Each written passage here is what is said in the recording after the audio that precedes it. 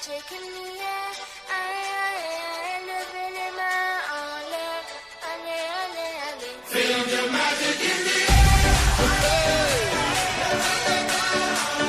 System, Red One, Shawty.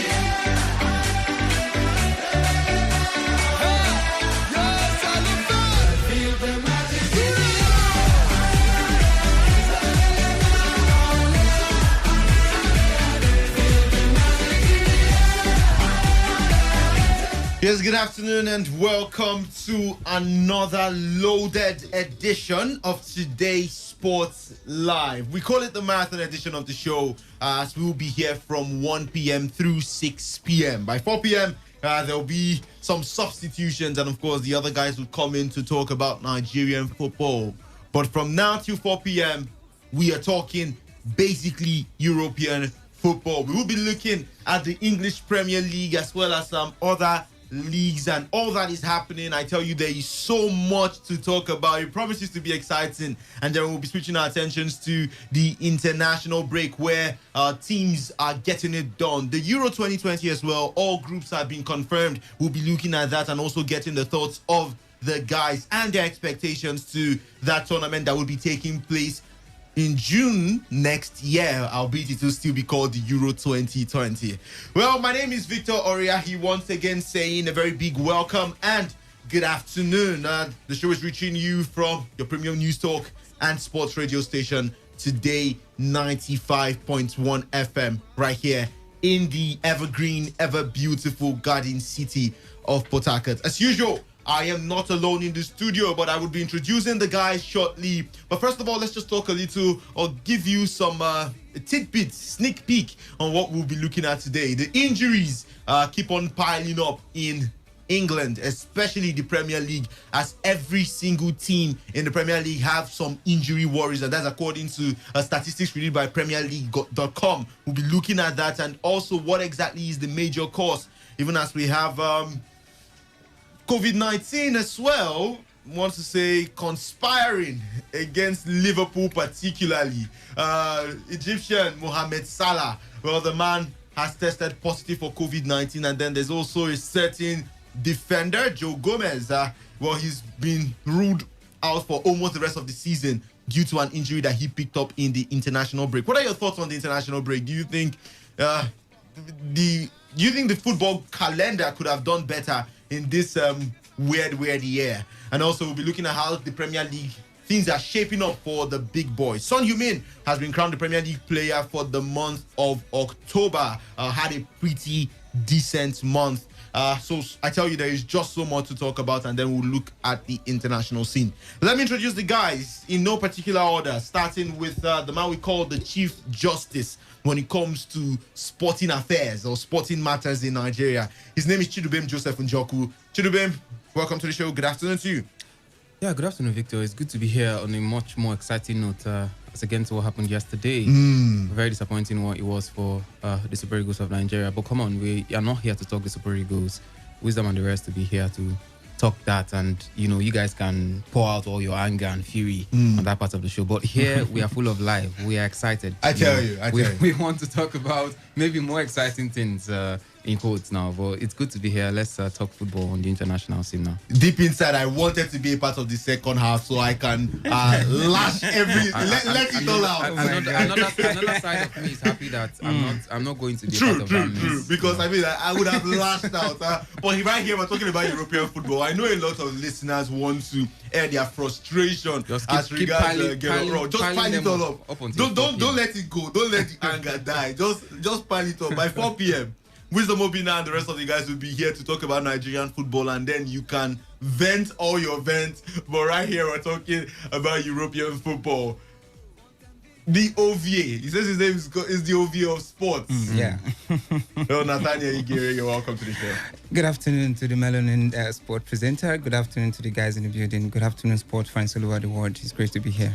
And we also have the man we call Image of God. He is Sunday Okwelegbe. Applaudissez. Come on. In fact, you have to take a breather before calling me. Yeah. Thank you, Victor. I've been rehearsing. Thank you, Victor. Good afternoon. Good afternoon to everyone in the studio. and in Port Harcourt, and also beyond Port Harcourt. It's really great to be here. The weekend seems a little bit watered down in terms of no Premier League actions. Yeah. But I tell you, there's a lot on the menu to talk about. To even get you, lively before the second part.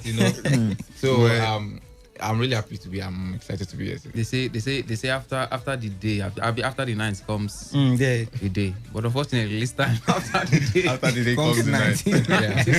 Night Well, is waiting for I you. tell you, there's just so much to talk about. We'll be giving you a sneak peek on that. I think the NFF president, Amaju Pinnick, has summoned the technical crew of the Nigerian Super Eagles. They will be meeting later today. So we'll be keeping our ears to know what exactly Nothing will happen. Victor. Nothing. Absolutely nothing will happen. Well, let's leave that to Wisdom Obina and the rest of the guys. As you all know, the show is always designed to be interactive. We don't do the talking alone. That's why we're called the voice of the people, because we let you also contribute and air your views and share your opinions as regards all we would be discussing. You can do so by simply sending us a text or WhatsApp message to the number 0701 933 9962. You can send your text or WhatsApp messages to the number 0701 933 9962. Or you can also tweet at us. We are at Today FM 951. At Today FM 951. But do well to copy me. My handle is at Victor Oriahi. At Victor Oriahi. Oriahi is spelled Oriahi. You can as well copy Image of God. His handle is at Gentle Sunday 1. 91. Yeah. Gentle Sunday 91. Chidubim? Yeah, I have a brand new Twitter handle. I've joined America, What did you people do to Twitter? I have no idea. Wow, man. I have no idea. I'm trying to sort that out, but it's still in the works. I hope they're going to give me a look in finally. But the new handle for the records is Dubem_CJN.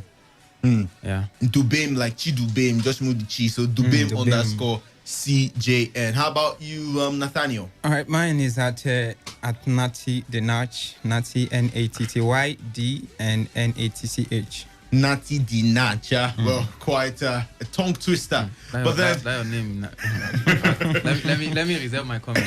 Okay, well, you can as bring well. your comment. Well, just tweet to at Today FM 951 or copy any of the guys here in the studio, and we will be reading your tweets. The phone lines would be thrown open later on, so we get to hear from you directly. When we come back, we would head straight to the thick of the matter. On fait le show, on t'invite à la magie. Y a pas de raccourci, oublie tes soucis, c'est bien faire la folie. On t'invite à la magie. Y a pas de raccourci, oublie tes soucis. Oh, oh, oh, oh.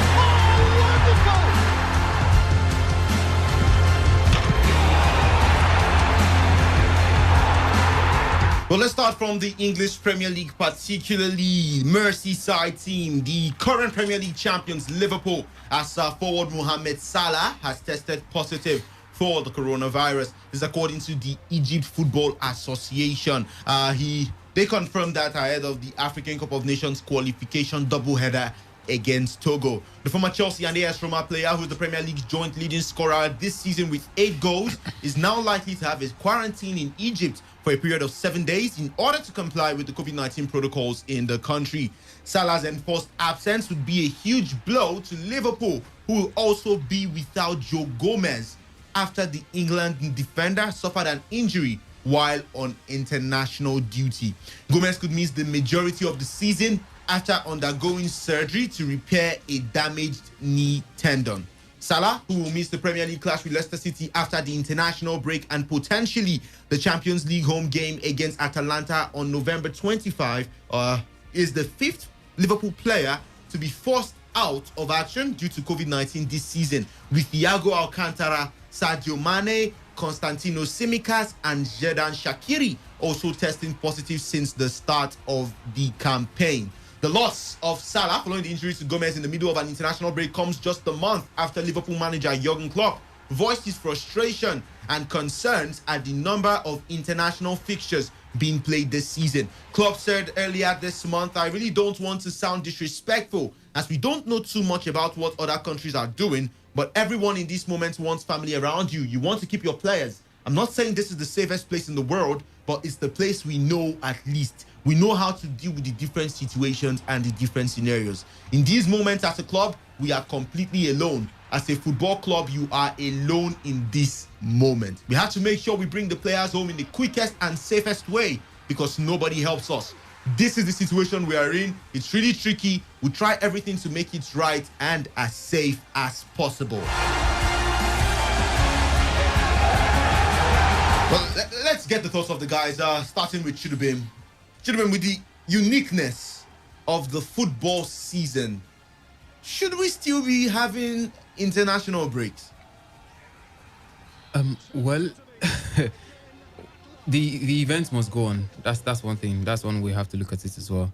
I don't think pausing FIFA entirely. FIFA friendly games now are not even so important, but the qualifiers especially, because the more you postpone them, you're more like postponing your life, because as you're shifting it, it's also going to fall into next year, and you're also compounding the fixtures for next year. So as much as we want to say let's move it, how long are you going to keep moving them? For every event you're moving to next year, you're also compounding the fixtures and the events for next year. So I'm not against holding, letting the qualifiers go on, but the friendly matches could, that one lies with the discretion of the national teams now to decide whether or not to take on friendly matches. But I think the European continent, for instance, they've got the European Nations League that can cover up for the friendlies, so friendlies might not be so important. But in the case of the Premier League, I mean, the injury worries in the Premier League is peculiar, and that's because of, I think it's because of their refusal. I don't know why they refuse to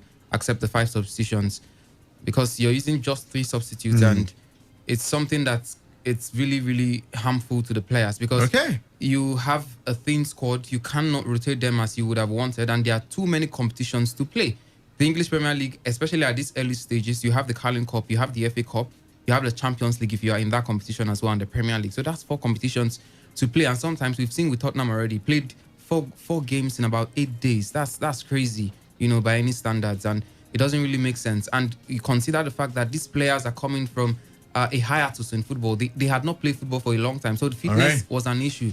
So I didn't think it made so much sense to just throw them in to the thick of the actions, and then you didn't think about a possible cushion for that, which I thought would have been the 5 substitution thing. But that as it's made, the international games, I don't think you can push that away. Like I said, it has to be there, because these games, these tournaments must go on. The Euro 2020, albeit being played in 2021, must go on.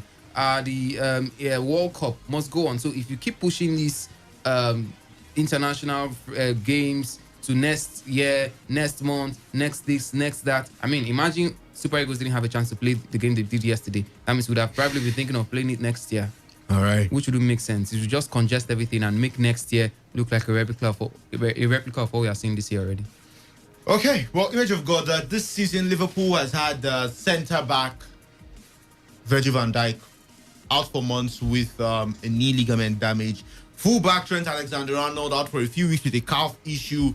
Winger Sadio Mane missing time due to coronavirus diagnosis. Van Dijk's feeling. Fabinho could also miss time because of some hamstring complaint. And then there is now Joe Gomez injuring his knee this week in national team. Not to forget with Mo Salah testing positive and Thiago Alcantara equally out for some weeks. Do you think this combination of wear and tear, coronavirus diagnosis, as well as the old-fashioned injury woes is somehow conspiring against the defending champs in ways that they very much did not last season?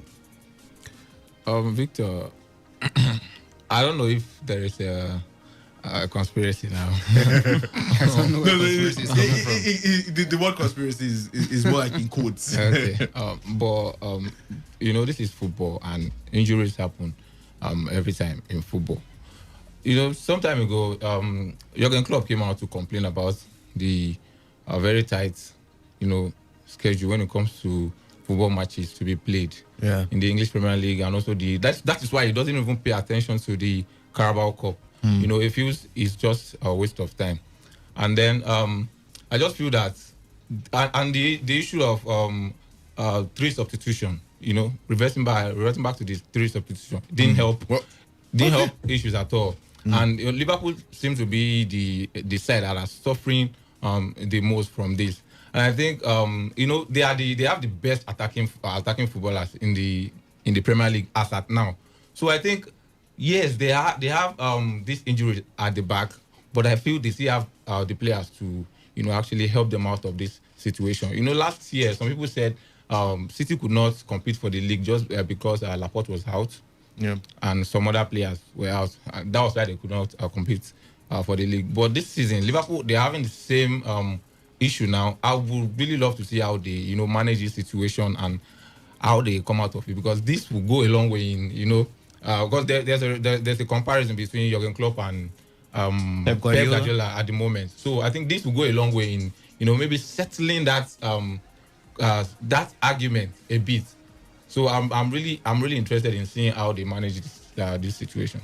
Okay, Nathaniel, do you believe Pep Guardiola will find a way to tinker his squad such that these injuries and coronavirus diagnosis and all of it would not affect the performance of the Reds? Jurgen Klopp, no. Jurgen Klopp, rather. Thank you. Basically, I'm really sorry for these guys this period, the Liverpool guys. Injuries and COVID-19 issues, coming over the players this period, and it's been so worrisome. Though it's left for Jurgen Klopp to see how far he can pave his way through.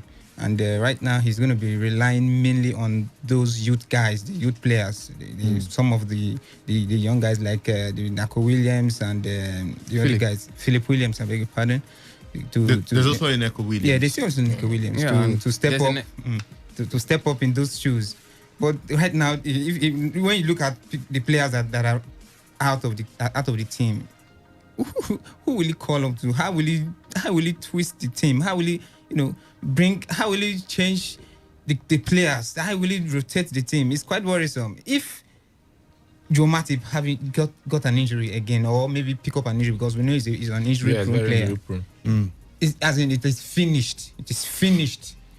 It is finished. And the international break is over. You still have 1 more week. So it's more likely we may be having more injuries as well as and I think it's going to get worse for them, because how December fixtures are. It's very congested. Yeah, so I think it will really be it will be worse for them. But also we are very close to January, and I feel it will sign players also. Okay. Yeah, he has a window to do that as well. Very important. And you look at the fact that some of the players that have left, they've been able to play games without them, and they got the results. Van Dijk left, and everybody was like, "This is the crashing time of Liverpool."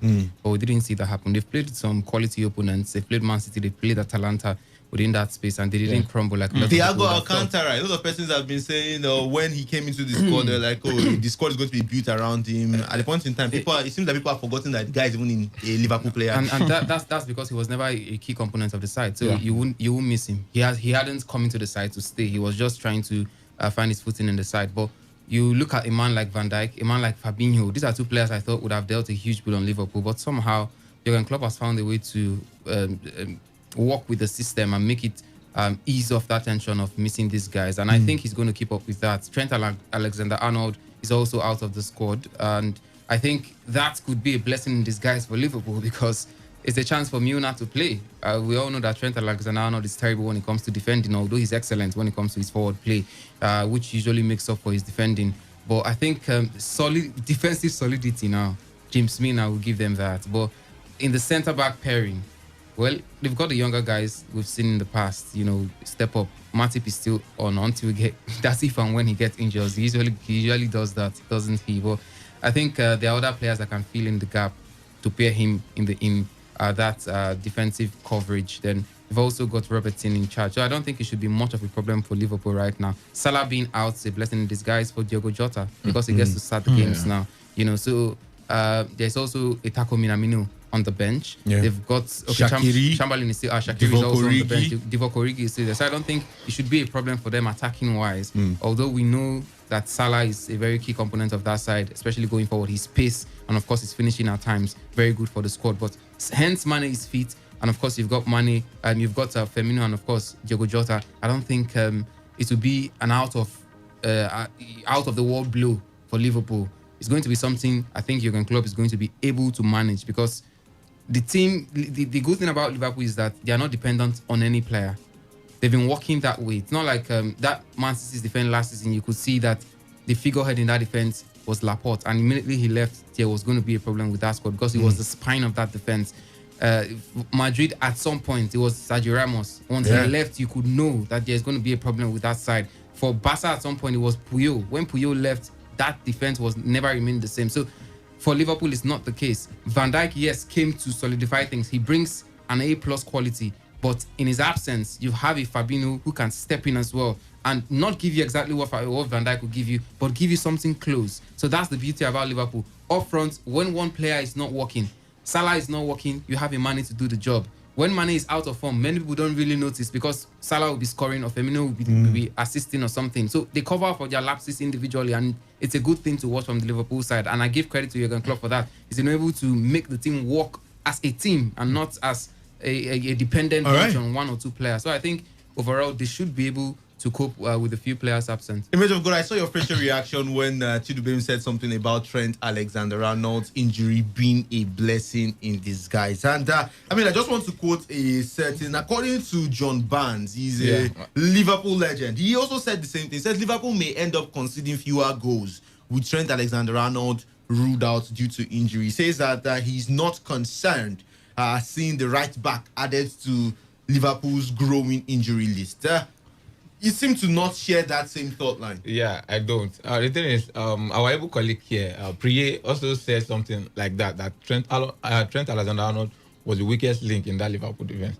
And I strongly disagree with that, because there has never been any time that you see a goal scored, or maybe a statistic that more goals have been scored just because of Trent Alexander-Arnold's, attacking play. I've never seen a statistic like that. I think the guy is good defensively. The match they played against, I can't remember now. You could see him tracking back. I think it was against Atalanta. The guy tracked back really well. He moved up front really well. So I think that guy is a very good defender and a very good attacking footballer. And I don't think they will concede less goals just because he's out of the team. But just to add to what Chidubem said about the injuries being a blessing in disguise for Liverpool. Yeah, I remember when Nathaniel Klein was always in and out of the doctor's office just because he was always injured. That was exactly what brought Trent Alexander-Arnold into that team, because there was an injury crisis in the team. And also, Joe Gomez himself. The pairing was, I think, Lovren and Joel Matip. And the injuries were always there at that point. And he came in. Do you understand? He came into that team, and the rest, they say, is history. So I feel at this point, like you said, it's a blessing in disguise for them. We've seen Rhys Williams, right? Rhys Williams and Nathan Phillips. They did perfectly well in their games, in the games they played. So I feel if Jurgen Klopp can actually, invest in these guys also, I think they can fill up those spaces. Okay, well, still talking about the injury, Premier League players appear to be sustaining injuries at a higher rate this season, and many managers are concerned. According to PremierLeague.com, they do compile a database of injuries in the top flight. It says there have been 103 muscle injuries in total over the first 8 match days of this Premier League season, a 16% increase compared to the same period last year. There were 7 weeks between the 2019-2020 Premier League season ending and the 2020-2021 campaign starting, compared to 12 as originally planned because of the coronavirus pandemic. Clubs involved in European competition had fixtures during that time, while there were also international matches. There will be no winter break this year, and the campaign will be 5 weeks shorter than a standard season because of the late end to 2019-2020 season and the rescheduled European Championship starting on the 11th of June. Let's look at the key players. We talked about Liverpool earlier. They have Van Dijk, Joe Gomez, Alexander-Arnold. For Manchester City, striker Sergio Aguero is coming back from a leg muscle injury, while defender Nathan Ake sustained a hamstring injury 5 minutes into the Netherlands 1-1 friendly draw with Spain on Wednesday. For Manchester United, Luke Shaw has been ruled out for a month with a hamstring injury, while for Arsenal, defensive midfielder Thomas Partey will miss Ghana's upcoming international fixtures with a thigh injury. Chelsea's forward Christian Pulisic has started only 2 Premier League matches this season and pulled out of the United States of America squad to continue rehabilitating his hamstring injury. For Southampton, striker Danny Ings, who has scored 5 goals in 7 games so far, will be out for up to 6 weeks with a knee injury. Leicester City are currently without defenders Kagla Soyuncu and Ricardo, as well as midfielders Wilfred Ndidi and Daniel Amate. Looking at the number of injuries by Premier League club as of the 12th of November, when this report was compiled, Arsenal have 5 injuries, Liverpool 6, Aston Villa 4, Manchester City 4, Brighton 6, Manchester United 7, Burnley 4, Newcastle United 6, Chelsea 5, Sheffield United 4, Crystal Palace seem to be the worst hit side, along with Manchester United having 7 injuries. Southampton have 6 injuries. Everton have 2 players injured. For Spurs, they have 4 players injured. Fulham have the same amount of players. West Bromwich Albion have 5 players out. Leeds United have 6 players injured. Same with Leicester City, while West Ham United have 3 players injured and Wolverhampton Wanderers have 2 players injured. To you, the OVA himself, what is behind the increase in injuries this season? It's obvious. First of all, basically due to the COVID-19 pandemic, but it's not the same in other parts of Europe. It is not the same, but though it's also it's not that too the same like that, but there's still a lot of injuries. We had Kimmich out, Kylian Mbappe out, Alphonso Davies, many other players, they're out. But basically, England own is just too much. It's just too much, and I don't really know whether it's because of too much physicality on the Premier League this period. I don't really know. It's been too much from one end to another. It's cut across all the clubs in EPL. There's no team in EPL you won't find an injury. Yeah, there's no team. So I don't really know if it's about fitness or if it's about maybe the fixture condition. But even though the fixture condition it's run across all the clubs in Europe, and they are not getting the same high number of injury results. But basically, I will still boil it down to the COVID-19 pandemic and the congested fixtures.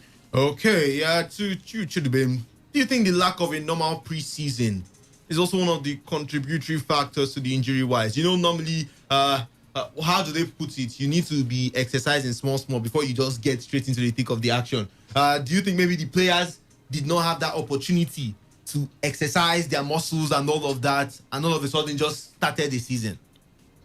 That was a concern post-COVID. I don't think it should be the concern now, because they got to play football after the COVID era. That's the first lockdown era now, not particularly post-COVID.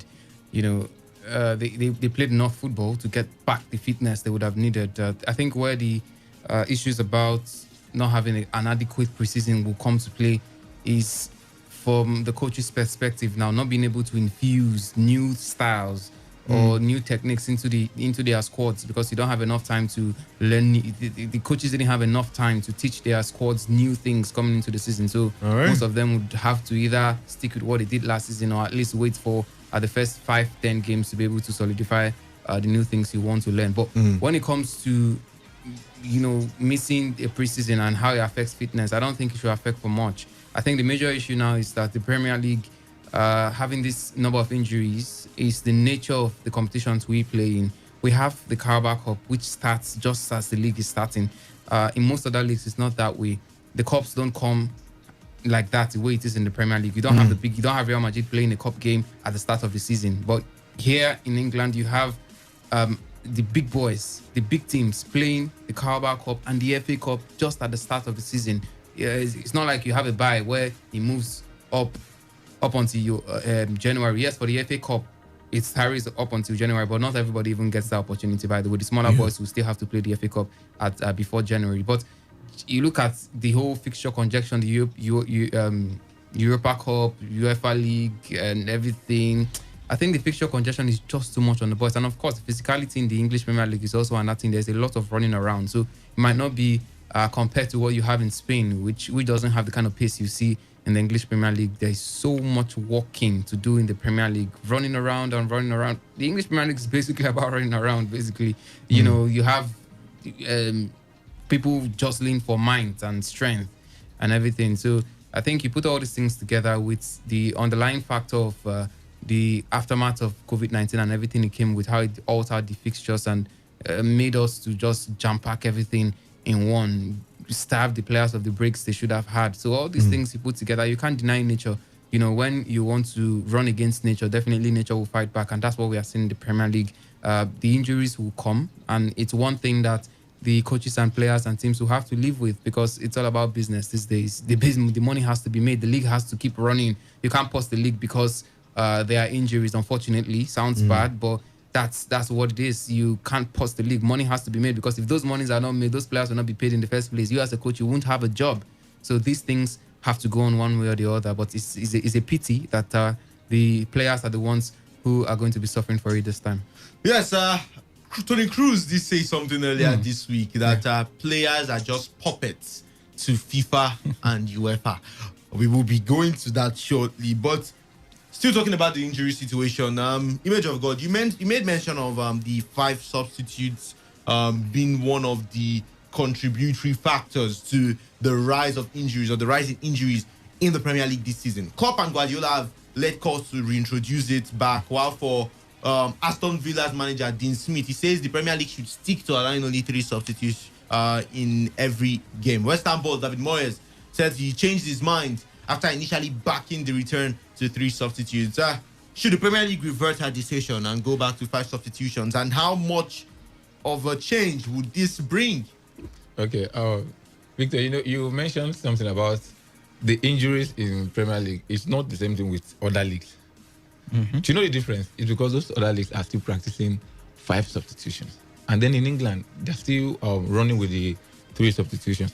See, the coach that said they should stick with Aston Villa manager Dean Smith. Aston Villa. Look at Aston Villa. Look at Liverpool or Man City.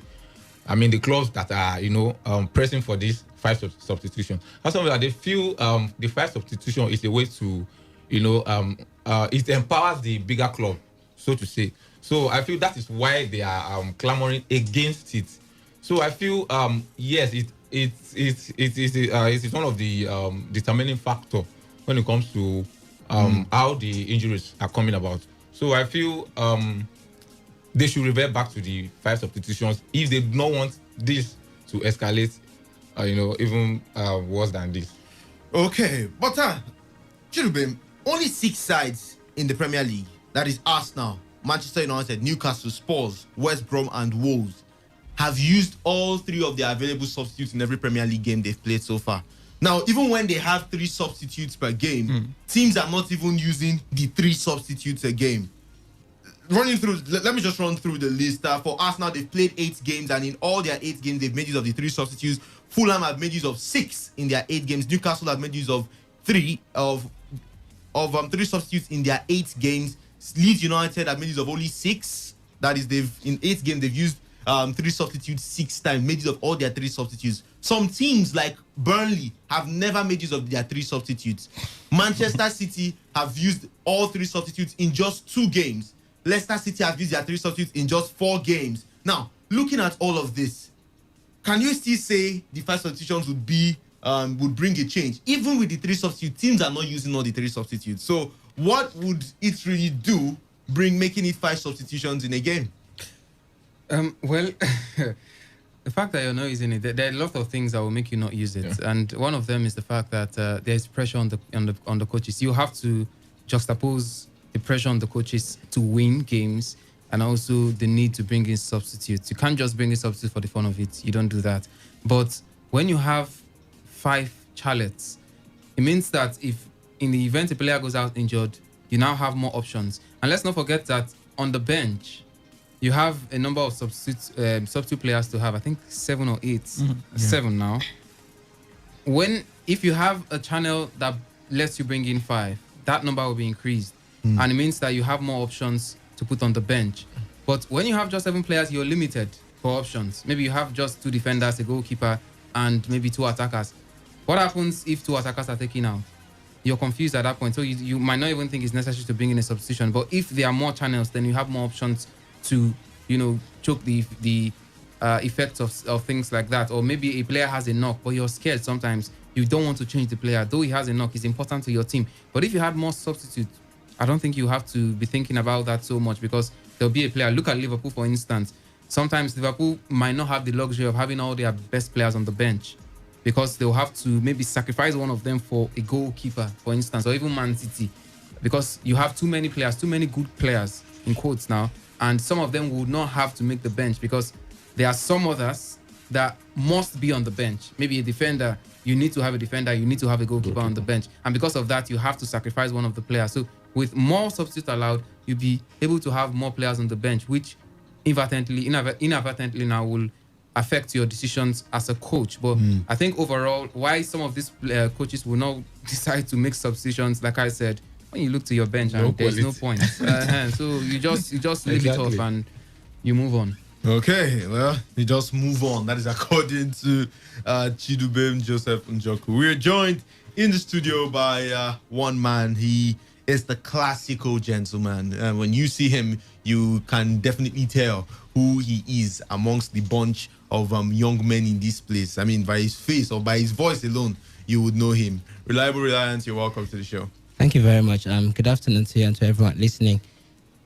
Straight into the thick of the action, Victor. First off, let the 5 substitution be there. Let it just be there. Let the coaches and managers in the Premier League know that they have that privilege to have 5 substitutions per match. It affects them psychologically. It can even affect the players psychologically as well. And I can understand where the smaller when you say teams affect them psychologically, in what way? There are 2 ways things affect people. Good, positively. Bad. Okay. In this aspect, because if you understand that you have 5 substitutions, it allows you to play around your bench. Okay. And like Chidbe mentioned, it increases the number of substitutes on the bench. Okay. So your nerves are calm. All right. And then you are more or less less worried about fitness. I mean, when I say fitness, I'm talking about physical fitness at this point, not about form. All right. So that's the effect it has on the team or the manager or the players, psychologically. So secondly, I can understand where the smaller boys are coming from. Smaller boys in quotes, because I, for one, maybe apart from history and maybe recent achievements, there are really good number of teams you can describe as smaller boys in the Premier League. But that aside, I can understand where they are coming from, because not all of them have the squad depth as much as what you can call for Manchester City. For instance, at the moment, Manchester City have had lots of injury worries, but they are still soaring as much as you expect them to soar. Liverpool, on their part, have had a lot of injury worries. I mean, the international break is not doing them any good favor. But, I mean, when Van Dijk was out, Fabinho followed suit. We expected a downfall, a serious crash on the part of Liverpool, but they were able to get results. I mean, scoring about 5 goals, on the run. So the squad depth is what tells at this point. So not many of them. You could just count maybe a tenfold of teams in the Premier League, the bigger boys now, that will have much of a squad depth to call into or to look into each time they have a problem. But that cannot be said for instance, Southampton, for instance, now. Even if they have a couple of players on the bench, it will just be those, I don't want to use the word mediocre, but less quality or less class. And maybe you want to rank them by A class, B, and all the like. So they're going to be of less quality just to fill in the bench. And they understand that the more these guys have squad depth, if you take out a key component of the team, for instance, I mean, let me not say if you take out, because that would be like trying to be inside this pattern of football where you just target the key player and then take him out of the pitch, could record the Champions League between Sergio Liverpool Ramos and Real style. Madrid. The Sergio Ramos style. So now for them, they feel if a key player of the team is out injured, for instance, during the run of play, the manager will always have someone to call into to fill in that spot, and it will be like that player never left for injury reasons. All right, and the play continue. But say for instance now we have just 3 substitutes and the key player is out. What's going to happen? The squad depth, at that point is almost irrelevant or nearly irrelevant because they understand that now that Kevin De Bruyne is out, we can try to show our muscles at that midfield a little bit. But that wouldn't have been said if they have a squad depth compared to what Manchester City have, for instance. So that's the line of argument. I mean, that's the area I think they are coming from, and that's why they are against that increase in number of substitution. But for the Premier League, if they will listen, because the Premier League does things at times, and I tend to ask myself if they're trying to impose their wisdom on every other league all over the world. You could recall that when the league resumed, the Premier League didn't do it exactly at the same time. That might not even that can also count for the injury case we are talking about, because I, for one, I'm not a physical and health doctor, but I believe that if you are much rusty, you tend to be more exposed to injuries unless you are much fit. I mean, unless you've been thrown into the fray, you've regained your fitness, then you can scare away injuries. But if you've been much rusty for over many months and then you're coming into the thick of the action, if you're not very careful, you tend to be more exposed to injuries. So the Premier League didn't start as at the same time as every other league started. Yeah, I could understand the COVID-19 situation differed as at that time. I mean, still differing between Nigeria and England and UK and Spain and the like. So that explains why the Premier League didn't start immediately. But that can also explain why there are more injury worries in the Premier League than every other league. So the point is, if they will listen, because FA, the Premier League, they have a way of doing things. They want to showcase their wisdom. They always want to do something differently. Record the VAR issues, right? Yeah. It took them time before they could listen to the cry of every football fan that followed the Premier League and make adjustments. So if they will listen, I mean, I didn't see any reason of scrapping the 5 substitutions when some other leagues have adopted it. So if they will listen, reintroduce it, at least do it for a while. Every phase of human life are trying or is trying at this point to adjust. All right. To suit in or to have a normal calendar because of the effects of COVID-19. So at this point, it's not a point where you try to be different from others. So if they will listen, reintroduce the 5 substitution, it will go a long way. So it's a unanimous decision. Every single person in the studio is saying the Premier League should revert back to 5 substitutions. Yeah. Well, I don't know. If I don't know the weight it carries really on the injuries. It carries quite some weight, but I'm trying to juxtapose it with fairness, because I think that's where the FA is coming from as well. Apart from the fact that you are intimidated by the bench of the other side, there's also the problem or the issue of the bigger teams having their way with the players on the bench. We know some players they are beasts when it comes to their performances from the bench. We can remember Ole Gunnar Solskjaer in his days, even Olivier Giroud in recent times. He could come in and just change a match from nowhere. The match is not going in your favor, and for instance, you can imagine maybe Arsenal, that game against Aston Villa, you were losing by 3-0, and then you look on the bench and you have 5 players that could come in and turn the game on its head, and they come in and it just feels like all the dominance the Aston Villa side had for the 70 minutes was nothing. They just come in and turn the game on its head and they are winning the game again.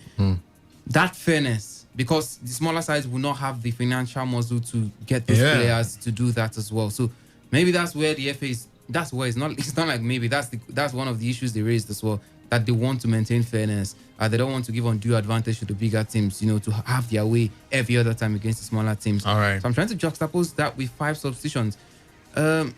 It's their decision to make, though, but I think it's something that they can review. If they could review that of VAR, because initially they had their own reasons as well going into it. I believe in every decision in life, you have your own reason why you take that decision, and I want to give them the benefit of doubt. But so far, the injuries have been multiplying in comparison with other leagues. So I think it's only sensible that they make a review, but it doesn't mean that the reasons they gave initially to make it just 3 substitutions are not valid. They are valid, but it's subject to review and perhaps reverting to the 5. All right. Well, you can send in your contributions as regards all we talked about, the 5 substitutions rule, and also a look at Liverpool and the injuries, not just in the squad, but also in every single Premier League team this season. Do so by sending in your text messages or WhatsApp messages to the number 0701 933 9962. 0701 933-9962. But remember, our Twitter handle is there for your tweets. You can tweet at us. We are at Today FM 951. We'll be going to the phone lines in a while. But first of all, let's take out some time and just step back and absorb the chaos that we've witnessed this season. You look at other leagues, Bayern Munich and PSG are again looking like the class of the Bundesliga and Ligue 1 respectively. But the La Liga, the Italian Serie A, are more wide open than we've seen in years. But for the English Premier League, not only are a whooping 9 teams within 5 points of the top of the Premier League table, last year Liverpool had already established an 8 points lead on the field at this point. But Manchester City, Manchester United and Arsenal are not even among the top 9. That's why I said take a look and the chaos that we have in the English Premier League this season. Well, all 5 leagues deserve a deep dive. But then let's just talk a little about some of these teams, starting with Aston Villa. They've gone from barely surviving relegation in 2019-2020 to leading the way in scoring and goal differential. Liverpool, Manchester United and Manchester City have all suffered jarring blowout losses, but Southampton is ahead of both Liverpool and City in goal difference. Image of God, what has been the key factor in Aston Villa's performance this season? Is it the introduction of Oli Watkins, or would you say is Jack Grealish, who came in from Chelsea, or rather Ross Barkley, who came in from Chelsea, or the man who signed a new contract with them, Jack Grealish, or is it the manager himself, Dean Smith, with his assistant John Terry? When it comes to Aston Villa, this is they are a bit here and there. Today they are blowing hot, tomorrow they are blowing very, very cold, because we saw them go on that 2-match losing streak. They were beaten mercilessly by I think was it West Ham? Leeds United. Leeds United. So I feel yes, the introduction of Barkley into the team is helping a lot, because I think it gets at least an assist or a goal in every match they win. I think it's a massive addition to that side. And then Jack Grealish has really stepped up. He contributes to. The last match they played against, I think, Southampton, they lost the match 4-3. He had his hands in all 3 goals that were scored by Aston Villa. So I think it's a massive presence in that team. And then Oli Watkins himself, he's a very fast player, very fast. He's very lively in that 18-yard box. So I feel these signings have played a part in the rise of Aston Villa this season. So I feel they are, yes, those are just the factors, the additions. And just to add, Victor, I think the addition of this guy that they brought from Arsenal, the goalkeeper, what's that name? Emiliano Martinez. Yeah. The guy has been fantastic. If not, Aston Villa would have been below maybe 15th position or thereabout. He has been one of their most savior. And Oli Watkins, Ross Barkley, and the all, including even as much, the most credence needs to go to the coach, because he has been able to galvanize these guys to produce results. Children, is it surprising that somehow Aston Villa find a way to get the results against the big teams? They've gotten results against Liverpool, beating them 7-2, against Arsenal, beating them 3-0. They defeated Leicester City 1-0. But then, on the other hand, they've lost to the likes of Leeds United and also Southampton. I think they've made 2 losses this season for them and 5 wins out of 7 games they've played. Well, when you look at the team, you look at the way they play and how it suits another team. Talk about the fact that Manchester United will always do well in the Champions League when they play against the big sides because of how they are set out to play under Ole Gunnar Solskjaer. They are very good on the counter.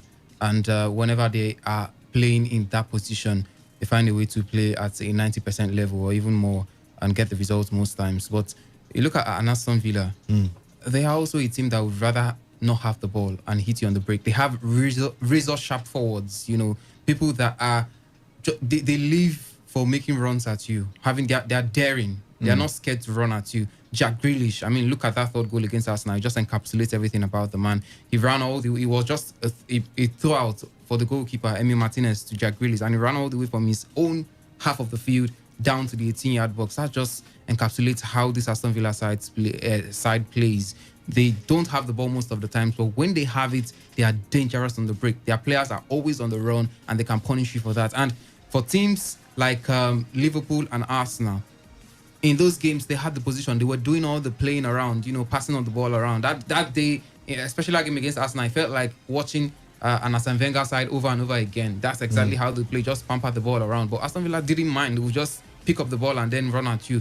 And exactly the same thing they did against Liverpool. With the high line, all they needed was just one loop ball, and then they are just behind the Liverpool side. So I think it was also easy for them because of the way the kind of teams they met, the bigger teams now. But when they come against teams that in their own caliber, where nobody's willing to have the ball, you don't want the ball. Me, I don't want it, So you must come out to come and play, and you need the points at that. You need the points to stay afloat. So you want to come out and play football against the smaller teams, and you also feel that you guys are at par when it comes to quality, so you can afford to go at those teams. So most times you just go at them, and it doesn't really fit into your best. It doesn't fit into your best, your strengths now. Yeah. And you just become as neutral, as normal as any other side, and getting the victory most times is difficult for you. Against Southampton played in their own comfort zone, because Southampton is more like the opposite of Aston Villa. Southampton, they play like the big boys, but they don't have the quality of the big boys. They play a high press, a high line. They play the press, and these are things you find in big teams. You find big teams playing, but they play like that. So you find out that most times when they play against the smaller teams, they can't be able to get they will get the result. But when they play against the bigger teams, because they have superior firepower, and you're playing the kind of style they play, they're going to beat you silly. So that's what we might be seeing from Aston Villa, from Southampton this season. So I think for Aston Villa, they're just enjoying the fact that they've made some quite decent signings this season. Ross Barkley, good one for Emi Martinez, very important as well as Oli Watkins, and keeping Jack Grealish. That has to be the biggest buy for them this season. The man has been fantastic. He's continued from where he stopped last season. He's been the definition of everything Aston Villa has been able to do this season, and you wonder why Manchester United didn't get him in the first place. But generally, this Aston Villa side, you just look at them and you think they're going to have a good season, but I don't think they are going to have enough to challenge the bigger boys. But come on, it's just going to be a good season by their standards. Speaking of a good season, Reliance, Everton, they started the season firing on all cylinders. They were hot, they were blazing, and somehow they've gone to lose 3 straight games after winning their very first 4, while Leeds, who scored a run of early points, have lost 3 of their last 4 matches as well, 2 of them by 4-1 margins. Where did it go wrong for the new boys? First of all, Leeds United, Marcelo Bielsa's men, and then you can also look at Carlo Ancelotti and his Everton side. Well, let me start with Everton. I think at some point they had a very instrumental and active midfield. That reference was always made to each time you discuss the Everton side and what they've been able to do from the beginning of the season. Alan Doucouré and James Rodriguez. I think at some point one of them got injured and was out, if my memory serves me well. Yeah, 2 of them actually. Alan Rodriguez was out at some point. Good. So you could look at that and then consider. They always say you don't change a winning team, of course, but in this case, it wasn't about the change. It was basically about a player getting injured, and when that happens, when you've thrown too much confidence on the form of some set of players, if one of them misses out of the puzzle, it becomes a problem. Then that basically explains a lot of things about the Carlo Ancelotti men. Then you also want to consider the squad depth they have. Now, even if they have the squad depth, what's about the quality? It's a different thing to have a squad depth. Of course, I think it's a rule of thumb. Anytime we are talking about squad depth, it's always about always having quality as well on the bench, not just having numbers, on the bench. So for Everton, you want to ask yourself, how much of a squad depth do they have? Because I wouldn't question the technical know-how of the manager, Carlo Ancelotti. I wouldn't. The man basically has seen it in where has he not seen it? I mean, if we're discussing top flight football in Europe, English Premier League, Spanish La Liga, Talantera, where would you mention? So I wouldn't want to question him. Is those guys now? They've played in different clubs, haven't they? But the level of result they churned out in the first couple of games in the beginning of the season in the Premier League wouldn't be compared to what they were doing. James Rodriguez was almost like a player that was done for, from one team to the other, on loan, back on loan, and he wasn't finding a footing. But in the very first season, and in just a couple of games, under about 10 matches, he showed brilliantness in combination with other players. So those two key players now out injured, it will definitely disrupt the chemistry of that team. It's left for the manager to be able to see how he can fill up the spaces. But one other thing I wouldn't fail to mention, Victor, is that this is the Premier League. You can do whatever you want to do. There's always initial gra-gra in the Premier League. Trust me, there's always an initial gra-gra. But as the season continues to some extent to the first half of the season, we will know who is who. We will know who can stand the test of time. I'm not underplaying the form of Everton. I mean, I enjoy them. All right, I enjoyed that 100% run in the Premier League. At some points, they were one of those in top flight leagues in Europe that maintained that run until it was snatched off from them. So initial gra-gra is always there, but at some point, those with that stamina to continue the season will always take over. And I think it's also one of the factors affecting Everton. But I want to believe that they will bounce back, and when they have a full complement of the players back in the squad, they will bounce back, and then they will continue. Right. And I also want to believe a little bit on Aston Villa. Yeah. Okay. In every season in the Premier League, I mean, since I've started watching it keenly, not when I used to watch it casually, since I started watching it keenly, there's always that one team that's a spoiler. It's always there to spoil. Recently, there was Wolverhampton Wanderers in the Premier League. That was like 2 seasons ago. Last season was it Sheffield United? Last season it was Sheffield United. So there's always that one team that would throw muzzles, and you look at and you want to ask yourself, when Sheffield did it last season, where would you place your hand on to say that this is what Sheffield is doing? For Aston Villa, I think it's a bit clear. The signings they've made, Ross Barkley, a very instrumental addition to the Aston Villa side, but they are just there as a spoiler. It's not like they're going to compete for European spot. Yeah, they could. Of course, Sheffield competed for the spot last season. They could, but for how long can they maintain it? And then would they eventually achieve the feat of playing in Europe anytime, maybe next season? It's another question entirely, but they'll always be there as spoilers. You'll always be wary of, you're going to play Aston Villa. All right. Once you want to play them, you know that if you're not careful. So I think Aston Villa at the moment is basking in that euphoria of always that one team in the Premier League that will act as the spoiler. Okay. Not taking any credit away from their signings and what the individual players have been able to put up for Aston Villa, but they are just there. But for Everton, the key players that were doing things, great and mighty things for themselves in the midfield out, injured, and then having to run a marathon of the whole season is beginning to take a toll on the players. But it's left to be seen what Carlo Ancelotti will do going forward. Victor, I'm a key supporter of Ancelotti and everything he has achieved as a manager. I think he's one of the best we've seen in our generation. But come on, this season I think he has to take some blame as well for some of the results that haven't gone their way this season so far. I don't think it's been an issue of their best players being out, because even amongst the losses they've had the complement of those key midfielders, Alan Dakori, and of course James Rodriguez in that loss against Manchester United, and the penultimate one before that one against, was it Leeds or Southampton? Now I can't really place that. But you look at the fact that this Everton side are becoming too predictable. We know we know how dangerous they are when they are with the ball.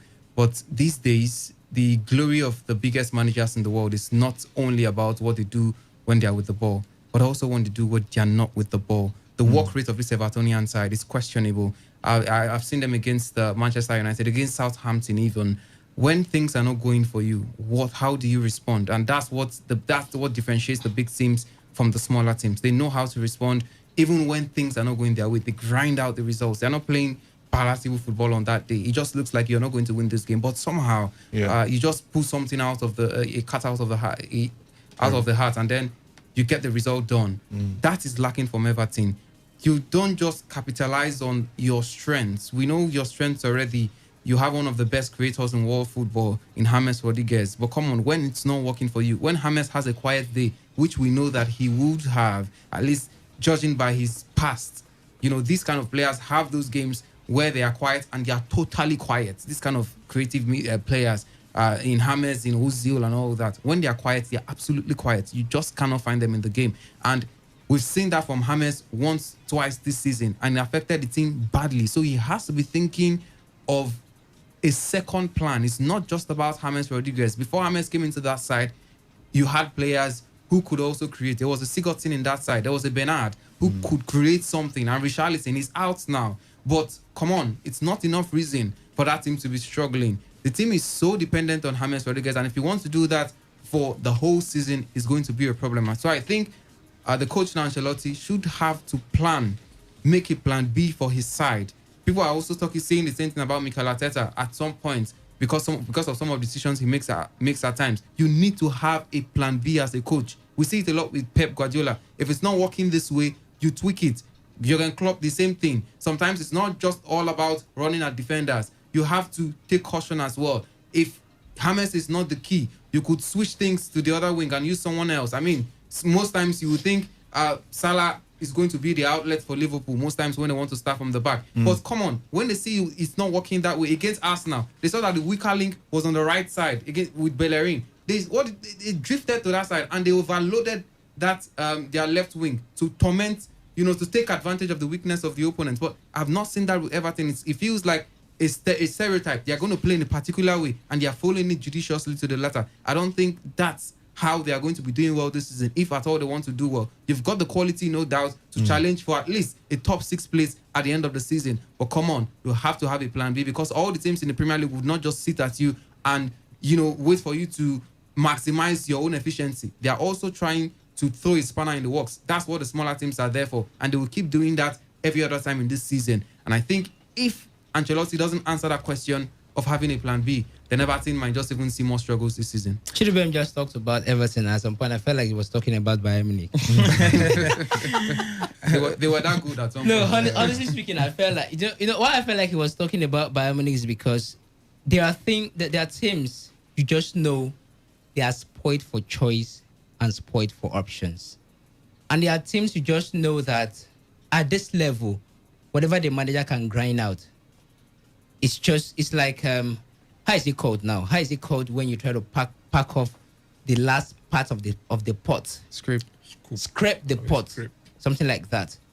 And I think irrespective of, with due respect to what they've done from the beginning of the season, Everton and Carlo Ancelotti, I think Everton are still in that position of scraping the pot. They're just trying to see what they can gather moving forward. Gather to grind out the results. He has done it for the first, how many matches? 10 matches. 8 matches. 100% record. And right now, it's beginning to take a toll on him. First 5 matches, that was 4. First 4, then went he went that 2-all draw with Liverpool, and then it was a draw. It was all losses. And I want to believe, as much as I pay respect to how much he has been able to utilize the players, that's how far they could go at that point. It's not like Everton have the best of players in the world. You can't even compare the Everton players to what we have in the Liverpool setup. Someone could argue, a strong argument could be filed out. Everton players and Chelsea, for instance, who are just smaller boys. Not like the entire team. It's made up of smaller boys. What quality? Oh, really? What quality stands in between them? Everton cannot stand to with Chelsea. Everton quality. And Chelsea. They are far off the mark. You get the point. So it's not like they have A-class quality. Okay. You could.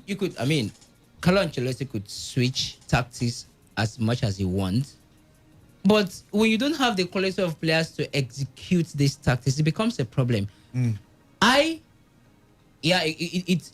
could be possible that Liverpool, Everton are becoming predictable. But when you talk about switching tactics, you can mention that for some bigger clubs in Europe, and I can understand. And you become quite unpredictable. Losing against Southampton. But For goodness sake, Aston Villa defeated Liverpool 7 goals to 2. Which Aston Villa compared to Liverpool? I think it's about the manner. Which Aston Villa compared to Liverpool? That's what we are talking about. It's about the manner in which these things happen. Switch these things to the extent you want. Everton at this point, Carlo Ancelotti as a manager, they're just scraping the pot, grinding out the result. Don't be flattered by the 100% record they had from the beginning of the season. They didn't look like a team that were grinding out the results. They were winning games comfortably. That's the thing. Carlo Ole Gunnar Solskjaer was winning game comfortably in the first 8 matches of when he took over as an interim manager of Manchester United. Of course. So afterward, what happened? How do you define a proper team, a proper setup that if you decide to tweak tactics, you still expect how do I put in an excellent performance? It's about the stamina, how far the season you can go. Okay. You understand? And I don't think, with due respect to the setup of Everton and the coach, I don't think Everton are yet at that level. Okay. That's why I may want to be a bit reserved and conservative when I'm criticizing Carlo Ancelotti as the manager of Everton. Okay. See, the thing is, it's like we are forgetting that we are talking about an Everton side here. They're not the Chelseas of this world. They're not the Arsenals of this world. They're not the Liverpools of this world. And, immediately Ancelotti took that job, most people were like, it's a step down for that man to go to Everton. So at this point, because they racked up those 4 wins, the expectations were so high. So I'm saying, this is an Everton side. Okay, who are the players they bought? James Rodriguez, that's almost finished. Almost You finished? think so? No, it's almost finished. Because he went to Bayern Munich. See, he could not cut it. But that's the thing. Where was James Rodriguez before he came to Everton? He could not cut it at Real Madrid. He was loaned out to Bayern Munich. He had 2 years loan spell at that. They didn't even, sign him. They didn't even have the conversation of getting him into the squad. So I feel they bought an Alan. Alan is not the best defensive midfielder in the world, though he's good in his own right. But I feel the expectation is becoming too high for this side. Normally, Everton will lose to Southampton as of last season, 2 seasons they go. Normally, they will lose to Southampton. They will lose to Manchester United. United. They will lose to Manchester United. So I feel the expectation is becoming too high just because they racked up those 4 wins. Let's keep our expectations, very humble. And just classic Everton. Let's humble ourselves. No, I don't think you can say expectations are too high because we're getting the victories after 4 games. Everton have been spending huge in the past 5 seasons now. They've spent so much, even spent more than some of the big teams in the country. Under their previous manager, spent more than Tottenham, Marco Silva. But you look at the fact that it's been a project they've been waiting for to materialize. This season, they brought in James Rodriguez, they brought in Alan, they brought in Doucouré. And you would think that with these additions, that Everton are supposed to push ahead of where they were last season and, of course, where they've been in the past. And with, of course, the managerial acuity of the man Ancelotti, they should be able to at least push for European spots. And they gave him 4 matches straight. They gave him 4 matches straight from the beginning of the season. When was the last time Everton did that? When was the last time could you remember that Everton gave him 4 matches straight? Can you wait for me to land? They had a 4-match winning streak. Nobody is saying that would have continued for a long time. That's the misgiving you're having. The fact that you had a 4-match winning streak and then you're playing 4 games without winning, you've lost 3 games on the bounce, and the manner in which you've lost them. You lost against United. Nobody's going to put your head on the platter on the chalkboard for losing against United. No, any team can lose against Manchester United as a matter of fact. But come on, some of the games you've lost, you were not supposed to be losing those games, and the manner in which you're doing that, you're looking at an Everton side that I expect before the season began to give a push for European sport. Look at what Leicester is doing, for crying out loud. What's so special about Leicester in comparison with Everton? This Everton side should have come of age to compete at the top level. They've got fine players in the league right now. They've got Richarlison, they've got James Rodriguez, they've Dominic got Alan, they've got Bernard, Dominic Calvert-Lewin, and all of them. These are players that should, performing at their best levels, should be able to finish in a European spot. Finishing 6th is not finishing in 7th rather. Is not too much to ask. Have a decent finish in the league. That's what we're asking of Everton. They've done it in the past. They used to be there in the past. What is stopping them from doing it now? Who's going to stop them? But the season is yet to be over. They can still get there. That's what I'm saying. They can still get there. For you to now say you don't expect Everton to do more, I think it's damning on the expenditure they've done. No, you're not getting the point. On the quality they have. You are not getting the point. The point you're not getting is that. Now, let me clear what I said. you can't. You are having the same. You're looking at Everton with the eyes of Liverpool or Bayern Munich. That's what you're looking at, and that is what I'm telling you. Liverpool hasn't you lost 3 can't games on the allow bounce yourself and to be drawn flattered with the 4 matches undefeated that Everton had at the beginning of the season. Okay. You can't allow yourself to be flattered with the fact that they have Carlo Ancelotti as the manager. You can't also allow yourself to be flattered with the fact that Everton have spent so much this season. Everton have been spending. I didn't say they spent so They've much been this season. spending. In the past, it's been a project. They've been in the past spending. 5 years. No, they've not always been spending. No, they've been spending. They've not because always been I could spending. recall under Silva. Under Silva, I question Marco Silva as the manager of Everton, what he was able to do with the amount of money that was churned out for him to sign players. He signed a couple of players, and I was believing that Everton would just be one of those competing even for top 4, for instance. They're not going for the league title. I really believe. So you can't look at Everton with the eyes of Liverpool because you can't analyze Everton with the eyes of Bayern Munich. Please, the thing is, Chidubem is basing his argument on the fact that they spent a lot, so we should expect at least some form of. And they've been looking at the qualities of the Everton side. They are supposed to grind out results. Fulham were promoted to the Premier League, and they spent more than everybody in the league, over 100 and something million pounds on players. What happened? They were relegated. And then the issue of going on a 3-match winning or 4-match. See, when Unai Emery came to Arsenal, he went on 24-match unbeaten run. But what happened in the end? So don't say because 22 games now, not 24. What? 22. Okay, 22. You know, he went on that run. He didn't lose any match. He was winning and drawing. But in the end, he was still dubbed as not good enough. So I'm saying, don't say because they spent. Who are they buying? That is the question. Who are they buying? Dokore, Alan, James Rodriguez. I want them to compete against Liverpool. No. Okay. Now listen. Don't get things twisted. When you talk about Fulham coming in and spending for one season, you're talking about Fulham coming from relegation. You're talking about an Everton that has been on the project for the past 5-6 seasons. It's not been the style of Everton in the past. When I say Everton have not always been spending, we know Everton to be a household side. We've known them to be a household side in the English Premier League in the past decade now.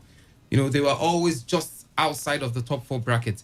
But come on, with the new owners they have now, they've been used to spending almost just as the big boys would. Okay. And it's not been able to materialize in the results they've been able to get so far. Let me just say one thing.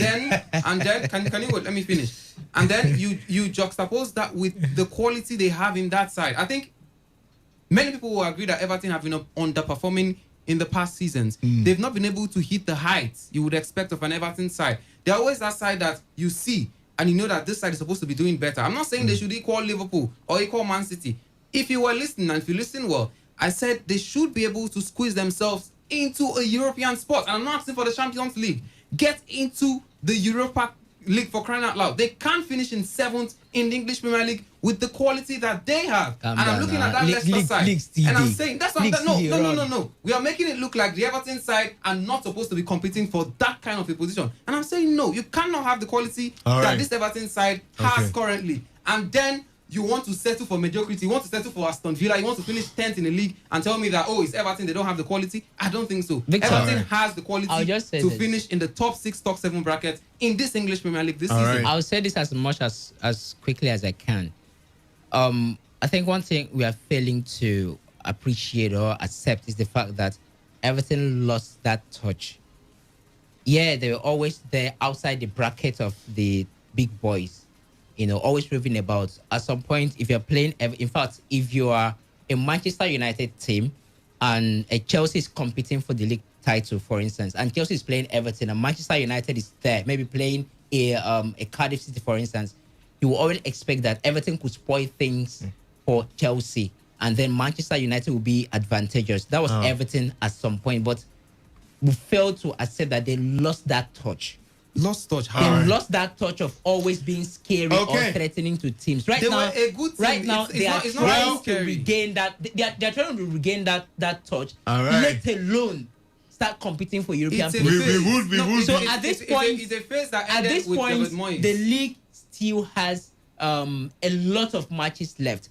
Everton could compete for European places, but again, it's Everton, for goodness sake. What do you mean it's Everton? They should finish 10th in the league. Moving on, let's talk about the dysfunction. Nathaniel, you've been quite silent. Let's talk about the big boys now. The big boys themselves, Manchester City and Liverpool. Do you believe that despite the early dysfunction in the league, would you still consider these two teams as the overwhelming favourites to win the Premier League? Overwhelming? Not really overwhelming. We should just push Man City aside. Maybe replace Man City with other teams. But maybe Liverpool, So you think Liverpool are still favourites to win? Yeah, they're still favourites. You say replace Man City with another team. So which team would you replace Man City currently with? I will confidently pick. I'll confidently pick Chelsea. Okay. I'll put Chelsea in that spot. As favourites to win the Premier League. Yes. Chelsea or Liverpool favourites. Don't put Man City, because currently now Manchester City, they're nowhere to be found close to, if I'm not mistaken, the 15th position right now. So so we should just keep them aside, and with all their ups and downs, inconsistency and all that, they've not been that brilliant to be the favourite.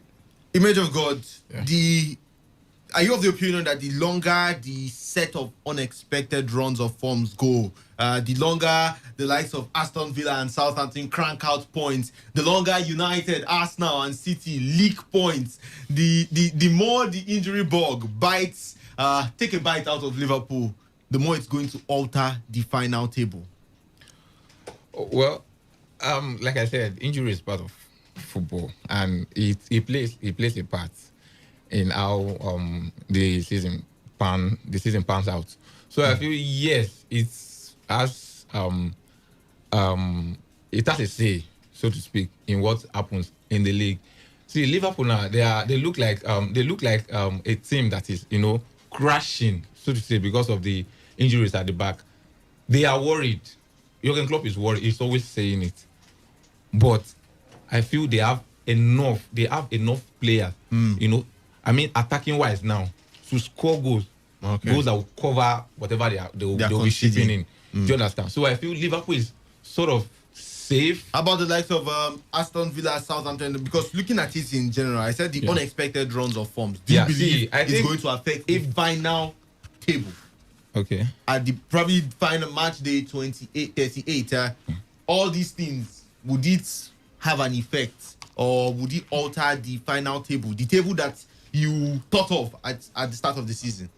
Like I said, it's injury. It's part of football. It will always alter. It will always have a say in how the season pans out. The last season, I said it before. Some people said because Laporte, like the mainstay of that Liverpool, Man City defense, because he was out. That was why Man City could not really compete last season. So I feel even Liverpool, they could go a run of maybe drawing games just because they have enough firepower up front, and then they'll be shipping in the goals. Normally if you have a Van Dijk and Joe Matip and then Joe Gomez, you are sure that Liverpool will concede less and then score more.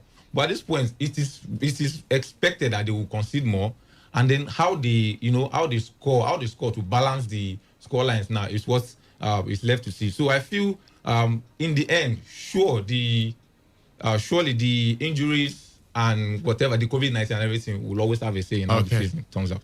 Reliance, talking about the possession master Pep Guardiola and his Manchester City side. Currently, we are seeing City complete only 55% of the passes they attempt, a massive drop from last season's pass completion rate. Is the departure of veteran star David Silva for Real Sociedad the chief cause of this problem? I like the way you put it, the chief cause of the problem. I honestly like the way you put it, because if it were just, is it one of the causes or the cause, that I would absolutely say yes. But is it the chief cause? Well, certainly not the Chief Justice. You're not judging, actually. You're looking at causes. Chief cause. I really need to. There's still Kevin De Bruyne. I need to replay. But somehow, earlier today, I saw an article about Trent Alexander-Arnold talking about how Kevin De Bruyne is the best passer of the ball he has ever played against. Now, we're not seeing that brilliance from Kevin De Bruyne, and somehow that's why I said that could be a factor. But then, is David Silva's own him leaving the team, is it the major problem But for City's drop the in thing, pass completion? the argument for Kevin De Bruyne being the best passer of the ball can come in from a different angle entirely. Best passer in that he knows when you need that pass and he drops it. Like that guy has a vision in which his wife at some point had to acclaim that this guy, I don't know how true it is though. I saw it on social media. So say that the guy knows when she needs one thing or the other, and she would just be surprised. General overseer. So it could be from the aspect of that vision for Kevin De Bruyne. He has that vision. He drops it, but there's something about being a passer of the ball. You just give the pass accuracy, and also being a distributor. A distributor is the person that ensures that the passes circulate. He collects it, drops it, and then the total number of passes achieved for a match by Manchester City will definitely increase. But if you're lacking that figure, then it will certainly drop. I'm tempted to say that the departure of Bernardo Silva could explain it, because I believe Bernardo Silva... David Silva, I beg your pardon. David Silva is a distributor. He plays around with the ball and circulates it, and then opportunity opens, he strikes if need be. So I'm looking at that Manchester City setup at this point. I'm looking at a figure that could be described as a distributor. Kevin De Bruyne, I will argue, is not a distributor. He passes the ball, yes. I don't think he's quite as much as a distributor. One who collect the pass and then throw, dictate how the midfield rotate. I'm not taking any credit away from Kevin De Bruyne, but I think on that aspect, I wouldn't qualify him as a distributor. So I could say that the departure of David Silva explains a lot for the Manchester City team. And it can also be attributed to the whole form of the team, Victor. The whole form of Manchester City since the beginning of this season hasn't been very tremendous as we used to have in previous seasons. So when the form is like that, then you expect interceptions from the opponents to increase, because they will definitely intercept and dispossess you. It's a typical Jurgen Klopp, beg your pardon now, although they play similar kind of football, but a typical Pep Guardiola's team is a team that enjoys possession. When they lose it, they regroup immediately, and then they re-attack, regain it in no time, and then continue dominating the possession. That's a typical Pep Guardiola's team. But with the form dropping for Manchester City since the beginning of this season, you can as well look at it as one of the factors, because at that point it means they're not going to enjoy much of those possessions going forward, and then the departure of David Silva can also count for it. Victor, just to add, you make your question says is David Silva the chief cause of this problem? Actually, I don't think it's the chief cause. I will boil the chief cause down to injuries, because looking at what Kevin De Bruyne has been doing, if you look at this for the past couple of matches that Fernandinho have not been playing due to injury, he's drifted a little bit more into the heart of the midfield to win balls, to distribute balls, and that is not his normal job. Trace back in time, if it passed 2-3 seasons or thereabout, when Fernandinho is still there in the midfield, it gives Kevin De Bruyne that free role, that free access to express himself, though he's still doing it, but not as special as before. At the point in time, Kevin De Bruyne went out for injuries. Then Mendy, the guy is playing three, that's normally, push the ball, cross through the left-hand side, injuries and all that. Even Bernardo Silva in and out with injuries. Gundogan and all that. Look at the guys that is, They've got Rodri as well. They got Rodri, but the backup as well. As backup, but not as special as those guys. Not as special as those guys. Rodri is a mainstay in the team. He's a mainstay in the team at the point currently now, because Fernandinho is not around. Yeah. If Fernandinho is around, Rodri will not be there. Rodri, even from last season, Rodri was brought in. Guardiola is not a fan of those kind of physical players. We've seen it right from time. He doesn't like Fernandinho. He doesn't like it, but we are looking at his main course. We are looking at his main course. I don't think he doesn't like Fernandinho. Rodri has been the long-term plan, the long-term replacement plan. Exactly. Fernandinho is almost 35, right? Yeah. But he's still giving the result. He's still producing. Yeah, so I think, and he likes Fernandinho more at that centre back. Now, that is why Rodri is playing more. I don't think it's because he doesn't like Fernandinho.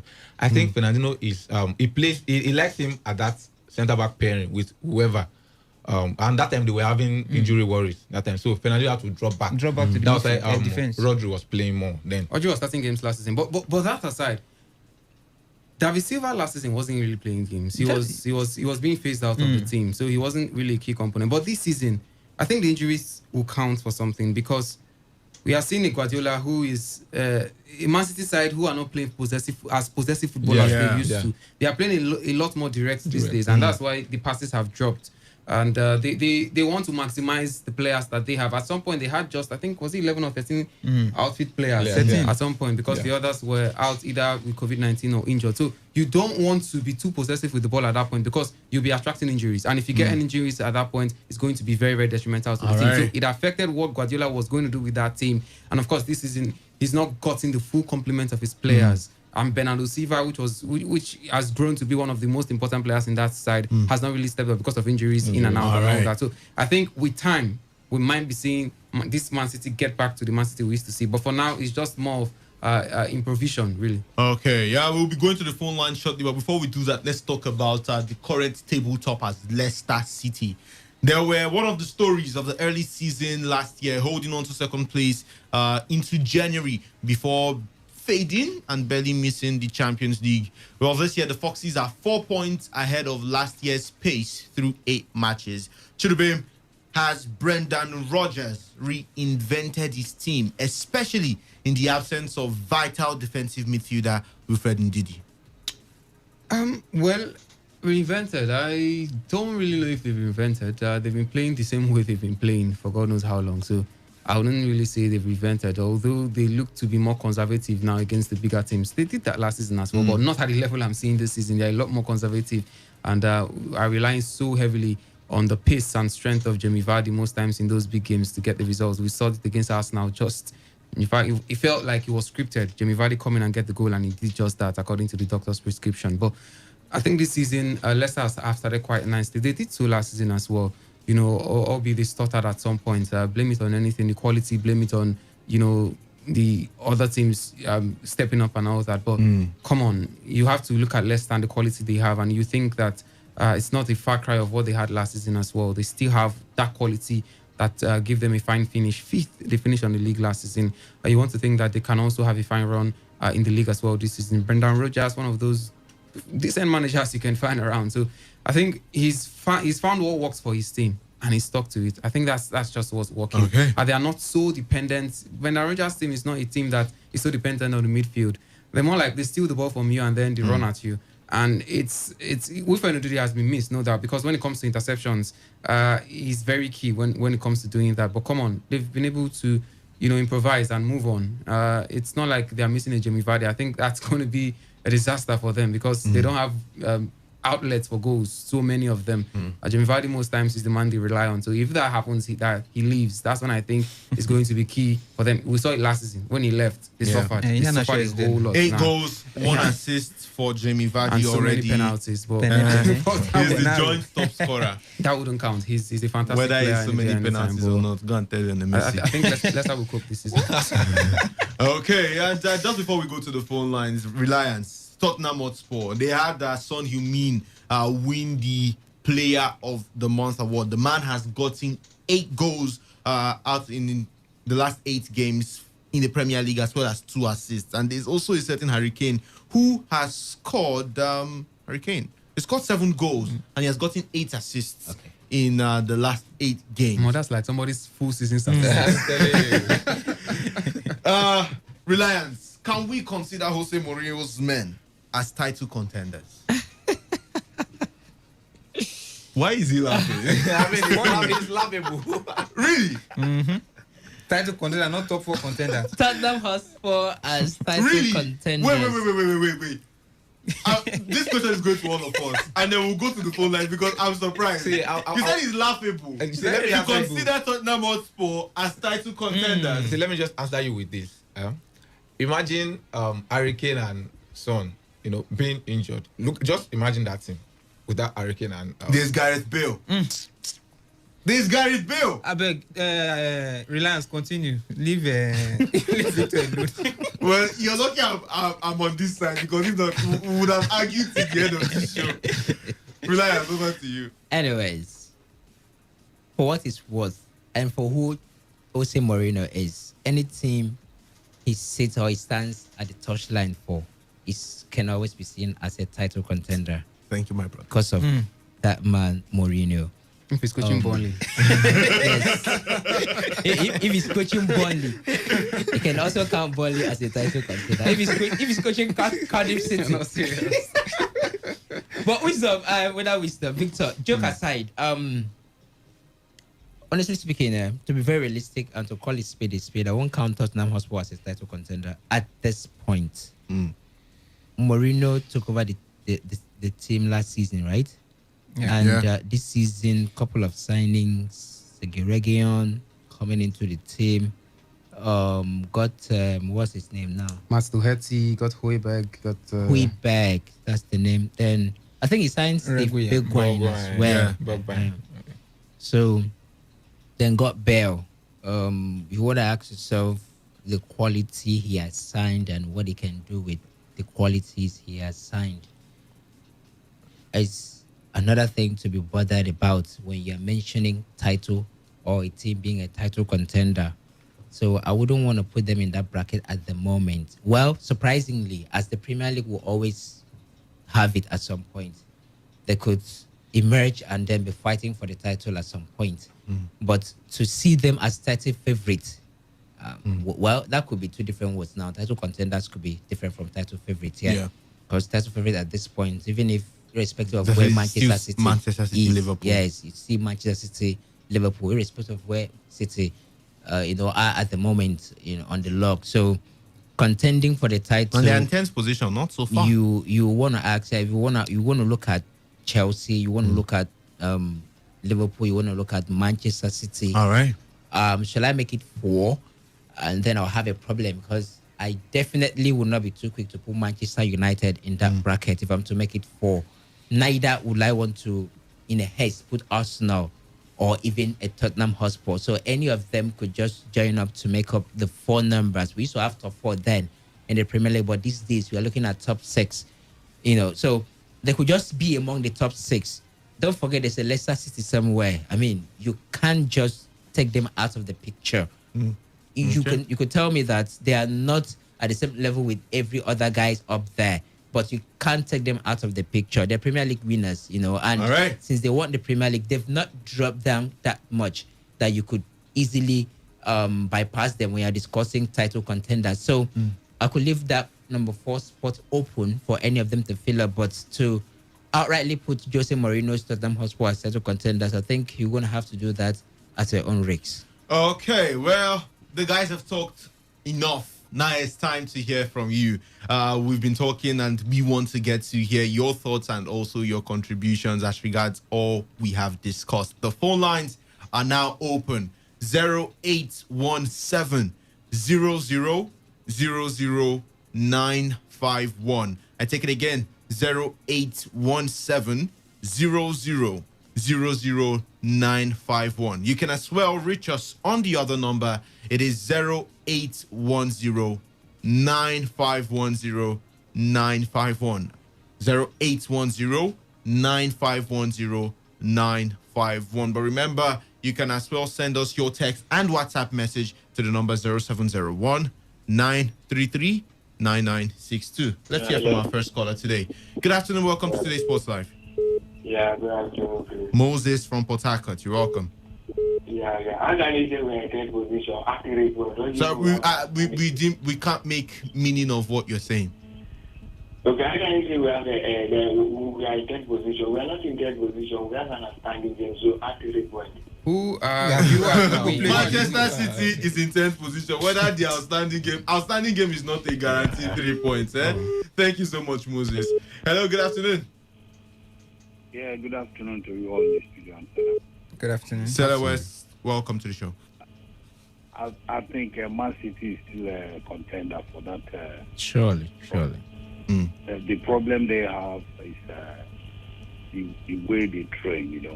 Most of the players have been complaining that their method of training, makes them to pick injuries so easily. So I think what the coach needs to do is to change. I know he's a very tactical guy, to change the pattern of their training. You know, they have the squad, but you see them pick injuries so easily in any match. So I think he has to change the pattern of their training. Then for Mourinho, I don't think Mourinho can make top 4 at all. He cannot. He should be battling with that Europa level. That is where he belongs to. Because when you look at the top 4, in fact, this year, I don't think nobody should predict who will win this year. Yeah, I'm telling you, because the way the thing is going, even Liverpool is very vulnerable at their defense. So anything can happen. All right. So it's still open. Yeah, thank you. Thank you so much, Stella West, for your take. Hello, good afternoon. Yes. I bring you greetings from all of my friends in the studio. Obina, you're welcome. Yes, Victor, my brother, I have some things I just want to point out here. Okay. First, our friend in the studio, Image of God, he made a certain comparison between, he said something about people are comparing Jurgen Klopp and Guardiola now. I don't know who can even make that kind of comment. That's you talking, Obina. You said? Okay, I said that's you talking. He made his comments based on what he knows. So you just stick to what we are talking. We are not making a comparison between Jurgen Klopp and Guardiola on the show, please. No. He said that. He said that. So I wonder where that is coming from. It's not my opinion now. There are some things that is obvious even to the blind. You don't mention Guardiola and Klopp in the same sentence when talking about football achievement and everything. That's one. Two, Chidubem said something. Chidubem said he gives Klopp kudos. That Klopp has tried to make Liverpool a no man's team, that everybody in that team is playing. I think otherwise. Klopp has rather decided to make Liverpool a team of just 15 players. That is why you see the injury woes. Season in, season out, when I was saying it here, some persons, even including the John Barnes, McManaman, most of them have said Liverpool cannot comfortably make 3 changes in their usual normal 11 that we all know and that they will not struggle. So this man keeps playing the same people from Alisson Becker. He only makes that changes unless they have injury. If not for injury, he's ready to play 11 or make 1 or 2 changes for a whole season. Okay. Victor, I read that the substitution, list for the substitution. Liverpool is as big as all the players they have. Malamino that we know in Salzburg, Jogota and the rest of them, they have not used 3 of their changes. Why? Because you see people desperately deciding to play a certain set of players. Why wouldn't you reset him? All right. So rather than we to commend him, we are supposed to get angry and tell him to stop risking the life of these innocent players because you want to desperately win things to equal a record that nobody is even looking at. Thank you. Thank you so much, Obina from Orazi. The phone lines are still open. Let's get to hear from you. 0817 000951. And you can also reach us on the number 0810 951 951. Hello, good afternoon. Hello, good afternoon. What's your name and where are you calling us from? It's Gospel calling from Rumaholu. You're welcome to the show. Thank you. Actually, I also see Tottenham Hotspur as a title contender. Because for now, we don't know what might happen to Liverpool and Manchester City. That is my take. Okay. It is very, very possible and clear. As it stands now, Liverpool are struggling.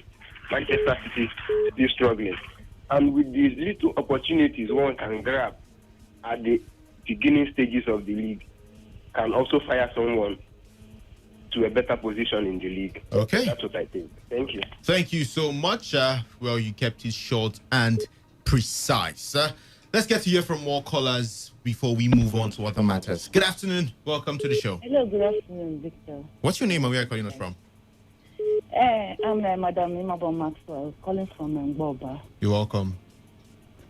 Please, I don't know why everybody's clamoring about Liverpool having injury and all of that. I know last season Man City had the same challenge and they were able to surmount and they move on.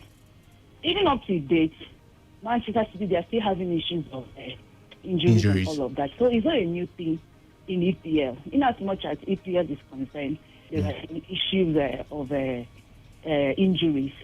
Okay. And also, I want to tell us that Man City should not be thinking of about the title contention, because I know definitely they will come up and they will also contend for the title. All right. Thank you so much. Let's hear from this caller. Good afternoon. Welcome to Today Sports Live. Yes, thank you very much. Jerry from Alu. You're welcome. Yes, greetings to all the folks down there. Thank you very much. Yes, thank you very much. Good afternoon. You, even the Victor himself, the presenter, he made a slight comment on Rodriguez when they're talking of this attacking, but the way he made a slight comment on him, like he's diminishing his quality. I don't get what you're saying. Anyway, generally. No, like I didn't get what you said. Most of you, okay, let us put that aside now. Most of you there, you are diminishing the quality that Everton bought. And I don't think it's supposed to be so. We're disputing the quality of Everton.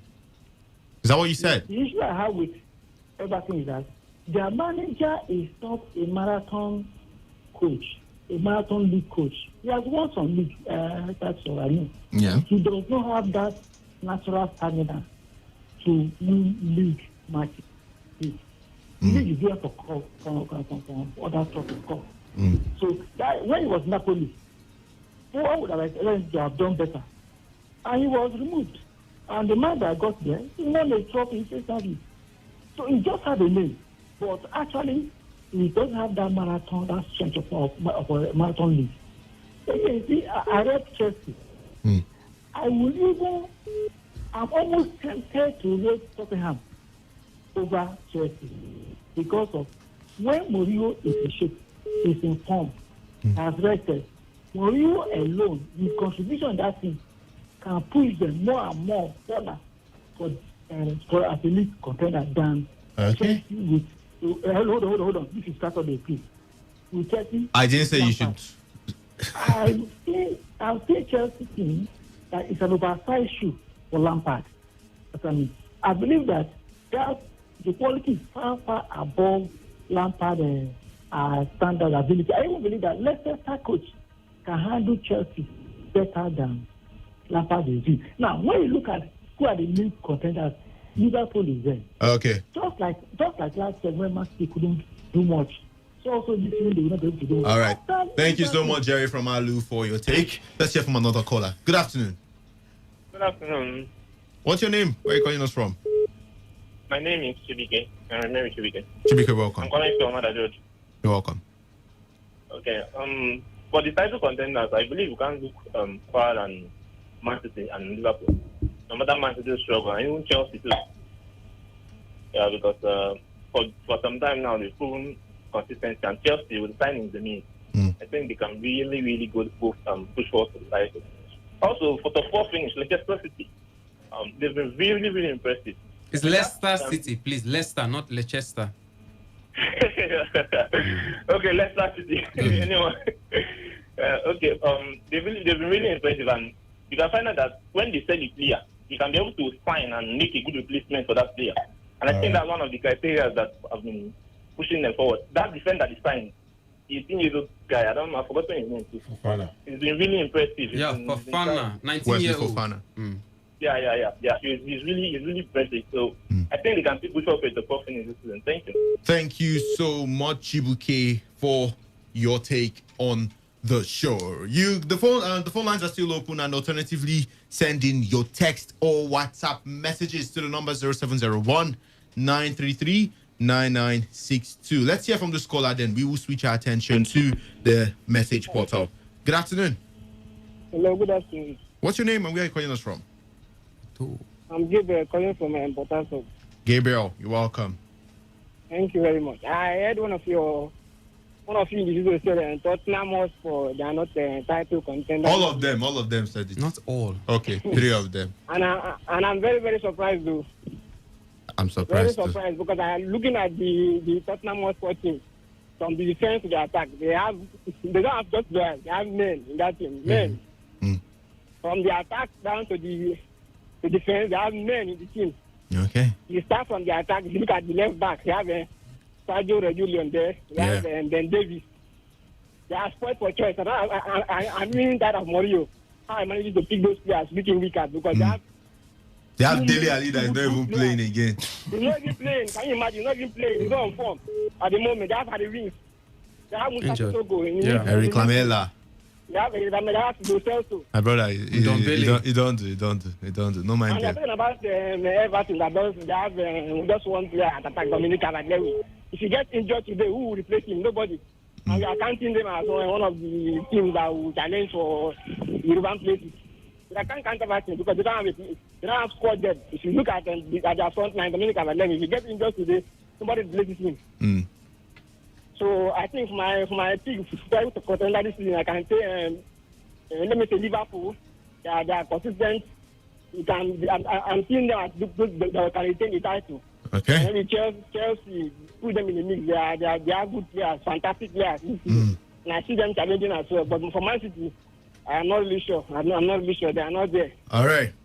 Thank you very much. Thank you so much, Gabriel, for your take. Before we go to the text message portal, let's run down through some of the games that were played yesterday. It's an international break, international window. So, of course, it is the national teams. In the CONMEBOL qualification, Argentina and Paraguay put out a 1-1 draw, while Uruguay defeated Colombia 3-0 with Edison Cavani and Luis Suarez getting their names on the score sheet. In the AFCON qualifiers, Mali defeated Namibia 1-0. South Africa were 2-0 winners over Sao Tome and Principe. Morocco defeated Central African Republic 4-1. Hakim Ziyech, he got a brace in that game. And Tunisia defeated Tanzania 1-0. Niger Republic were 1-0 better than Ethiopia. And Nigeria, jumper. We jump our pass. So we leave it for wisdom to talk about that one. And today in the UEFA Nations League, yes, Portugal will take on France by 8:45 p.m. Sweden will be up against Croatia. Germany will do battle with Ukraine. Switzerland will face Spain. By 6 p.m. to be Azerbaijan up against Montenegro. Cyprus would tackle Luxembourg. And Malta and Andorra would face off by 3 p.m. while Latvia would be up against Faroe Islands. San Marino would also hope to get all 3 points when they face Gibraltar. And earlier today, we had Chile defeat Peru 2-0 in the CONMEBOL qualification, and Brazil, they were 1-0 better. Roberto Firmino got the goal in the 67th minute to get all 3 points against Venezuela. In the AFCON qualifiers today, DR Congo will take on Angola. Egypt would tackle Togo, while Benin Republic would also face off Lesotho in that Group L fixture to see if Lesotho can get the better of Benin and probably be second on the table, or Benin would also reclaim that spot. You never can tell. Chidubim, let's take some messages. Yeah, let's take one from the WhatsApp platform. This one said Manchester United has 7 injuries. Who are injured apart from Shaw and Lingard? Maybe we'll give you a rundown of that list. You're going to find out just everybody who is injured. And this one is saying on the text message platform now that is Emmy and MRV from Diob. Is Aguero back from injury? No, he isn't. Good afternoon to you guys. I'm Kenneth texting from Igbo. Wow, okay. Maybe Igbo Eche. Maybe. I love the season because it's in just 8 weeks. We have 6 different league leaders in the absence of the fans in the stadium. But it's a pity that the players are going to suffer for it. And I still have faith that Liverpool manager would make me proud at the end of the season, because I believe that Liverpool will win the league again or be runners-up. It says up Liverpool. That's Kenneth. And this one says KM Hosfall texting. He says, good day. Come on, guys. The EPL is going to London. Chelsea and Tottenham are the favorites, okay? Well, that's according to you. Sports crew, I greet you all. For me, it will be hard for someone to predict the top 4 now. I'm Ben 10 from Port Harcourt. Okay, why is Arteta so defiant on knowing creativity is a problem? That's coming from Ashavin from Elelenwo. And this one says every team in the BPL, it's no longer the BPL now. Barclays is no longer the sponsor, so it's the EPL. Okay, he says every team in the EPL is a title contender. Some are just more daring. That's coming from Samuel Ijeoma. And this one finally here is saying, good afternoon, sports gang. World Football Governing Body introduces 5 player substitution, but English FA bluntly refused to adhere to it. English Premier League is very fast and prone to injuries, even with preseason tackles. Even with preseason, talk less of now COVID-19 has disorganized the football timetable. I believe that the 5-player substitution will reduce drastically the injuries ravaging the Premier League players. That's coming from Oyesom. Okay, now for the person who asked about the Manchester United Premier League, the Manchester United players that are injured, according to PremierInjuries.com, where it's a site where you track Premier players' injuries. 7 players have been ruled out. Phil Jones is ruled out due to a knee injury, and his potential return would be Boxing Day. Luke Shaw is also out and would not be featuring till probably sometime in 12th of December. Alex Telles as well. The man is 75% is in recovery right now, but he isn't back to full fitness.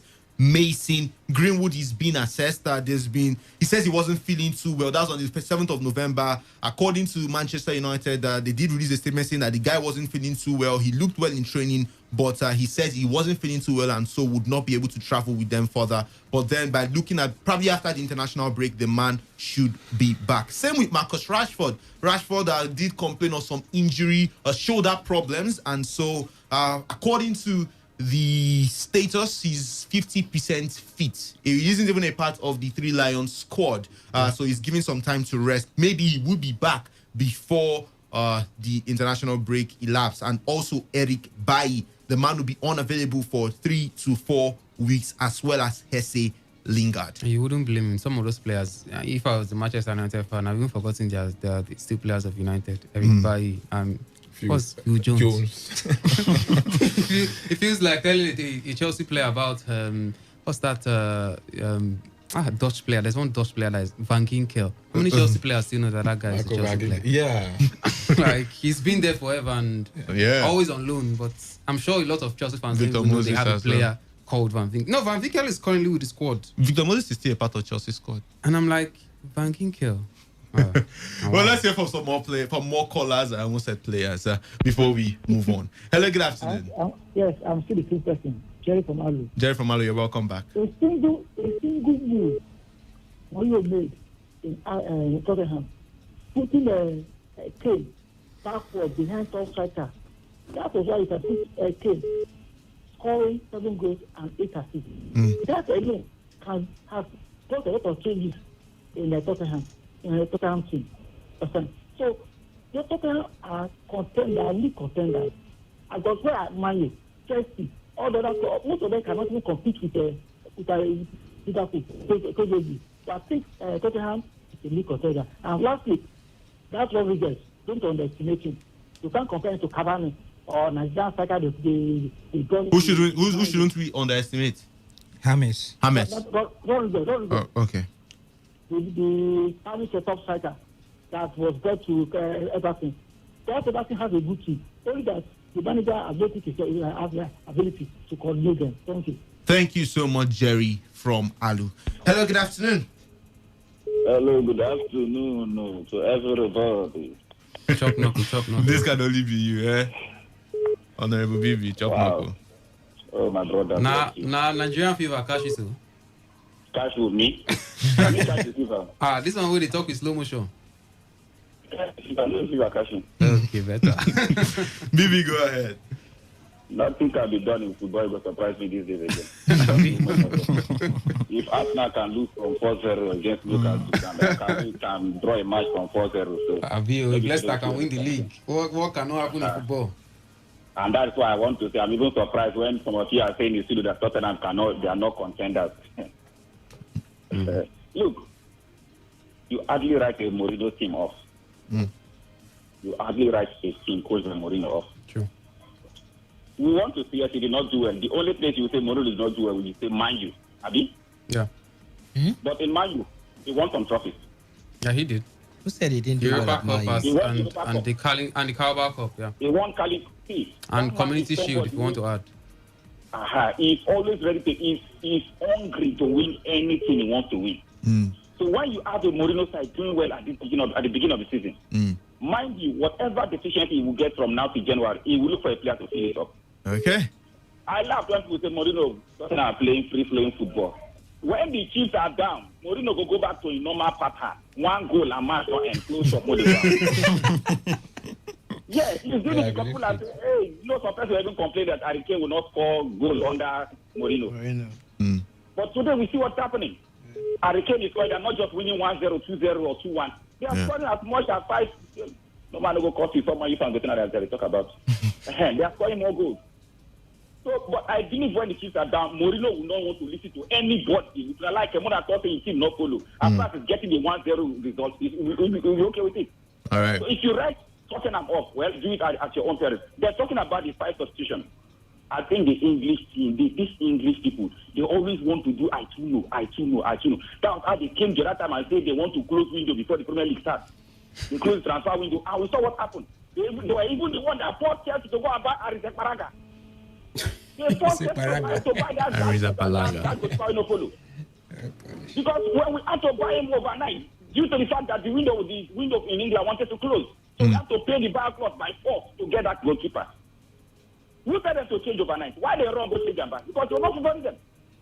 Now you have this. Look at this. What happened last year? No, players did not rest very well. Some people say they rested during the Corona period. What do you mean when you say people that were in prison, you say they rested? They did not rest. Because they had nowhere to go. They were just indoors. And they never had a good preseason. You force them back maybe 2-3 weeks after the previous season, they start another season, and they are playing almost every week they are playing 2 games at least. And you think it's not going to take effect on the players? More injuries loading. More than Chop Noku. Chop Noku, Honorable Bibi. Hello, good afternoon. Yeah, good afternoon. I'm Gift, calling from Port Harcourt. Welcome, Gift. I don't just know how people are hyping Mourinho. See, I know that he's a bad coach, but at least somebody telling me Mourinho is a title contender this season. I doubt it. It is something that, you see, this season I will rate Tottenham with the likes of Leicester City. Leicester City. Squad now? With which squad? Okay. Keep Harry Kane aside, keep Song aside. Who is there in the front? Gareth Bale. Gareth, how many matches has he played? How many goals has he scored? He will evolve. Why are he will? Arsenal are even better than Tottenham. Forget it. Arsenal even have the squad depth than Tottenham. Which squad now? You win league, you win the three. And that's not funny. Chocolate. He's looking at you. What are you saying?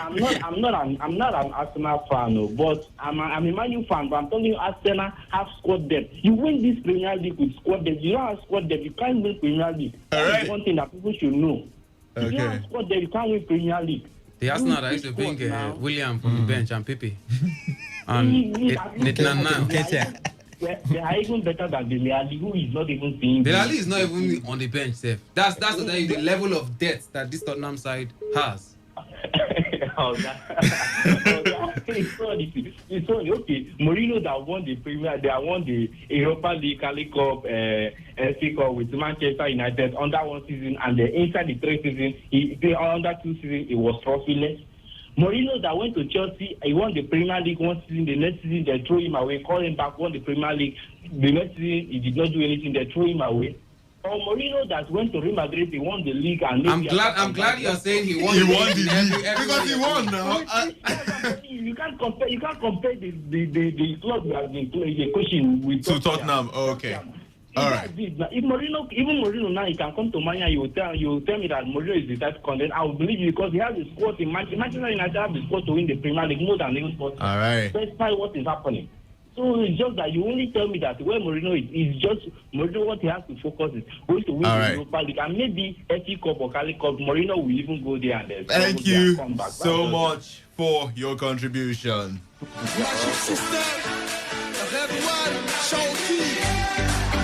Well, we've got to move on, else I tell you we'll be here till 4 p.m. talking just Premier League. In the Spanish La Liga, Barcelona forward Ansu Fati has been ruled out for about 4 months after having knee surgery. The 18-year-old was operated on after suffering an injury to the internal meniscus of his left knee against Real Betis. The Spain international was substituted during halftime of the 5-2 win on Saturday. Fati has played 10 games for Barcelona this season, scoring 5 goals and providing 2 assists. He broke a 95-year national record to become Spain's youngest goal scorer at the age of 17 years and 311 days with a strike against Ukraine in September.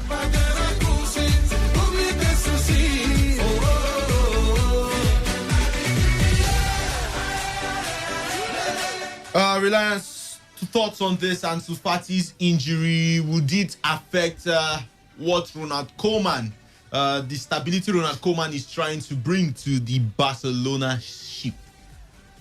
Well, there's still a Lionel Messi who has decided to be a professional player, and he continues from where he left off last season and even season before, shouldering a bulk of the responsibilities of the Barcelona team. So for Ansu Fati, it's just unfortunate because I don't like seeing a player who is on the rising suffer an injury at this level. I can't exactly say how long the injury will last for Ansu Fati, but according to my it was 4 months. I mean, that's huge. That's huge.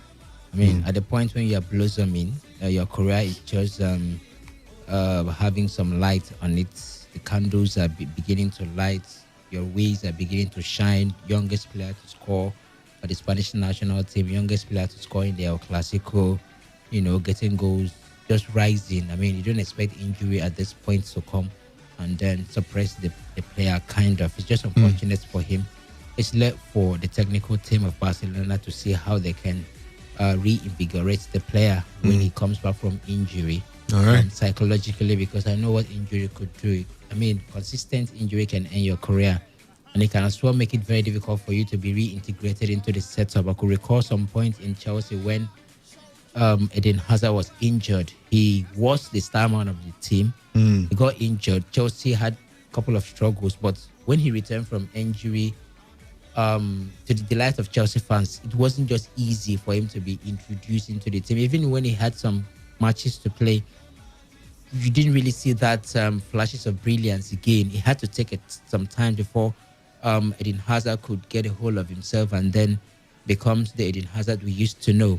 So injury does a lot of things to players, to athletes generally. So for Ansu Fati, it's just quite unfortunate. But for Ronald Koeman and the Barcelona team, since Lionel Messi is still part of the side, I don't think at this point that Ronald Koeman has done anything exceptional for Barcelona. I don't think. I mean, it's still a Lionel Messi team. For Ansu Fati coming in and getting goals, it's just when you see a talent, it's just like Mason Greenwood for Manchester United, an individual, a player on the rise. You just understand that this player is sensational. It's on the form of his life. It's on the rise. It's not necessarily because of the general input of the manager that is making him shine. So I think Ansu Fati for Barcelona is at that level. All right. It's not more of a major contributor to the Barcelona team, such that if he is out of the team and then Barcelona will struggle. If it were to be Lionel Messi, I can tell you for a fact that Barcelona will struggle because Lionel Messi is the pivot of that team. Lionel Messi is the Barcelona of today. So if he's out, you could understand where the struggle is coming from. So Ronald Koeman is here to do anything exceptional with that Barcelona team. And when I say anything exceptional, run the Barca team without a Lionel Messi for as long as you could. In fact, run it, but you don't even need to take out Lionel Messi. Give us a team, a Barcelona team, that you could look at and understand that even if Lionel Messi is out injured, for instance, that this Barcelona team can continue with the wave of results they've been able to get, or the positive results you expect from Barcelona. That is when Ronald Koeman will do something exceptional. For the past, two managers that have run Barca, I could argue, I dare say that none of them has done anything exceptional rather than making it a Lionel Messi team. So Ansu Fati is just there on the rise for Barca. It's not a Lionel Messi of that team. So him being out, I will have pity on him as a player, which is on the rise. And you don't expect injury to come at this point. But for Barca, Messi is still there. Okay, so no action for Fati till February. Victor, just to add, I really think Ansu Fati will be missed. He will definitely be missed. He's, if I'm not mistaken, currently one of the best players of Barca after maybe Lionel Messi. And even currently right now, I think he's the best player because last month he was the best player in La Liga and even the best player in Barca. Ansu Fati out of that team, I really doubt. I don't really know who will suit into that position. We know the impact, the impact he has brought into that Barca attacking lineup when it comes to field of play. He is a kind of player that can give everything. It dribbles, it commits the defenders, it score goals.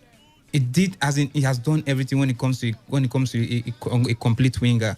I doubt if Barcelona can keep their hold in terms of trying to pick a point or maybe winning 3 points without Ansu Fati. The thing is, with the injury to Ansu Fati, I think it's more detrimental to him and not Barcelona because if you look at the team now, see, there are a lot of options in that team. There's the Dembele, there's Pedri. I mean, I watched Coutinho.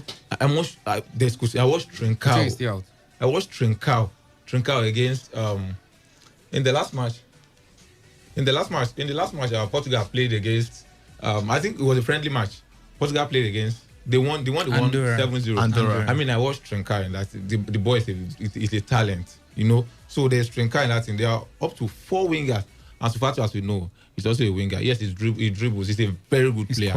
But I think there's this conversation of building the team around him because the way Messi came into the Barcelona setup. So they were like, here is a talent that we can also, nurture, to carry this team. But that's why I feel the injury is detrimental to him now, based on what is on ground, the plan that is on ground for him, and not Barcelona, because I feel Barcelona will fare well with him. I think they'll fare well as well, but I think Ansu Fati is a special player, and Barca themselves know that. Even his agent is trying to voice that on the necks of Barca by asking for an improved contract that will see him be the third highest paid player in the Barcelona setup. He's being managed these days, so his agent now is one of the most ruthless agents you can find in the world. But I'm trying to remember his name.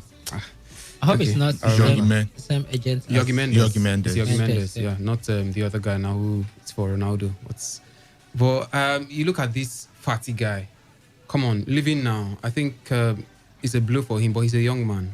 And when young people get injuries, it's not as bad as the older players because you would expect him to recover quickly and, come back and still continue playing football. I don't think it's going to be so damning like maybe an injury to a 32-year-old or even a 4-month injury to Messi at this point. It might affect him going on a long run. But come on, this Barca side, Fati is very important, no doubt. But I think the soul of this team, like we've stated here, is Messi. Okay. I mean, that game against Betis just highlighted that again.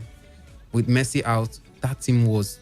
There was no creativity. The team was crying out for a creative spark. Yeah. Dembele came in, yes, individual brilliance. He was able to get the goal, but come on, you could see that something was missing. Antoine Griezmann tried in his own bit to see if he could spark something else, but his finishing was questionable on the afternoon. But generally, I think Messi is still the soul and heart of this team. It's difficult for any coach in the world to build a team without concentrating on Messi because when you have that quality, somehow the team is going to depend on him. But come on, when you've got Barca right now and you have an Ansu Fati, you just have to think about him. Not now, but in the future. You have to think of building something around him because, like Reliance has said, a day will come when you will no longer have Messi. What happens from there? It looks like Ansu Fati is that man that Barca wants to put the shoulder, that responsibility upon. Messi was not the man before. Before they used to have Ronaldinho, they moved on. Messi came in and showed that the responsibility. Okay. Who knows? Ansu Fati is just 18. Yeah.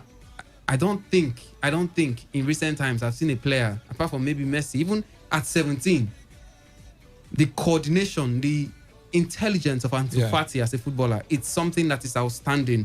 And it's quite understandable why people are already touting him to be a possible replacement for Lionel Messi. So I think he's going to recover on time and then get back to his fitness. I don't think it's something that is going to be too damning for him. But of course, like Image of God has said, he's the one that's going to suffer for it, not Barca. Still sticking with you, Miralem Pjanic, he has expressed his displeasure about of his lack of playing time. Should go back to you at Barcelona.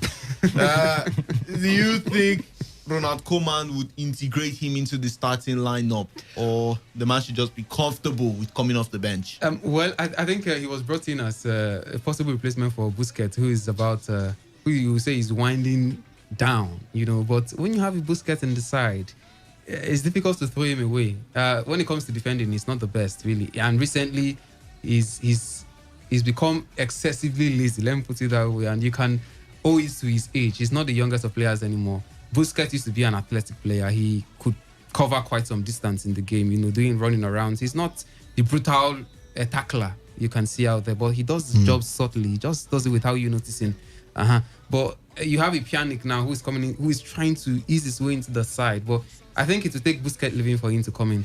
I think the coach is looking at that. We are seeing it already. Sometimes he just eases out Busquets, keeps him out on the bench, and then starts Pjanic. So I think Pjanic should be patient. But the thing is, Pjanic is not a young player anymore. And I wonder what Barca were thinking. These are some of the things that made people question Bartomeu's decision sometimes. Why you would have to bring a Pjanic who is at the peak of his career, to come to play second fiddle, or you're trying to ease him into a team. That's a player that should stroll into a team and not be a second, option to try to phase out Busquets when you had an Arthur. So you wonder why Arthur had to go the other way when Arthur should have been the person. Arthur would have been comfortable where Pjanic is right now, sitting on the bench and coming in gradually and trying to, find his footing in that team gradually. But Pjanic cannot accept that because he's been at the highest level at Juve. He's been starting games at Juventus. So you cannot bring him to Barca and keep him on the bench.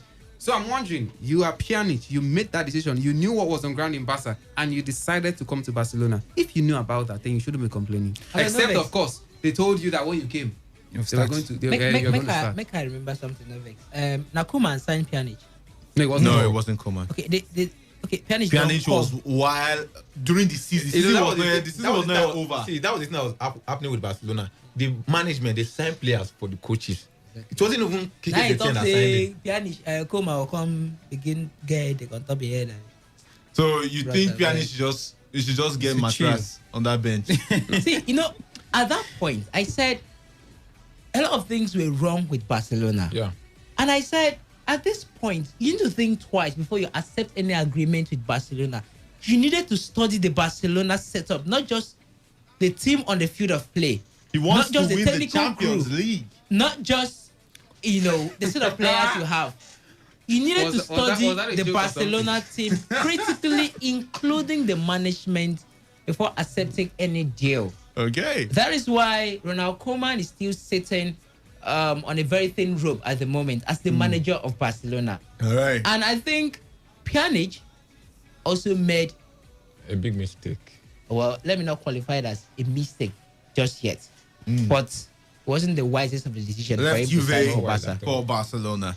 Moving to another Spanish team, this time Real Madrid. There's so much to talk about Real Madrid. Sergio Ramos.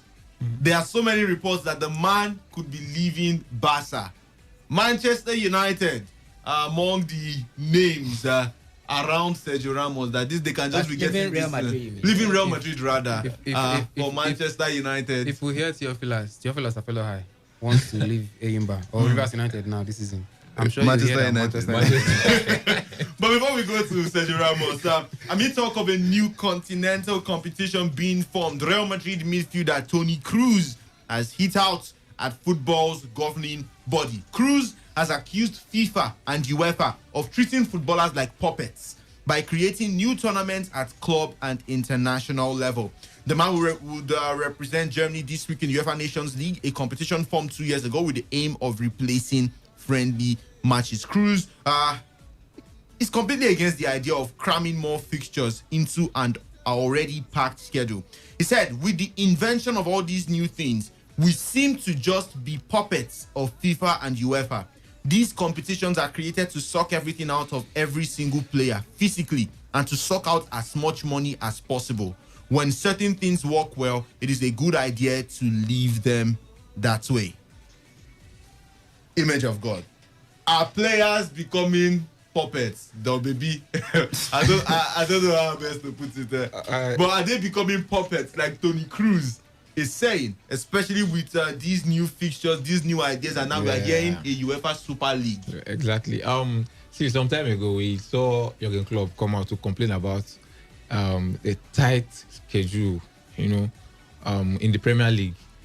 And that was when they were supposed to travel to, I think, UAE to play that Club World Cup. Yeah. He made mention of this, of something like this, because he talked about the players' well-being. He talked about them being away from their family their families now for too long. And he said these things have a way of affecting players. You don't see some people they get homesick very easily, especially players that move from a very far place, like those South American countries and that go to Europe, like the case of this Argentinians, the likes of Tevez. We know at some point Tevez said he was homesick, that he wanted to go home. This thing, and Brazilians, we know them that every time they have that carnival in Brazil, Rio de Janeiro specifically, those Brazilians, they want to go back home. They want to go and have a feel of what the party is. So that's what Jurgen Klopp was actually talking about. That when these guys stay away from their families for too long, it affects them mentally. He doesn't get the best of them. Not just him now, maybe other coaches. So I'm saying, Toni Kroos has come out again to hint on that same issue. So not long ago, Infantino, he made a recommendation to CAF now to set up, I think, there's a league, I think, for the Women Champions League, right? Yeah. If you think about this thing, CAF, FIFA is just trying to make more money for themselves. They are just trying to make more from these players. And they do not really consider what the players are going through. So I'm saying they should think more of those players. Because now, see, look at the injuries in England. This is as a result of what has been happening when it comes to fixtures, tournaments, and look at the Champions League last season. They had to rush it. They had to rush. Even Premier League at the start of this season, they had to rush some. They even resumed. They resumed. I think 1 month after the season ended last season, and that has never happened before. They usually give them at least 2 months to rest. COVID-19. So I think Toni Kroos is spot on. He is very brave to come out. I know some other players are feeling the same thing. They are feeling it. So I think it's very brave to come out to say this, and it's really spot on. Victor, I think it's a two-way thing. You have the players, and then you have the owners, of course, those who run the football. This thing is like business. The employer and the employee. The employer wants to maximize profits. The employee is all about his own welfare. But come on, there's something about the occupational hazard. Yeah. When you work as a footballer, you should understand that most of your time is going to be given up for your profession. And these days, I don't know, I've never heard a player come out to say players are being paid too much these days. Players in the past were not paid as much as players these days are being paid. And the reason is simple. There's more money in football. And these occupational hazards that Toni Kroos is complaining about, these are the hazards that cost the jump in the price. The player will tell you, I'm giving so much. And when you're giving so much, you have to increase my salary. It's just like I'm coming here to come and talk. I could have been in a wedding this afternoon. You understand? But because of that occupational hazard, you have to pay me for that. So those are the things. Those are the things that will make particular jobs earn higher money. I don't know why Victor is laughing. Come on, you have. I could have been in a wedding this afternoon. Of course, I could have. Beauty wedding rice. I'm just talking about Toni Kroos. So when you have this kind of jobs that demand extra from you, you are paid extra, and when there is more money, you don't.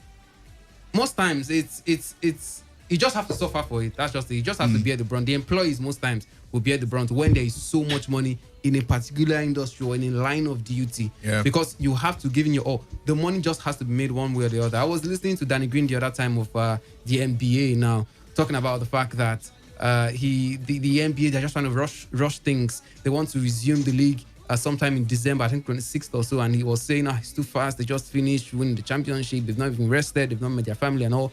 How are you going to start? And people responded and said, this league has lost so much already. If the league doesn't resume in December, they're going to be losing an extra £600 million dollars now. If they lose that amount, where are they going to see the money to pay you that is talking? If they reduce your money now, you still be the same one that will come out tomorrow and say, they're no longer paying us. So I think it's a two-way street. The employees will always vend and ask for their own, betterment and employee welfare and all that. While the employer, as long as there's more money to get, he will always be chasing more money. But a line has to be drawn, no doubt. You don't make money at the expense of a player's well-being. I think that's the underlying thing here, the well-being.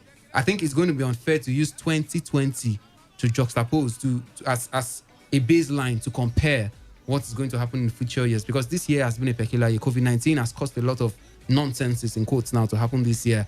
We've had fixture conjections, people are beginning most sports in industry, and not just sports and everywhere, most industries around the world are beginning to choke things and doing things they couldn't have imagined they would have done. So employees know at this point that you have to give extra for this period, but it's just 2020.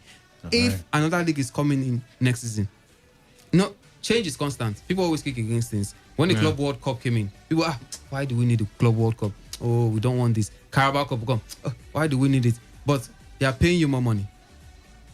You're playing more games. You're getting more money. Nobody's complaining about why will Hurricane be paid 200 million pounds, 2 million thousand pounds? Why would this one be paid 500,000 pounds? Nobody's talking about that, because that's the one that benefits you. So it's a two-way thing. Okay. Victor, before we probably move away from it, let me tell you where Tony Kroos is coming from. Tony Kroos is coming from the UEFA Nations League. Tony Kroos is coming from the supposed proposed European Super League. These are new inventions or innovations. Sometimes I'm always tempted to put UEFA and the Premier League side by side.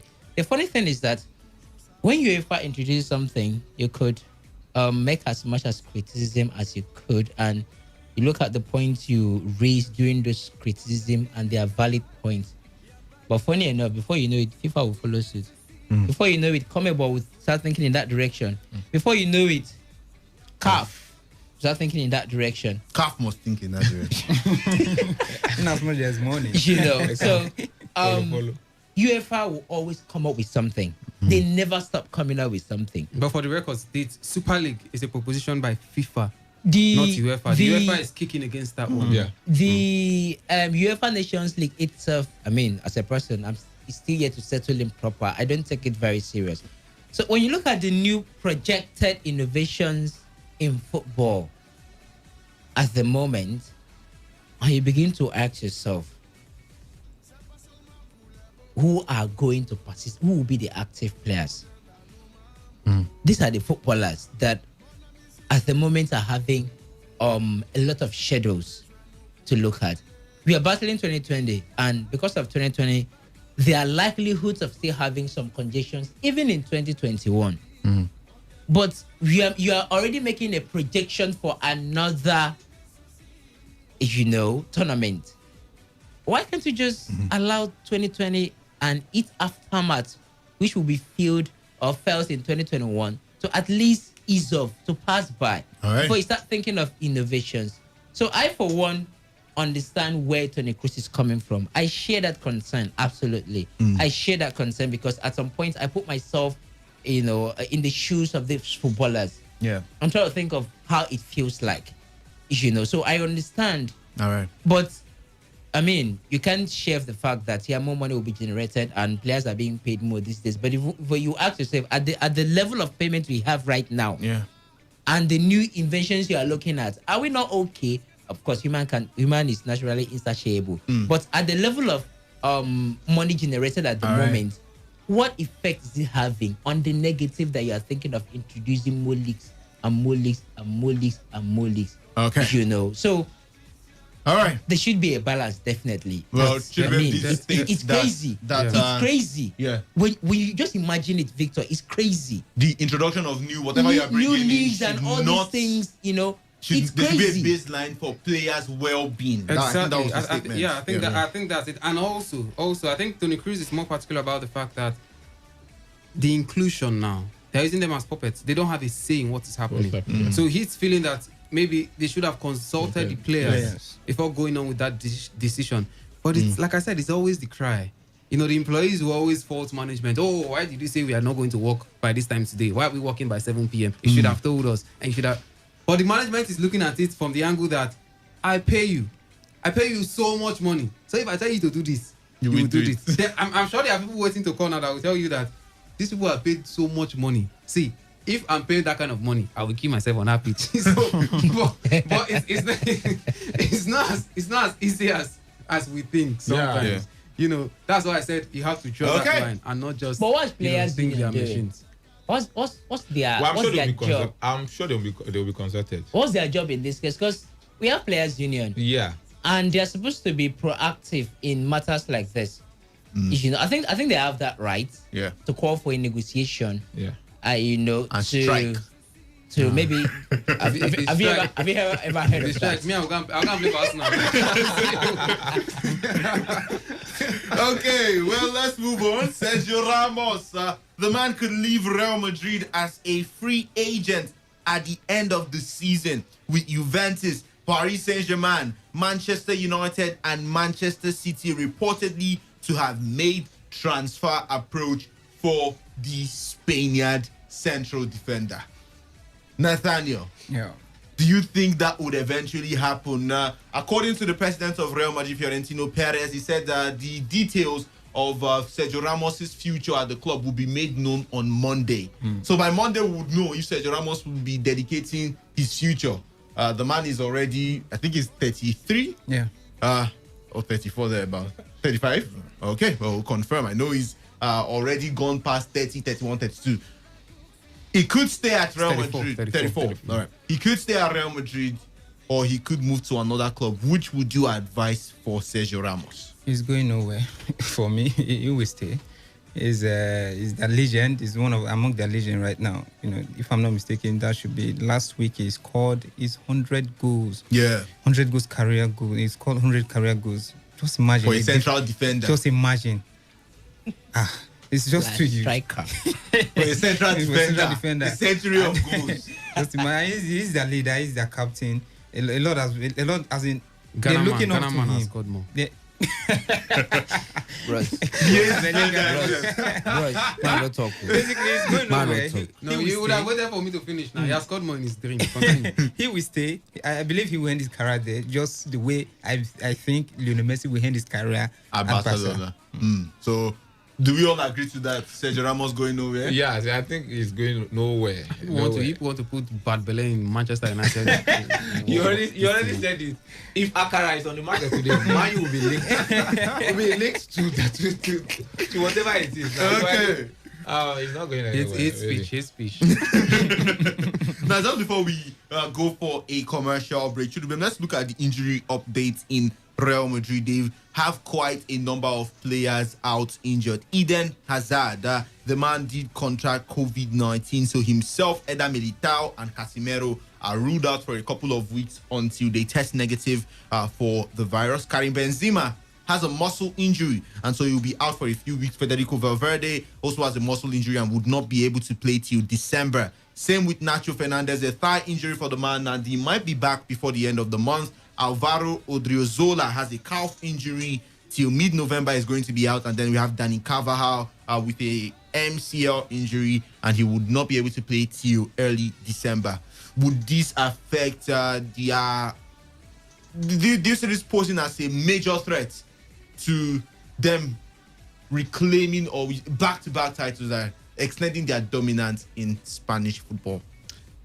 Well, I don't even know if they're dominant right now when it comes to league winning. Barcelona are the dominant side. But I'll just pick three players who I think would cause some problems. One is Karim Benzema because of the goal scoring he brings to that side. Ever since Cristiano Ronaldo left, he's shown that he's at least been able to carry the burdens of Real Madrid when it comes to goal scoring, helped them win the league last season and scored a handful of goals as well. I think he was just behind Lionel Messi now when it came to goal scoring last season. And this season he's also started quite finely, scored 5 goals already. And you look at the other options, Luka Jovic has not really found life in Real Madrid since coming from Frankfurt for about £60 million. The Vinicius is not so consistent. You can't depend on him, really. All right. Flatters to deceive sometimes. And Lucas Vazquez, I mean, you ask yourself, where are the goals going to come from? Maybe Sergio Ramos is going to come and put in another header again. And also in that midfield, Casemiro is out. The man who should have replaced him, Federico Valverde, is out as well. Odriozola is out as well. So who is going to replace Casemiro in that side? All right. I don't know. All right, we will go for a short commercial break. When we come back, we will be heading to the Euro 2020 to talk about the lineup. It is finally complete, and then hear from you one more time before we leave the studio. Don't go anywhere. The show returns after this short timeout.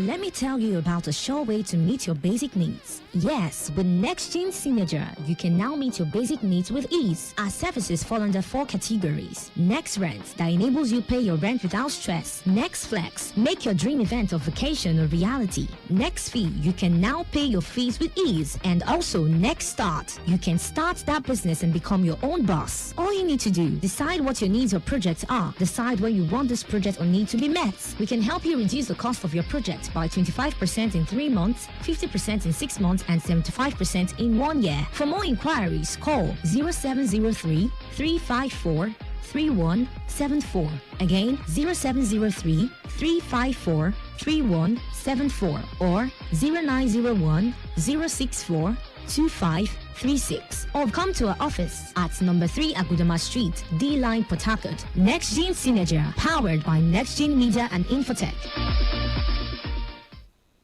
Radio has never been this good. Today, 95.1 FM, Port Harcourt. Feel the magic in the air.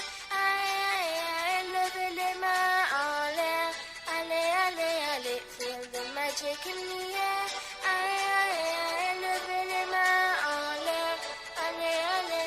Feel the magic in the air.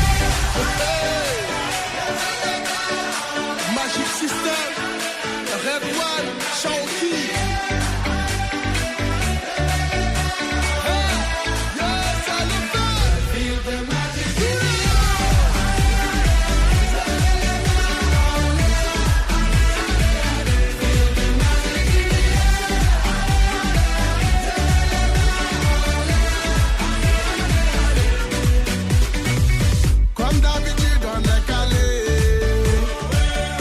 Well, welcome back. It is still today's Sports Live, the marathon edition of the show, and my name is Victor Oriahi. We've been here from 1 p.m. talking European football.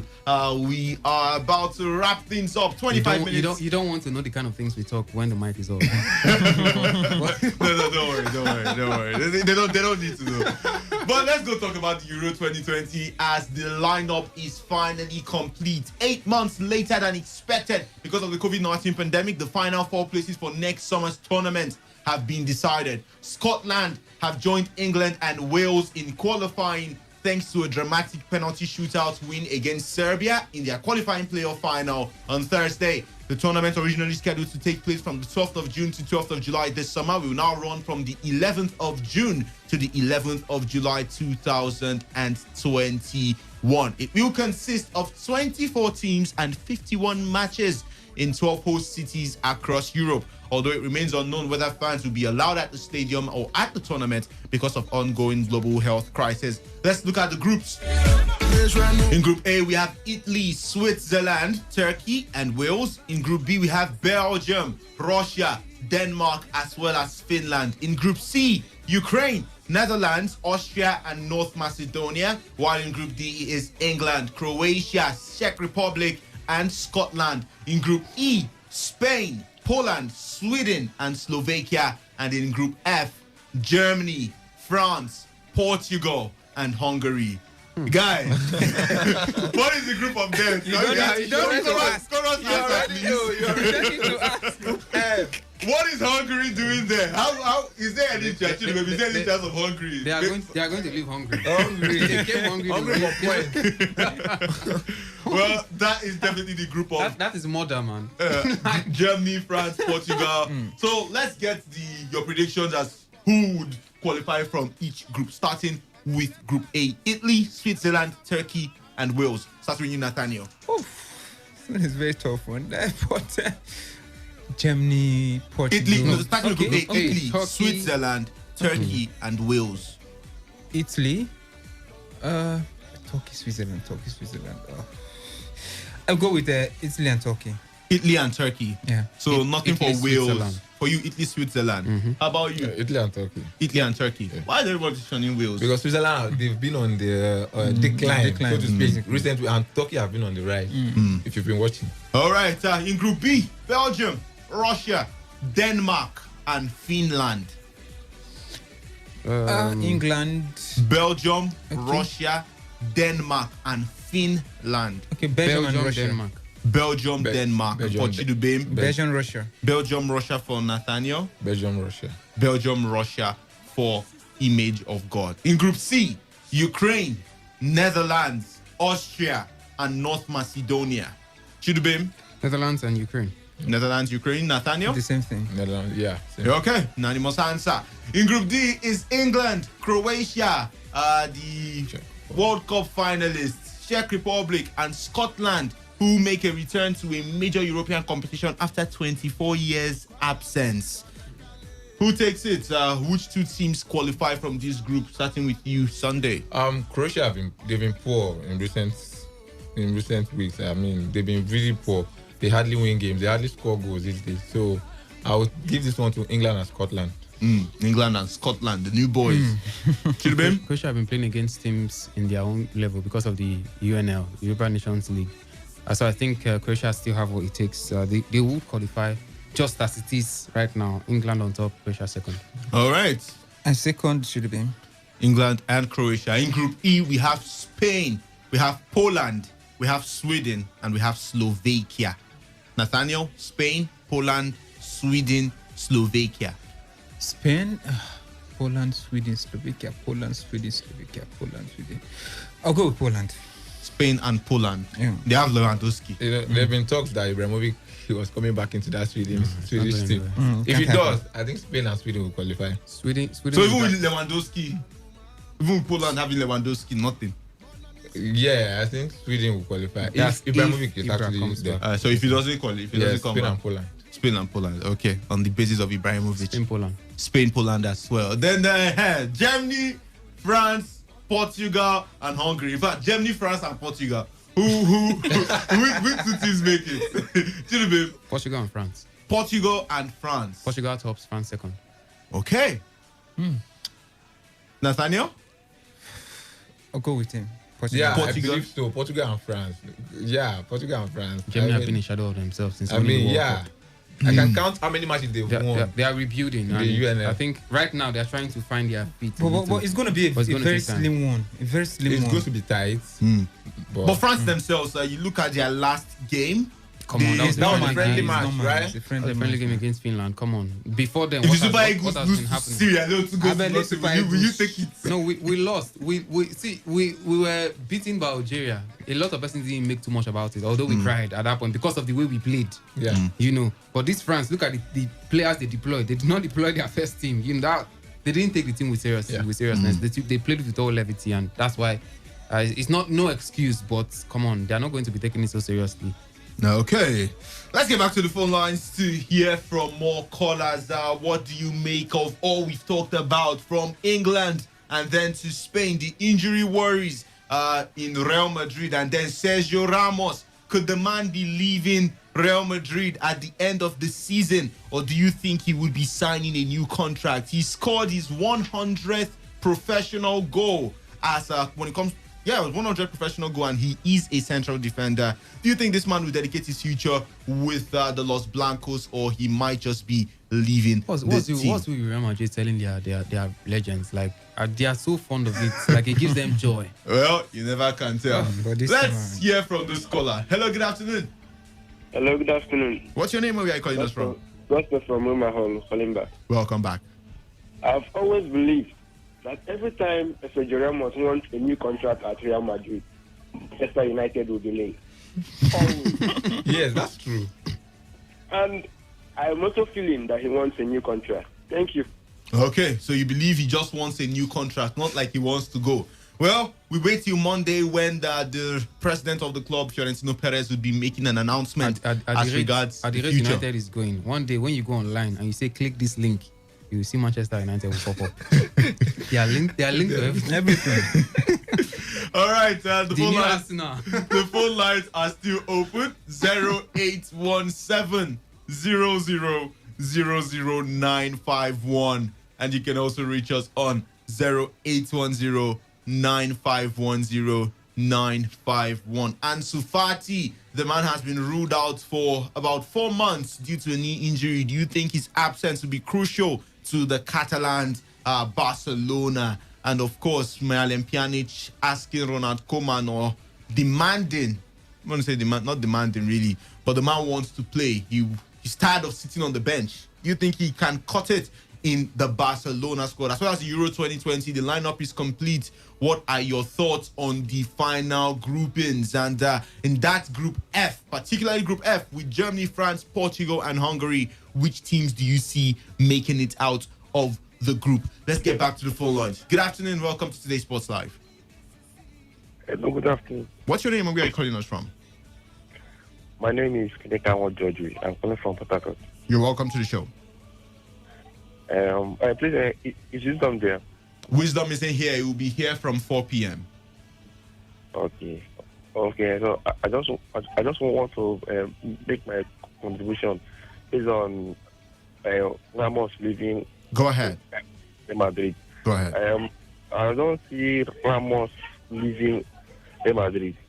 So I'm just seeing it as like a noise, whereby you attract a bigger offer or a bigger contract, because I don't think a player of Ramos' caliber that Madrid can just allow him to just walk away just like that. Okay. So I don't think it's possible. So not repeat the same mistake PSG made in terms of the receiver. All right. Thank you. All right. Thank you so much for your take. Alternatively, you can send in your text or WhatsApp message to the number 0701 933 9962. And remember, you can also tweet at us. We are at Today FM 951. Chidubem, let's take some messages. Yeah, good afternoon, sports presenters. Chinedu from Igrita, I'm sure you meant to say. He's asking is Chelsea's Kai Havertz back from coronavirus, and also you guys did not talk about Frank and Chelsea team. Well, we didn't have to talk about it today, maybe some other time. I don't agree with Reliance that Koeman has not changed Barcelona's way of play. Barca playing in lots of intensity and precision now under Koeman, though I agree Barca is still a messy team. That's coming from Tony. And this one is saying, Sport Gang, please, I understand Tony Cruz's sentiment here. The football calendar has been congested, so bringing another competition is to dry all the water out of the body. That's from OSM. Well, for the records, there's no competition being brought for next year. It's something that they are proposing for the future. It's not like it's going to come in next year particularly. And this one's saying, please, Ramos should not leave Real Madrid, and Manchester United should try to know what they need before going for it. Else, their problems will remain as it is. This is my advice to Manchester United board and Kenneth, and he's Kenneth texting from Igboeche. Okay, well, Ramos leave or Ramos wouldn't, we wait to see how that one goes. The phone lines are still open. Let's hear from more callers before we leave the studio. But before we do that, let's talk about the transfer tidbit. Manchester United, there have been so many speculation of Cristiano Ronaldo returning back to the squad.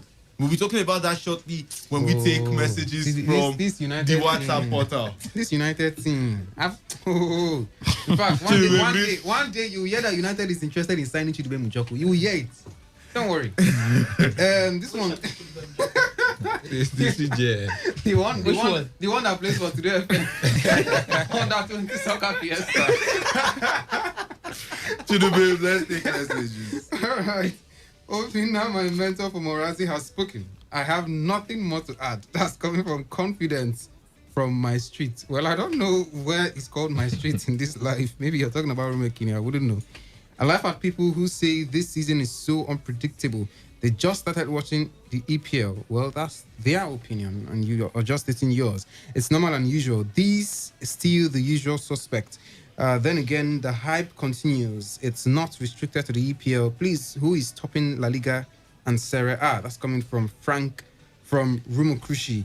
And then this other one is saying, okay, you're talking about 3 changes in the EPL. I think they should go on with that, because even if a team is allowed to change the whole 11 players, some teams like Manchester United cannot make it to top 4. For them, is that a call? For them, winning their last match doesn't mean they have come alive. That's coming from Joel from Rumeli. Hate speech, brother. This one is saying, hello, sports gang. I strongly believe that Chelsea would cause an upset to the race for the EPL title this season. Chelsea says they are simply spoiled for choice. Lampard would be the only issue. That's coming from Emmanuel from, well, I don't know, anywhere in the planet. He didn't say that. Good afternoon, guys. My name is Liberty from Ruma Hall. Please, I want to ask a question. Is it possible for a player to win the best player in the season, but he didn't win the best player in his club? Well, it is 100% possible. And this one is saying, good day, guys. It's over squad killing Super. We are not talking about the Super Eagles. This is Chuku from Igritali. You are talking about. I said that message somewhere on Twitter. On Twitter. And I'm wondering what is over squad? Send it to wisdom. What are the Super? Oh, this one is talking about Super Eagles. Okay, greetings, sports crew. Happy birthday, Obina from Morazi. Well, he didn't say that. Obina, if today is your birthday, happy birthday to you. And he wouldn't say, how can you. today be Obina's birthday? And he wouldn't say it. Well, you never know. Maybe Maybe the person is more concerned about him. But for the person who asked for who is topping the Spanish La Liga, it is Real Sociedad. Yeah. They are top of Spanish La Liga with 20 points. And then, please, can you turn down the volume of your radio set? Yeah. All right. Good afternoon. You're welcome. This Emmanuel on the line. Welcome. Sorry, this is something. Actually, no, it's not like I'm attacking Obina, but everything about him is Liverpool. No, but we're not talking. Obina is not the focus. I understand, because he has a man you need to talk about. And when something come out, you compare your club with the. Just talk your own. Today is his birthday. Just leave him alone. If you want to talk about Obina today, you have to be wishing him a happy birthday. Well, I wish him happy birthday, but that doesn't matter. And what we see that actually, Liverpool, we know that they have a lot of injuries now. But what am I seeing? That I always see that Liverpool will make up. I'm a Liverpool fan. Will make up. All right. Thank you. God bless you. Thank you so much. Obina, if today is your birthday, better call and confirm. Or send a message as soon as possible. All right. Let's go to the transfer tidbits. Cristiano Ronaldo linked to Manchester United. That was sometime last week. The reports were everywhere that Cristiano Ronaldo will be leaving Juventus and moving back to Manchester United. Would you like to see that, Reliance? Cristiano Ronaldo. Yeah. Back to United. Moving to Manchester United. Would I like to see that? Yeah. We love to see it. Is that a yes or no? We're waiting for Fabrizio Romano to confirm it. Here we go. Here we go. Would I like to see that? No, I wouldn't. Okay. I won't like to see it. Why would Cristiano Ronaldo move to Manchester United at this point? Well, to end his career there, because why wouldn't he? Because I think he was more or less announced to the world from Manchester United. Okay. So he may want to end his career there, but this sounds like fantasy in my head, trust me. Well, according to Manchester Evening News, Manchester United are not discussing bringing the man back to the club. Why you can't ask me the question now? No, just get your thoughts on it. Manchester Evening News say Cristiano Ronaldo, there is no link to Cristiano Ronaldo returning to the squad. So to all the fans that have been dreaming, Ronaldo, Cavani, Rashford, Martial. The Ronaldo I know, Seth, is a man who likes fresh challenges. Yeah, he's been in the EPL before, so what's he coming here to come and do? I think his next destination will be PSG. Most likely he's going to go to France. If he wants to even leave Juve, he has to be France, not coming back to England. Or the Bundesliga. I would like him to win another Champions League. Who will sign him at Dortmund? I don't see him doing that at Dortmund. Can Dortmund pay? They don't get that kind of money. No, Dortmund don't do those kind of signings. Even Bayern wouldn't want to risk it. Okay, well, Liverpool are ready to make an offer to Olympiacos for Portuguese defender Ruben Semedo to cover for the injuries to Virgil van Dijk and Joe Gomez. They would do that in January. The same Semedo that just came in from Barcelona? No, not Nelson Semedo. Okay, Ruben Semedo. Okay. Yeah. Real Madrid believe that they might be able to sign France striker Kylian Mbappe for about £160 million if the 21-year-old does not sign a new deal with Paris Saint-Germain. Image of God, do you believe Real Madrid will be able to pull this one? we talked about it some time ago. The Real Madrid of today are not looking to make any big signings. From the project we've seen that Zidane is trying to reconstructing their stadium. Yeah, he's trying to set up a new system in that Madrid side, and I don't see him making a big signing like this one.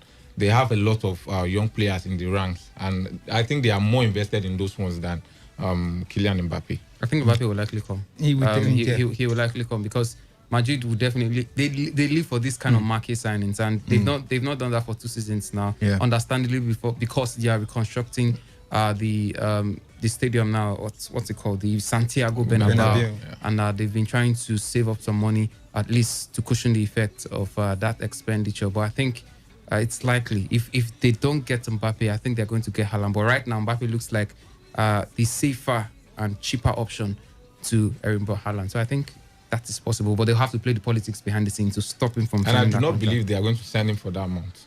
It's too cheap. It's too cheap. No, that's if he doesn't sign the contract. A new contract with, so it's going to be just 1 year left on his contract. So they would have to sell one way or the other. Okay, Real Madrid president Florentino Perez and captain Sergio Ramos will make an announcement about the 34-year-old Spanish defender's future on Monday. Bayern Munich defender Jerome Boateng has admitted surprise at speculation that he could leave the club at the end of the season and join Tottenham. Not Man U. It isn't Man U this We're time. expecting to hear Manchester United. Yeah, it isn't Man U this time. Well, Denmark playmaker Christian Eriksen has suggested he could leave Inter Milan after struggling for playing time at the Italian club. Nathaniel, should Christian Eriksen, the man is still, he's 28 years old. He's not the oldest. You want to say this is the prime of people's football career. And do you think it was a bad move for Eriksen leaving Tottenham Hotspur to Inter Milan? Well, for me, it's not a bad move, but due to the circumstance that have engulfed his form or play at Inter Milan right now, makes it likely a little bit shaky or something like that. But it's a nice one because he has been at Tottenham for a couple of seasons and he hasn't won anything for a caliber of his kind, with his potential that he has. It's not a bad move. It's not a bad move for him moving, but currently with what is going on at Inter Milan, definitely I think he will live there. Eriksen is being coached by Antonio Conte, who plays a 3-man at the back with wing backs. A player like Eriksen can never survive in that kind of setup. So I wonder why he even went there in the first place. I wonder why Antonio Conte went for him in the exactly. I knew there was bad blood at Tottenham and the player power. He just wanted out. But come on, you have to think twice before making these kind of decisions. I think Inter was a wrong step. He has to look for another club where he can play football. And unfortunately, right now, I don't think so many clubs are looking at him. Real Madrid, Man U are still there. Okay. They have Man U has Bruno. I think they actually wanted him at that They point. wanted He him. chose Inter. I was surprised he went to Inter Milan instead of Manchester United. Braga's 21-year-old Portuguese defender David Carmo is a left-sided centre-back. No, Man U cannot want Manchester United are interested in the man. Just close the show. Well, France manager Didier Deschamps says Manchester United midfielder Paul Pogba has been impacted mentally by a club situation that is not impacting. I think I agree with Didier Deschamps. I agree 100%. Yeah, 100%. Pogba has come into a setup that has not given him the things he expected. Yeah. It took a lot to convince a Pogba that was playing for Juve side that were constant in the Champions League. And could have even won it, because at that point you would always look at Juve as a team that could win the Champions League. And it went to a Manchester United that were playing in the Europa League. It took a lot of convincing to be able to do that. And he moved to Manchester United because the manager of that side at then was a Jose Mourinho, a proven winner. And there was an assurance that Manchester United were going to get back to the Manchester United of the past. But we've not seen it happen. Pogba had his best season for Manchester United when Ibrahimovic came into that side. There's a thing as a big player, when you have players of that kind around you, it changes your mentality. You want to win things. But when you look around you and you're seeing Missing Greenwood, you're seeing the Danny Drink or these funny players, it dampens your morale. That's why you see anytime Pogba is going to France, he's playing better because he's seeing quality around him. So he's comfortable playing the ball. But you can't a player like Pogba, that is very egocentric and all. He cannot function in this Manchester United setup. All right. He would have to leave. And I think Madrid would likely get him. All right. Zidane is a huge fan of him. The phone lines are still open. Let's see if we can get one or two more calls before we leave the studio. 0817 0000951 and 0810 9510 951. Raul Jimenez, the Wolves and Mexico striker, he reviewed that Manchester United were one of the clubs to have made an approach to sign him in the summer transfer window. It just has to be Manchester United. Hello, good afternoon. Oh, sorry, we lost that call. Let's hear from this caller. Good afternoon. You are our last caller today. God bless you. God bless you. Anybody who tell you that Ramos want to leave Madrid, na 8 fish. Ramos is going nowhere. Okay. So don't let anybody deceive you. I'm sorry, before I go, somebody called and said something I don't have score that if you remove what's the name, Park and Hurricane, that there's nobody there again. And guess what? He's a Man U fan. And if you Man U now, if you remove Fernandez, I don't even know where to add this. Thank you. Thank you so much for your contribution. Chidubem, let's take some messages. Yeah, this one says, well, thanks. I knew who was stopping the La Liga. Okay, he's saying he wasn't asking for that. I know that was a rhetorical question from you there. We just had to give that for the listeners out there. This one is talking about the MPFL. Okay, wait for the second part. We'll talk about that. All right. Many thanks to Image of God, to Nathaniel, to Reliant, and of course to the Chief Justice himself, Chidubem Joseph Njoku. My name is Victor Oriahi. I am your favorite Melanin Spells presenter, urging you to keep listening. Wisdom Obina and the rest of the guys will be here from 4 p.m. in just a few minutes' time to talk about Nigerian football. They will let you in on the NPFL and, of course, the Nigerian Super Eagles. The gloom begins. And all that happens. We've had our highs. Now it's time for the lows. The second part begins shortly. Don't go anywhere.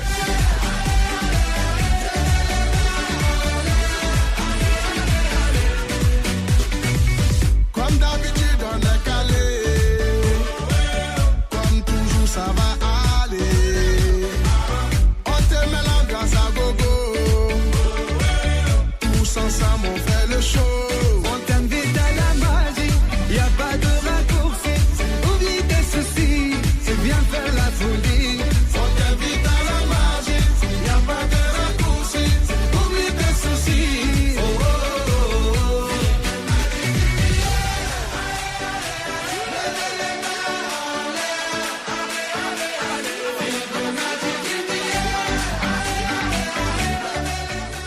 Port Harcourt, are you ready? Today, 95.1 FM, the voice of the people. This is Today 95.1 FM, Port Harcourt, voice of the people. Let's talk football. Let's talk football. What a devastating strike! Football is a leisure game. Sports is actually my job. Football is boring. That's not true. It's way more important than that. What a wonderful goal! Fantastic strike! As far as I'm concerned, sports is all about passion. Sports Attack, weekdays 7:30 a.m. and Today's Sports Live 3 p.m. Weekends 1 p.m. to 6 p.m. For all you need to know in the world of sports, leave the dial on Today 95.1 FM. What a goal! Hangs it up for Ronaldo. Oh, my shadow! Experience the glorious goals rush. The heated verbal jabs and even moments of madness. Experience the sensational swings, strokes and shots. The moments of victory and despair. Experience lights out on a majestic night in Singapore and a whole lot more. On your premium talk news and sports radio station. Today, 95.1 FM, Port Harcourt. Listen to Sports Attack Every weekday from 7:30 a.m. and Today Sports Live after the news update at 3 p.m. Stay tuned on Saturdays and Sundays for a bumper edition of Today Sports Live from 1 to 6 p.m. Experience sports in its entirety on your premium talk news and sports radio station Today 95.1 FM Port Harcourt.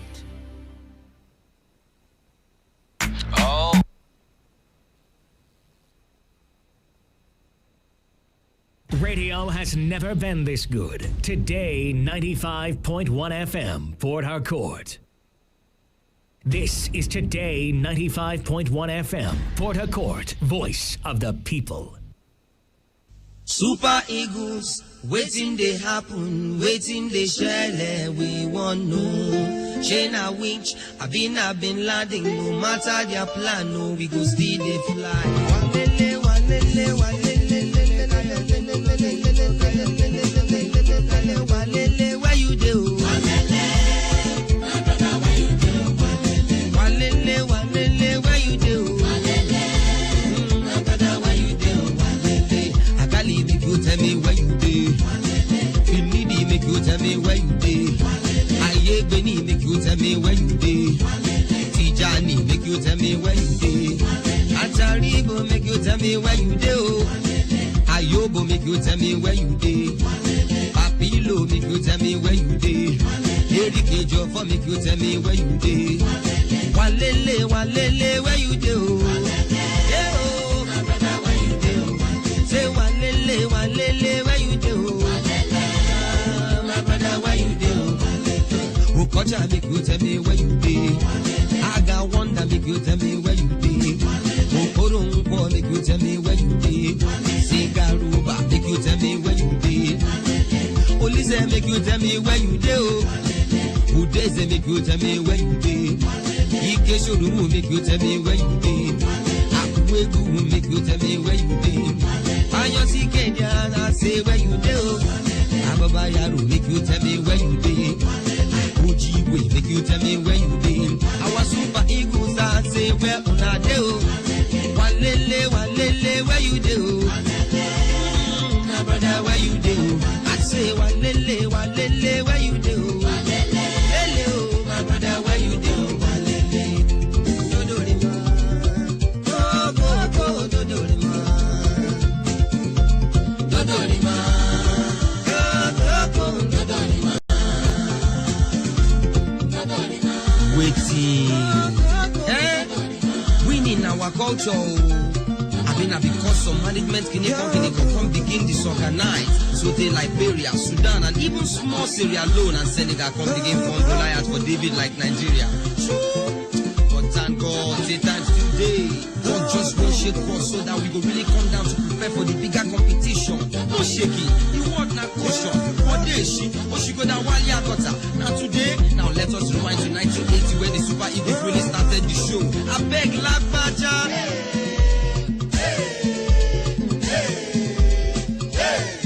1980 nations cup. I remember Nigeria winning. I no go forget the German Chuku. I no go forget the Leone Makala. Mundala Walo, you did the game. Dale, rest in peace, you. Mathematical, whatever me did. I'm a Senegal, now don't care you did. Christian Nomado, I no forget. Belly so moladi. Oh, Lord. Intercontinental ballistic missile.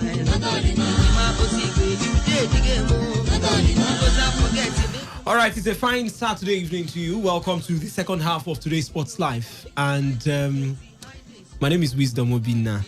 And we will be delving fully into Nigerian football. I was telling the guys before we opened or turned on the mic, I said, I'm not touching the MPFL. I'm not touching any other place. We are dealing only with the Super Eagles. Did you say Super Eagles? They remain the Super Eagles. No, Eagles. Well, the game that took place yesterday, I wouldn't say it stirred a lot of emotions, but negative emotions should be the best way to put it out there. Well, the show is Today's Sports Life, and we're reaching you from the studios of a premium news talk and sports radio station, Today 95.1 FM. Wisdom Obina is my name. I'll be your anchor this evening. And I'm not alone. I've got the man who just put in some words. Now, he said they should be called the Eagles, not Super. I've heard different things yesterday. I've seen Super Chickens. I've seen the Boys. They should not have any name. That they don't deserve any nickname. The Boys. But High Chief Okechukwu joins us. Okay, welcome to the show. Good evening, Port Harcourt. Good evening, Niger Delta. Good evening, River State. I think today is going to be a day of lamentation. Lamentation chapter 1, where we would lament about the abysmal and poor state of the Eagles. All right, well, next to him is Osage Ehiwe. Osas, welcome to the show. Good evening, Wisdom. Good evening to everyone out there. Good evening, Port Harcourt. Good evening to all sports fans around the city, around the nation, and around the globe. Yeah, we're going to beat the Super Eagles little like a dust, but I hope we'll find solutions. I hope we'll find solutions. That's just what I wanted to say. Because we are here already.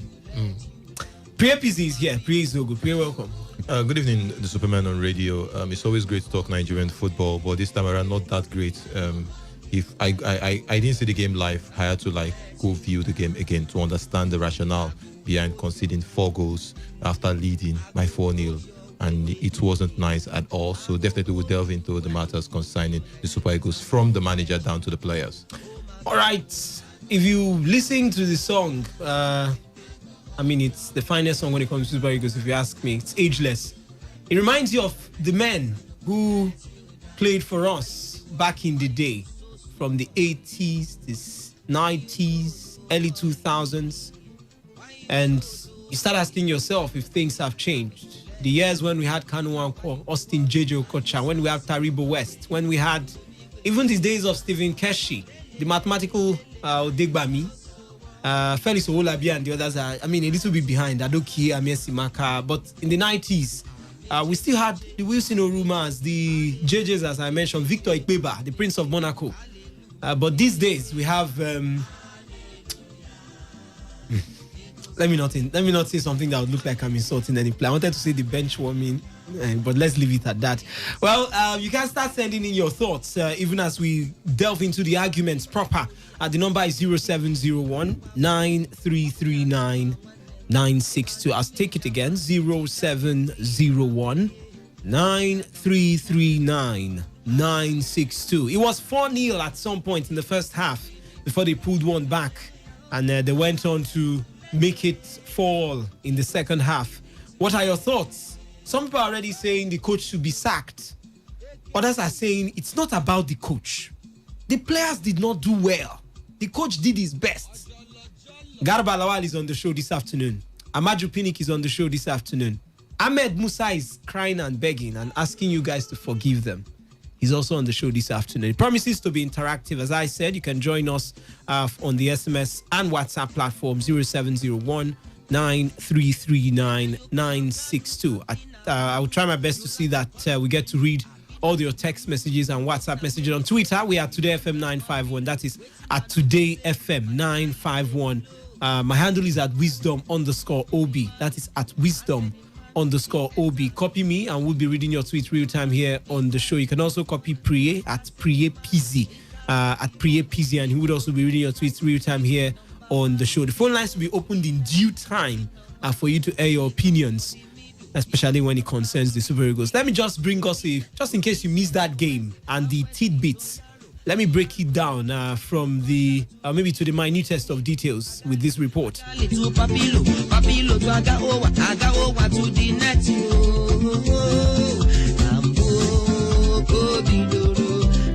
The Super Eagles suffered a catastrophic capitulation in the second half as Sierra Leone staged a scarcely believable comeback from 4 goals to grab a share of the spoils in the 2021 AFCON qualifier at the Samuel Ogbemudia Stadium in Benin on Friday.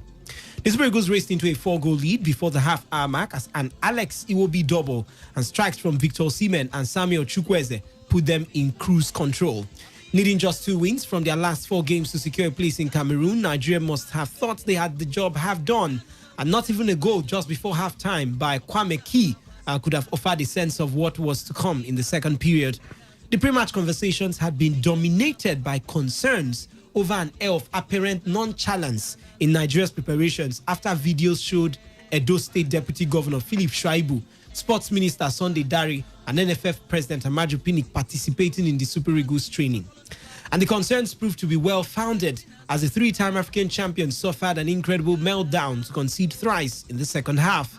A strike against the woodwork a minute after resumption was as good for Nigeria after the interval, as the team appeared to lose all shape following the 65th minute substitutions of Leon Balogun and Ahmed Musa, who gave way for Semia Giant, Kelechi Iheanacho respectively. Nigeria's woes compounded after Osimhen was stretchered off with a serious-looking injury minutes after Alhaji Kamara pulled one back for the visitors. Thereafter, all appearance of composure in the Eagles' midfield and defense disintegrated as the Leon Stars ran roughshod over the Eagles, with every attack looking likely to result in a goal. Mustafa Bundu put the away side one goal from a left line the 80th minute, and Kamara completed his brace 6 minutes later to complete an unlikely comeback for the visitors. Iheanacho went close with a free kick late on, but the damage had already been done, and the Leon Stars held on for an incredible point to leave Nigeria reeling at the end. Eagles boss Genotro will have a lot to answer for at least how he managed, or how his side managed to look worse than a boys' team in a shambolic second half showing. Maduka Okoye failed to convince in goal, and after his uncertain showing, it wouldn't surprise us to see Daniel Akpeyi restored for the return trip in 4 days' time.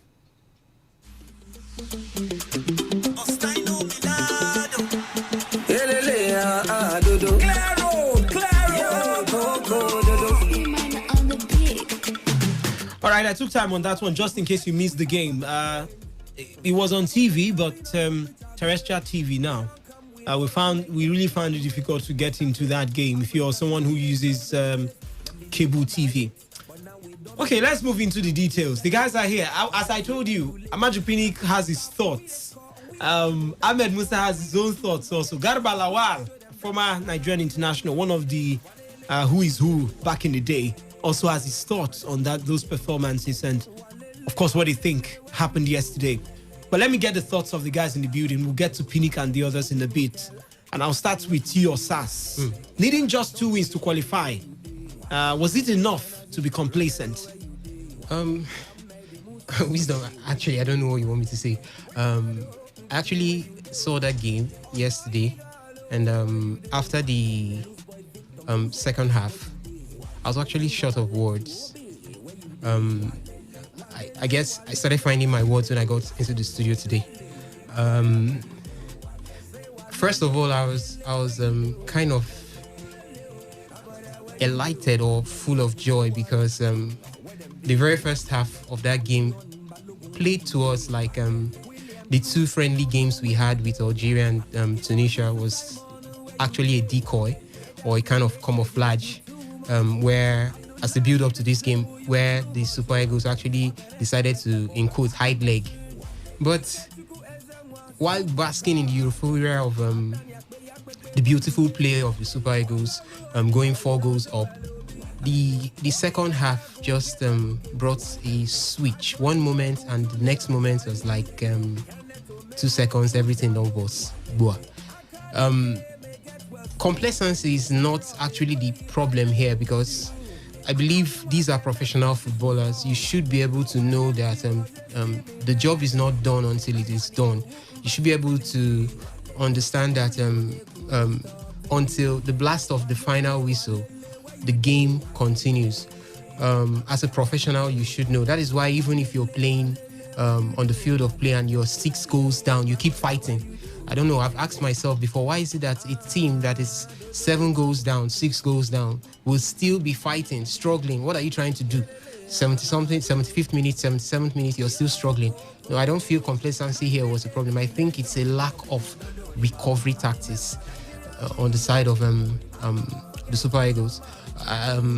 Yes, you're up against 11 men. Even if we'll look at the Lone Stars of Sierra Leone not to be up to par with the Super Eagles of Nigeria, they are actually 11 men up against 11 men. So you as a team, you should be able to expect something from your opponents. And as a team that knows what they're out there to do, the second half you saw that A lot of players were getting weak. A lot of players were losing stamina. What was happening? What really happened at the technical end of the Super Eagles camp? That I don't know. Changes should have been made. You saw that the Super Eagles were becoming, we are getting under pressure from the Sierra Leoneans. Changes should have been made to counter such. That did not happen. It only started coming in when things have started getting really, really bad. I don't just know what happened. I can't really tell what happened, but it's actually something that we'll live to always remember. 4 goals ahead, and all of a sudden, it was a draw. It's a painful one. All right. Let me just throw this question across, because I would come to the details. So let everybody just get their few minutes to talk about it. Let me come to you, High Chief. What's just your take on the game, generally, before we get to the details? Well, from yesterday's game, there are 5 things to draw from. 1, the substitution of Leon Balogun. Despite the fact that he had that knock, Semi Ajayi coming in for him was shambolic. Another take home from that game is the versatility of Oganekaro Etebo. He stood in very well in the place of Wilfred Ndidi in that holding position, not until the team capitulated. Joe Aribo, coming from the backdrop of the 2 friendly matches against Ukraine and Brazil, where he scored in both games, he couldn't really hold his own against African opponents. He capitulated against Skrillel of Benin Republic and the Lesotho national team. Yesterday again, we saw something close to that. Maduka Okoye was, I don't know what really came over him yesterday, conceding 4 goals in his home debut. Totally unacceptable. Seydou Sanusi didn't live up to expectation. What I don't understand yesterday was the rationale bringing in Oguna in the right back position, where we have Chigozie Awaziem and Tyrone Ebue. These are consistent performance in their respective clubs. So you shouldn't use a makeshift central defenders in the case of to replace good right wing backs that are upwardly mobile. And you know that once your wing backs are mobile, it helps you a lot as a team. It gives you that option, it gives you that versatility, it gives you that edge when you are attacking. But yesterday brought one thing back to the lips of Nigerians, and me in particular. I still question the tactical acumen and managerial savvy of Gernot Rohr. Coming from where he's coached, the best he could get was second silver medal in a 2013 Nations Cup with Burkina Faso. Since then, he has never won any trophy, and he has not performed above his capacity in the Super Eagles team. Like we always say here, he doesn't have a plan B. And it's quite shambolic. What happened yesterday was a high point of it. It was a national disaster, a national disgrace, and it leaves much to be desired in the minds of Nigerians. I think I'm speaking. Yes, you are. The mind of a good number of them. Pizzy, your Yes. overall just... First off, from the tactical point of view, if you look at the game critically, especially the second half of the game, I think I don't understand. I think the manager lost it all. Immediately he considered the second goal. He felt like the team was without a leader, more like an headless chicken. They were just running around, and I really can't tell what was going through the minds of the players at that particular point in time. When it was 4-2, it was more like they gave up the game, because at that particular point, when you have a manager sitting down and you discover that your team have conceded 2 goals, that means you really need to react at that point in time. The reaction from the manager was quite poor. Gernot Rohr didn't do the business at that particular point in time, pulling out some players and trying to reject the team or switch formation or do something that could actually change the tactical sphere of the game. He couldn't do that, and it affected the mentality of the players. So for me personally, I think the whole blame needs to rest on the tables of the manager, Gernot Rohr, because he could not manage the game properly, especially in the second half. I've seen game where great managers concede two quick goals. Maybe they were leading like 5-0, 2 quick goals, but you see the reaction from the manager immediately they concede those goals. That means he really wants something from that game. But I felt Gernot Rohr was slipping, and he felt the game was wrapped up. And before he knew it, we had conceded 4 goals already. So for me, totally, I would say the mindset in the Super Eagles is not kind of core Nigerian. I will say this. What do I mean by this? You need to understand the mentality of playing. I think many of the Super Eagles players should go home. They need to give them tips of the mentality of playing for the Super Eagles or wearing the green, white, green jersey. I think most of them don't understand it. What do I mean by this? Like, if you look back in time, we've seen Taribo West, the game against Denmark, he was bleeding when he had to play for the Super Eagles. If you look at that Olympic team, they were losing, but they came back and they got results from the game. Now, I think they really need to go back to our history, because it seems like some of them don't understand what it means to put on that jersey. And this is the time we really need to do some historical help to these players, give them some lessons. They really need to understand what it means to play for Super Eagles. But right now, I think most of them don't know. They feel they are just coming to just wear the green, white, green. Maybe Nigeria is the second option for some of them. They could not make it in some other nations. So let's just come into Nigeria and just play for the Super Eagles, so we could actually have national team football. That's, for me, what I see for some of these players. Because if you know what it means to play for the Super Eagles, I expected them to give their all in that game, and they did not give it for the players. So for me, definitely I'll blame the manager, because at the end of the day, the manager will always get the blame, because he selects the players, he managed the team, he knows the fitness of the players, he understands the tactics he wants to go into a match with to execute. He knows everything about what he wants, and he knows what he wants from the players. And if he did not get it, then definitely the manager needs to bear the brunt for this disgrace, because I'll call this a huge disgrace for the Super Eagles. All right, let's get into the game. Let's start with what happened before the game. Pictures and videos of Sunday Dare, Philip Shaibu, and Amaju Pinnick. They all had turns in training with the team. If you're on Twitter, please go to my Twitter handle. If you missed any of the pictures, just one. I have one there that Sunday Dare was one leading fitness training. Just go to my wisdom_OB.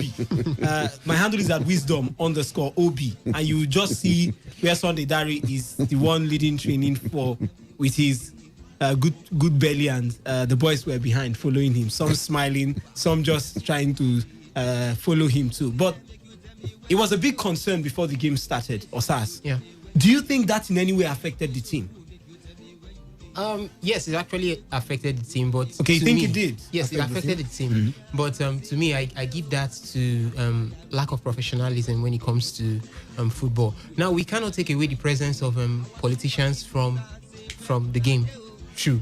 It happens every other. They sponsor the game, not just in every other. They sponsor the game here in Nigeria. We can't take it away. Now, it depends on how professional you are as a player to know that this is the boundary when it comes to that. So now, we've always had these type of things happen to the Super Eagles, sometimes 1 or 2 times, where you see politicians visit them and they go drinking, they go doing lots of stuff. Now, being professional should have told you that I need to draw the lines here. Fine, this person is here to give us moral support. Then you draw moral support from it. Do not allow it affect your performance.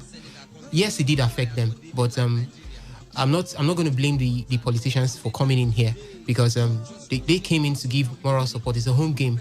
They came in to give moral support. I think it's the players are actually saddled with the duty of knowing that this is the boundary. It shouldn't go beyond this. Let me add to what this guy just said. See, in life, who you follow determines what follows you. You don't get a pot-bellied sports minister to come and lead fitness training for a national team. Who does that? It doesn't happen anywhere. I'm sure it was just for some time. Give them pep talk. Go your way. Let the professionals, those saddled with the responsibility of leading the team in physical fitness, come and do that. Somebody like Philip Shuaibu shouldn't be there training with the team. For what basis? It's not adding anything to the team. What they just came there to do, they reduced the whole thing to mere academic exercise and pure rhetorics, and it's not good. Who does that in the Senate claim? Nobody does that. In Europe and America, you don't see politicians come to train with the team when they have crucial matches. What happened yesterday was just the high point and the height of national disgrace. Like Priya said, they should go back, watch the tape of Eagles in the 80s, 90s, and 2000. These are people who are ready to die for Nigeria. Presently, we have in the Eagles import players to play. Unlike in the past, where we groom players locally, send them abroad, they become the hallmark of the team, the mainstay of the team. when they come back to play, they know where they are coming from. But this time around, we have players who have lost their playing right in where they started in their youth teams, only for them now to use the Super Eagles more like a rehab camp or a place for second option, which is not supposed to be so. All right. Superman. You have something to say, please? I have something to say. First off, I think I will blame the manager when it comes to the team management, when it comes to the training section and all. Why will you let politicians come into your training section? It's not done anywhere. Come on. Who does that in senior clients? It doesn't make any sense. I think the manager should hold his ground. And this is no, because at the end of the day, those same people will fire you. Because all what they are doing is what political stunts. They just want to show the general public that they always show support for the Super Eagles. So at the end of the day, you will be the one that will still pay the ultimate price. Why don't you tell them to leave when it's necessary? If you want these players to come train with you privately, yes, you can invite them maybe after the game and they come do the whole picture stuff. At the end of the day, and they go back to their various clubs. Not on a serious game like qualifiers for African Cup of Nations. It has never even happened before, like coming out publicly, where we see ministers and deputy governors playing football with our Super Eagles. Come on, it doesn't make any sense. I feel the manager should bear the blame for this. He should simply tell them, please, sir, sorry, this is how I do my thing. You don't expect Jose possibly managing the Manchester United side, and you expect even the former manager like Alex Ferguson will just walk into the training section and train with them just because he's a darling of the club. Come on, it doesn't work that way. And this is the manager. I control the dressing room. I control my team, because if I lose, end of the day, the blame will come to me. And right now, everybody is blaming the manager, not the sports minister, not the NFF president. These people, most of them are elected or appointed by some persons up there. At the end of the day, you'll be fired for what possibly you would have controlled, because he did not control it when it comes to discipline angle, because he wasn't that disciplined. Because at the end of the day, we are not expected to see such images online. It doesn't make any sense. It doesn't tell good of our football. Yeah, what I was actually saying was, fine, yes, we cannot remove these politicians from you. We can. We have not seen this happen before. No, it hasn't happened before. What I was actually saying was, fine, they will come there to offer you moral support, but the professional part of you is supposed to let them know that at this now, if it had gone this way at a particular time, the coach tells these politicians that I think it's time for us to get serious. You've done your bit with us, so let's have a closed door session just with the players.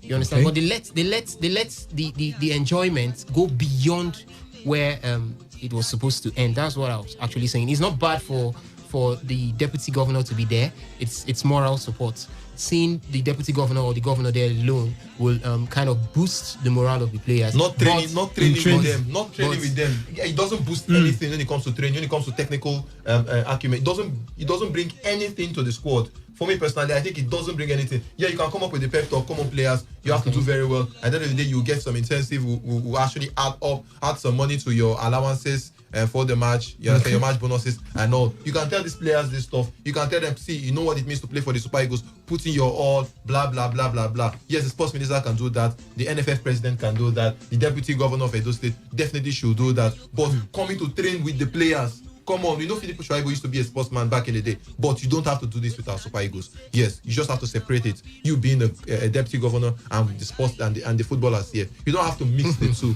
Even though you're spending 20 minutes with them, it should just be for just conversation. But when it comes to pure training, when it comes to real football, we don't want to see you close to them. It should be the management team, the technical staff, and the players. But that if the match had ended 4-1. You would have said I saw that image. I commented when I saw the picture. The pictures came out before the game. Okay. And I commented. I said, "Well, what is happening? Come on, is it that everything will be political this time around? Because everybody's going towards the lines of the youths. Everybody wants to talk about. They want to tap in from the whole youth. Shower support for yes, and it's about tapping from the youth these days, because it's like the center of a discussion in Nigeria right now. It's about the development of the youth. So everybody wants to tap in. Everyone to feel among. Everyone wants to join the youth in any of the endeavor. We know how the Super Eagles, some of these players, were very very vocal during the NSAS protest. They were coming out, crying, complaining, and all. So everybody wants to tap into the whole youth setup. And they've been doing this in the past, but they just want to prove to us that, come on, many of us have young heart. We are young in heart. We can actually mingle with the new generation. That's the whole idea. We can run for 120 minutes. Yeah, we can run for 120. We are young men. Come on, we are young guys, and we love the youth. That's what they're trying to paint. And I think it is not the avenue, and it's not necessary. All right. If you wanted to add something before we move on to... No, because that singular act of adding the deputy governor to the training session can easily disrupt the synergy of the team. It can disrupt the flow of this and the team build up, because you're bringing in a total foreign or a total stranger into the team setup. So there will be that disruption. So going forward, I don't think it's necessary bringing in people who are not in the team to train with the team. They reduce the whole thing to a jamboree. All right. Well, we would now go on to listen to Amadou Pinnick. Don't worry, we'll get to the phone lines. As I said, send in your text messages. I will try my best to give enough time to the text messages and the phone calls. But for now, let's go on and listen to Amadou Pinnick and what he has to say. He was talking to the players. I just got the sound. He was talking to the players just after the game in their dressing room. He was talking to the players, every one of them who were disappointed. This is what Pinnick had to say to them. And the out of so many Nigerians. The truth is, I can't be leading 4-0 to Sierra Leone and concede 4 goals for no reason. There's no reason. Since I became the president of NFL, this is the worst loss I've seen in my life.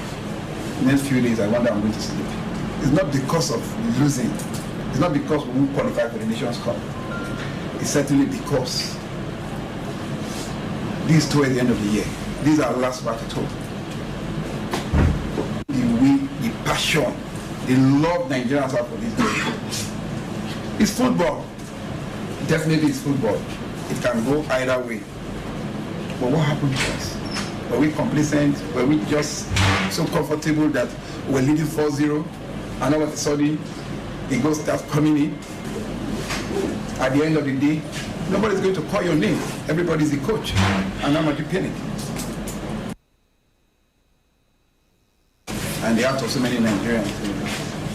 The truth is, I can't be leading 4-0 to Sierra Leone and concede 4 goals for no reason.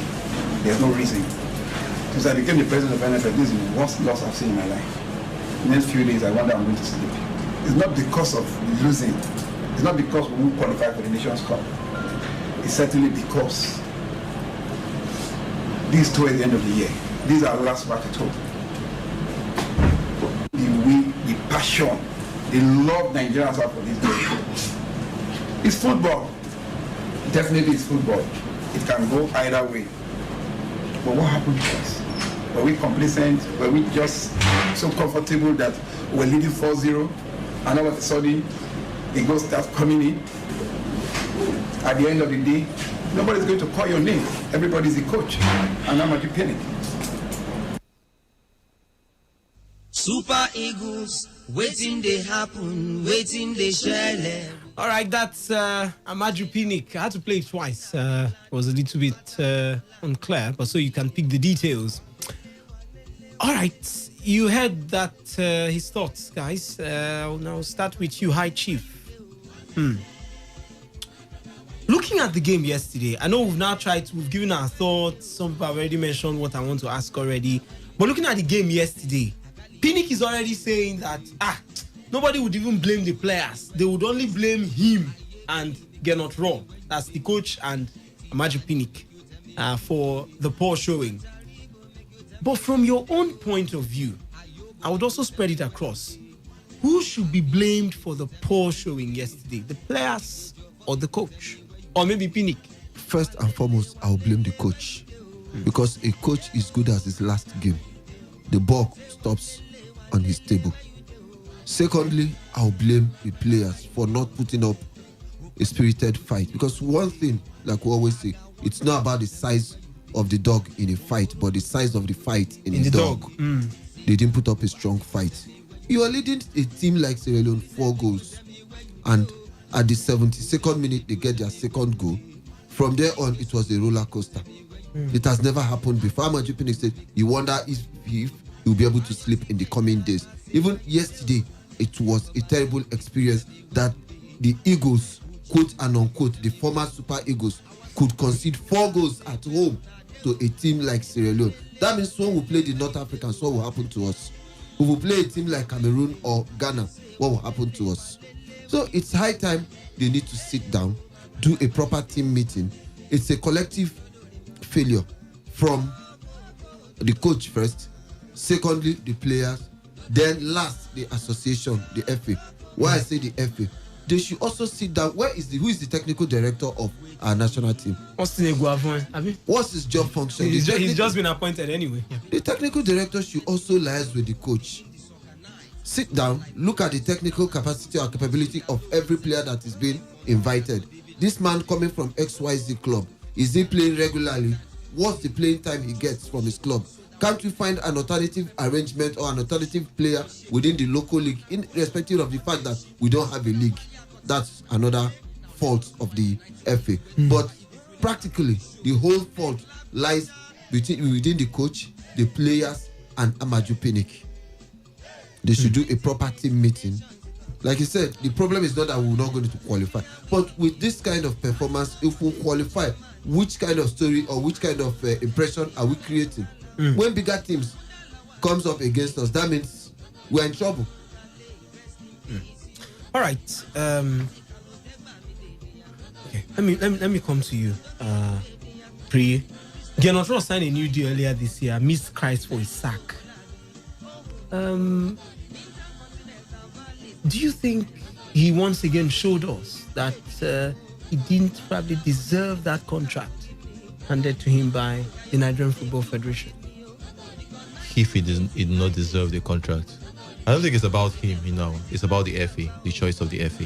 And they will actually look at his CV, look at his track record, look at his performance the first time they gave him contract for the Super League, before they actually hand him over a new contract and a new deal. It's not about the man. Every manager wants a job. You understand? So it's not about him. It's about the FA picking him and they decide to choose him. Now let's go forward. If he's good technically, my own opinion, I think Genotro is a mixture of both.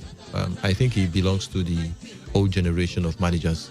The way they think, he has not moved on with the style of play and the way he approaches game. He has not moved on. And football, let me tell you the truth, football has moved on. If you see the way some young managers are actually pushing the game right there in Europe, you understand that new ideas have been fused into football right now. If you look at the likes of Frank Lampard, you look at the likes of Pep Guardiola, they improve every day. They try to recreate the game. So I think Genotro is still stuck with the philosophy of the 2010 backward. And I think football have moved beyond that. For me personally, I think we need managers with the young blood. Not because when you say we need manager now, they will just pick one of our ex-players that just left football. No, not that. I mean a proper technical manager, a proper professional that can actually manage the team. Maybe from Europe, maybe from our local team, maybe from anywhere, but a manager that understands what it means to play football in 2020, 2021. That's the kind of manager I think the Super Eagles deserve right now. Because if you look the way football is being played now, you understand the dynamics of football, you understand the way, because I will not, I actually, it's a no-brainer that you take up a centre-back right now in football. Centre-back is one of the most important and vital position in football these days, because centre-back actually wins you league, wins you cup competitions, wins you everything. The combination in your centre-back pairing actually tells a lot about the team. We saw what happened to Liverpool prior before the signing of, prior before, what's his name again? And the man that's injured right now. Trent.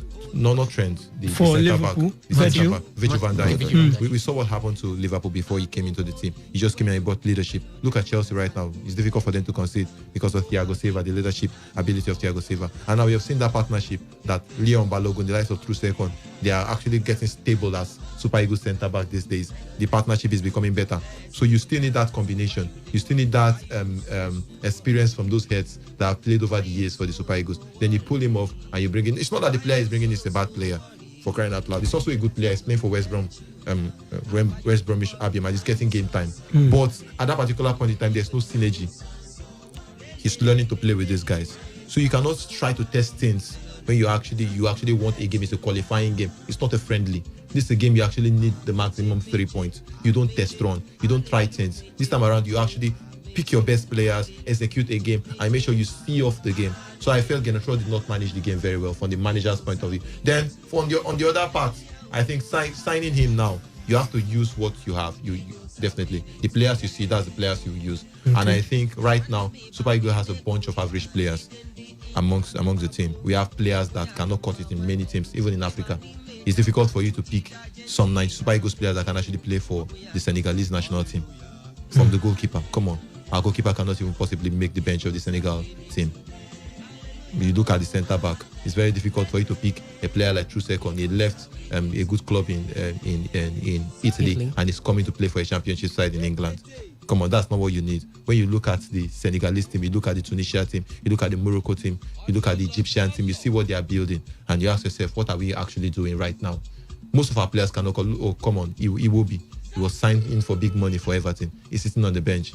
You are not even sure if he will sit on the bench. Some games, he will not even make the match day squad. That's how bad he will be, and the Yana show is the inconsistency of these players. But these are our biggest players. That means the manager will definitely do with what he has. And now the league is not helping him. That's the fault of the NFF and the LMC when the league is not that functional. So the league is also an issue. So the manager will definitely use what he has. So for me, it's no fault of the manager that he's having this average player at this particular point in time to use and execute games. So I think it's a big issue right now because the FA giving him a new contract when we know that he is not that good enough. He's not the modern manager. He's not the new age manager. That's the fault of them. There's no fault of his that they gave him a contract. Come on, he needs a job, for crying out loud. All of us, we all need jobs to make money. So the man definitely will want a job. If they tell me today to manage your Super Eagles, come on, I'll gladly pick the job. You get the point? Because let me try if I could be successful. So the man is just doing it because possibly this is the possible and one of the biggest jobs he can get in Africa. Okay, I thought you said it's one of the biggest job of his career. He can get it is the biggest. He can the biggest of his career. In Africa. One of the biggest in Africa. In Africa. You understand? So that's for me. That's for me. I think it's not about you giving him a new contract because if you give any manager a new contract, even though you pick a manager from the league and you give him a contract to manage the Super Eagles, he will not reject it because it's a lucrative job. It's a job that will earn you good money. All right, let's open the phone lines and we'll continue with this particular analysis and breakdown. We'll come to the apologies now from, or the apology from Ahmed Musa. 0817 0000 951 0810 9510 951. We'll start with the text message portal. Osas. Okay, we have this one coming in here. He said, the only condition for me to forgive the Super Eagles is to reverse my ongoing ticket for me. He didn't drop his name. Your number ends with 149. Okay. Then we also have another one here that says, good day, guys. I believe what the Super Eagles did yesterday was a way of showing their solidarity to the NSAS protest. Come on. The message was well received. NSAS, end bad government, hashtag, all that. But should the Super Eagles repeat this shambolic, shameful display in the return leg, we go change them for them to end bad Super Eagles. I'm Destiny from Port Harcourt. We also have this other one here that says, good evening to you all. I'm Ebere Njonye from Port Harcourt. The Super Eagles just played the game as if they have qualified for the AFCON already. They played without seriousness. We have this one here from Horsford, and he says, good day, guys. I see through myself and understand how Nigeria's football have gone worse. I can only boast of 4 players I know in the Super Eagles team who will save Nigerian football. The question there from KM Horsford. Then we have this other one here that says Nigeria is a lab for the coach. He didn't have first 11. He is Fred from Ilimbu. He also had a previous message that said, good day, studio friends. I'm very happy because that game gave me 6K as a draw. When Obina was talking about the coach, people were saying he didn't like the coach. The coach is not tactically good. He's always playing players out of position. His name again is Fred from Ilimbu. Then we have this one here that says Nigeria's coach is not good enough for the Super Eagles job. I noticed that during the 2018 World Cup, the match between Nigeria and Argentina, 80 minutes in the game, Nigeria was comfortable with the draw. The Argentine coach made a quick move by introducing Aguero to strengthen their attack, but Nigerian coach was busy watching the match without bringing in a defender to strengthen the Nigerian defense until Argentina scored. The coach is not tactical. That's Uba from Eneka. Then we have this one here that says the politicians came to make names. Players were after the money they would get. I'm sad, crying. He didn't drop his name, but his number ends with 381. Then we have this one here that says every team in the... Okay, that's not for us. It says, I believe we should give it to Sierra Leone. They are contenders too. Poor result for Nigeria, an aftermath of the policies on sports. However, it's just football, Mr. Samuel Ijoma. Then lastly here we have this one that says, my brothers, adding the deputy governor and others in their training didn't distract anybody. If distracted, how come they scored 4 goals? You can't give what you don't have. Now our level, minors are becoming more serious. From Sonny Akpabu. He also put this one down here by saying, hi Chief, which pattern does coach use? Sonny from Sonny. All right, you can check the WhatsApp portal later, but let's get to the phone lines. Today Sports Live. Good evening. Hello, good evening. Good evening. I'm calling from Ramadan. Welcome, let's hear you. My brother, it is quite unfortunate that what we saw yesterday. Honestly speaking, yes, everybody is blaming the coach. In a game of football, coach, if I need to say, players have 60%, coach have 40%. Coach will talk. It is the duty of the players to execute. When you have a player that, even if you talk from now to tomorrow, he cannot execute what you are saying, that's a very big problem. In the life of our players, from A to Z, none of them is in average in a game of football. I keep saying it. Before Nigeria will wake up and go to the extreme stand that we are thinking of, it means that we are supposed to get a good players that will help us to go to that extent. Not this Iwobi, Chukwueze, what is his name? Iheanacho. I keep saying it. If you can remember our last 2 friendly games, people were saying it's a friendly game, it doesn't matter, and that is how it starts. Other clubs, other teams, they are winning the friendly matches. Just to tell you how serious they are. The last 2 friendly, Iheanacho played penalty like somebody that is pregnant. Watch Lionel Messi, watch somebody like Sweet Ronaldo. Upon their height, they give their best. So, once we are blaming the coach, personally, myself, even I have seen a team that have a problem with their coach. They give the coach maybe red card or wherever. He's not in the team. But those players, they still make it, they still play well. The problem we are having, yes, coach, but the problem we are having in Nigerian team is all right, the players. They are not serious. All right, Chigozim, thank you so much for your contributions. Today's Sports Live, good evening.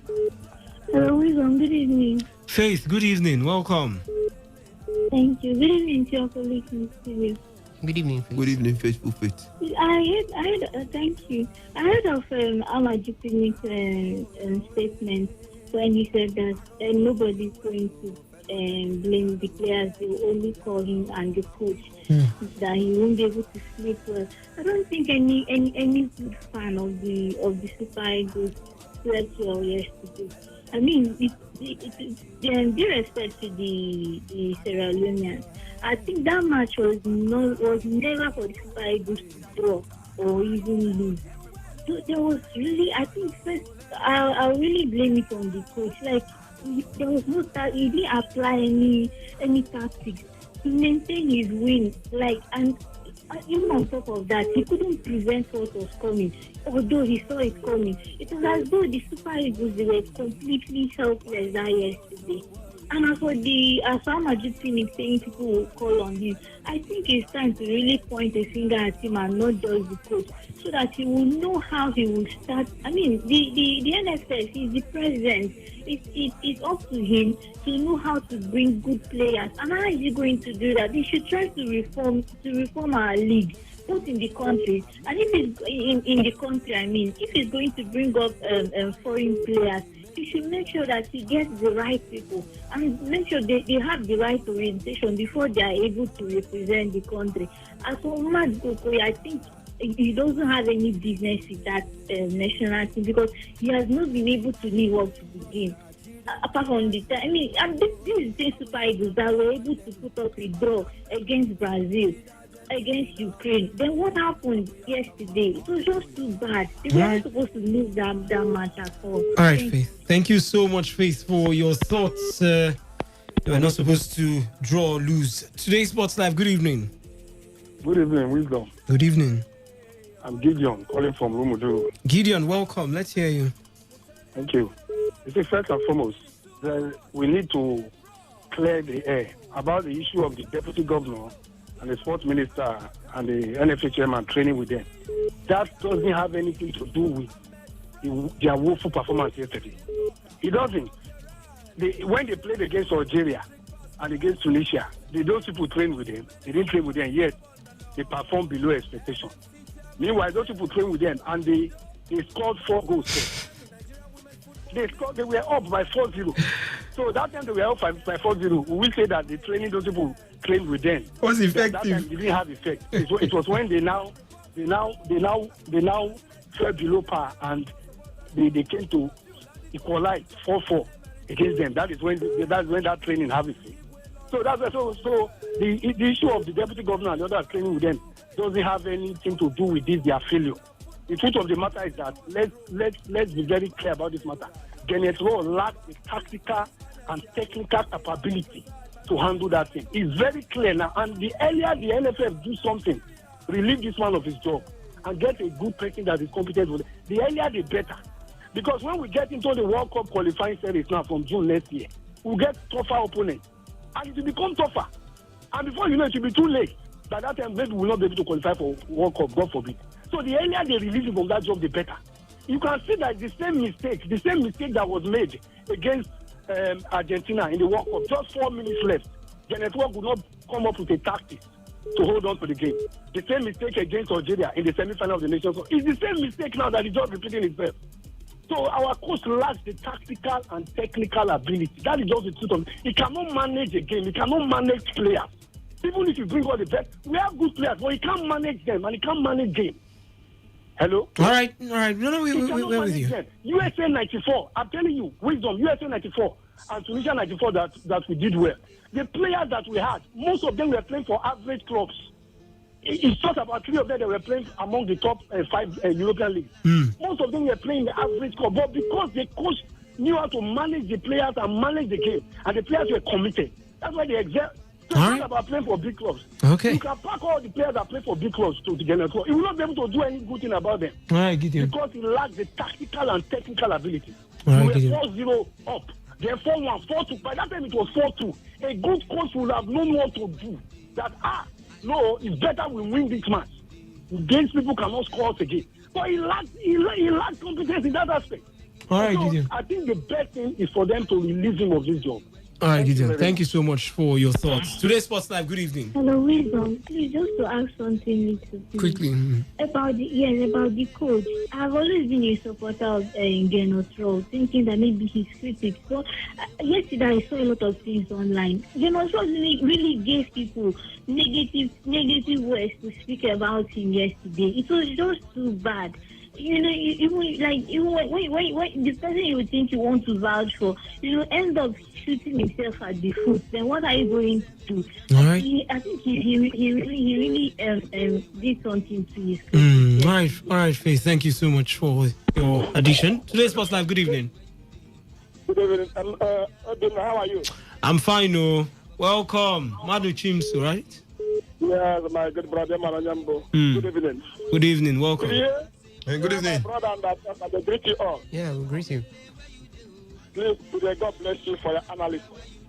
Obinna, can you tell me what brings sports minister and the deputy governor and commissioner for police? What are they doing there? No commissioner for police. So. I don't know. What are they? I don't know whether that is the Christian.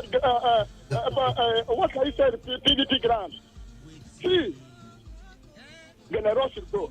Even Enyimba can never employ general. Even Abia Warriors can destroy. Sierra Leone is not a team. Look at us. Let General go. Let him go. He's not a coach. All right. Thank you so much, Manu Chim. Today's Sports Live. Good evening. Good evening. My name is Tunji. Welcome to the show. All right. Thank you. Is it yesterday match? It was all fault of the coach. I was following your station yesterday when they were playing that game, and one of your analysts said that removal of your defender and bringing of general will cause us problems. And when he said that one, they scored the third goal. Before you know it, they scored the fourth goal. So the problem is from the coach. The coach doesn't know you are winning, and you are removing defender. Instead of it to be defending, you are removing defender, bringing the wrong combination. I think the NFF should look further, like one of the colleague just said. We have not started World Cup qualification, so that we will not make any problem. The coach is bad. The coach is bad. The third time, the coach is bad. Thank you. Thank you so much for your thoughts. Today's Sports Live. Good evening. Okay, we lost that one. Let's get to the WhatsApp also. Okay, from WhatsApp here, we have this one that says, Wisdom and High Chief, please, you guys should reason with me that these current weak Eagles are not playing with passion these days, but playing for the money. And they are not taking the national team football serious as the normal club that pay them heavily. And on the second thought, is Gennett Raw afraid to shout to these guys? Is Ochukwu from Igrita. We have another one here that says we import players because we don't have developed players. He didn't drop his name, but his number ends with 403. Then this one here says, hello sports crew. For the Super Eagles, I must say that I'm not surprised. Always known that our coach will take us nowhere. Check his background. What's his profile in football? The Super Eagles should thank their stars that the fans were not allowed to watch that match, and they produced this kind of disgraceful result. Then for Hiram, I trust Edo people. I'm totally disappointed in the entire team, including Gennett Raw. Emmanuel from NCA. To the phone lines. Good evening. Today's Sports Live. Oh, good evening. My name is John. I'm calling from Buri. John, welcome. Let's hear you. If you remember, the governor of Ebon State, he said that in the World Cup, because he was there, he said that his coach, he told the Kanuwako to go and tell this coach. Look at Argentina. Look at the pressure Argentina is piling on us. He should do something about it. You know, that came out. He said was a witness that. So if you look at the general, tactically, this man is poor. How many years now? This man don't have team. Look how many years it took Algeria to build that team, but yet we don't have a team. General cannot give us team. So this man needs to be fired. And then I'm keeping it under his leadership. It is an issue. They destroy Nigeria football. Finally, we don't have league. We don't have a team. Now, you and our will go and scouting for player in abroad instead to develop our local footballer. We are not saying these boys, they are not playing. These are they falling away. We are betting them to come and play for us. Why would they play with their strength, with their blood? But when it move our home, they will be playing. With their blood. So our economy is right off, and they are to be started. Thank you. All right, John, thank you so much for your thoughts. Nigerians not really pleased or happy at all. The phone line still open. 0817 0000951. 0810951095. Alternatively, you can use our text message portal 07019339962. Today's Sports Live. Good evening. Hello. Good evening, Mr. Wizo. Good evening. Nasiru, welcome to the show. You are in on air these days. Welcome. Yeah, I give you two there. Greet you. This football, I don't know why. What I say today, I believe to before they go here to the start. You get the money. We'll come to that, sir. It's too odd. If you just told the road the police Nigerian Super Eagles, say 100 years we're not going anything. If you want to whole Europe, at least no coach where odd like General now. And if you come to Africa, anything where they use this kind of coach, you can't win anything. The experience and the tactical and this coaching, he not get again or he's confused. So the just 95 is coach. That's why yesterday you make me notice yesterday. Why? Sorry. So make the side this coach. Make the side this coach now. Instant. No, I don't want to hear anything. All right, that's serious. Thank you so much for Coach. Today's Sports Live. Good evening. Yeah, Chief Francisco is my name. Welcome. Players scored 4 goals the first half. The coach was just watching. And they want to blame the players for what? We don't have coach. The man is supposed to be sacked. There is nothing that the players put up their best. Even the distance that came to training this, they came there to motivate them. They had a mind of winning the team, winning the match. But because we don't have a good coach, nobody should blame the players. The earlier you sack the man, the better for you people. I don't want to contribute anything more than this. It's the coach. You people should find another topic. Forget all about it. The players didn't do anything. If I were in that team, I would not play the second match until they sack the coach. They should say that they did. How can you change a winning team? I mean, Musa, you know, a good player is very important in the field. In those days when we were playing with Adobe Mexican and JJ coach or one person must try to mark them in order to mark them off in the field. That is why they wounded this boy, Osimhen. How can you change a winning team? Somebody who is ready, you don't want to bring a player that is very fresh in order to defend their goals. You sit down watching. All right. People should text to the Amadi or the whoever you call Pinnick and the others. Try the coach. Okay. That's the coach. That is the. All right. Thank you so much for your thoughts. But I don't think substitutions had anything to do with Osimhen getting injured, except you mean that he would have been taken out. You on one side you said you don't change a winning team, and on the other side you said okay they should have taken out Blanche. But we've gotten your point. The coach is the problem, according to you. Today's First Live. Good evening. Yes, good evening, Shadrach Amadi. Shadrach Amadi, welcome. Let's hear you. Yes, really, it's annoying. It's really annoying. Nobody's happy. So I am saying that we should move on. We just forget about what has happened. Just happened. So we speak about the next game because I know that the Canada will be playing. The players will be playing. But that's what we can do. The game cannot be replayed. So the mistake has been done. So what we have to move on. I speak for all Nigerians. Talk about Nigerians. They forget about what happened yesterday. Then let us move on and pick up the next game.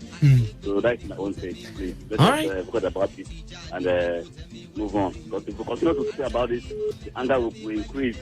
So let us move on. That's my own take. Thank you very much. Thank you so much, Shadrach Amadi, for your thoughts. Today's Sports Live. Hello? Good evening. Good evening. My name is Chukwu Ebuka from Rumibo. Ebuka, welcome. Let's hear you. Let me tell you, if the NFF don't have money to sell General, they should open a GoFundMe account. Let's see what we can do. General should go. That is where we are. He should go. I mean, I'm not just joining the bandwagon. If you know this voice and you can recognize this name, I've always been saying General is not the man for Super Eagles. I mean, a man who finished third. I mean, General finished third in the last AFCON. What more can you ask of him? There's nothing more he can do other than finishing third. And the way this thing is going, I'm not saying we'll not qualify. We will qualify.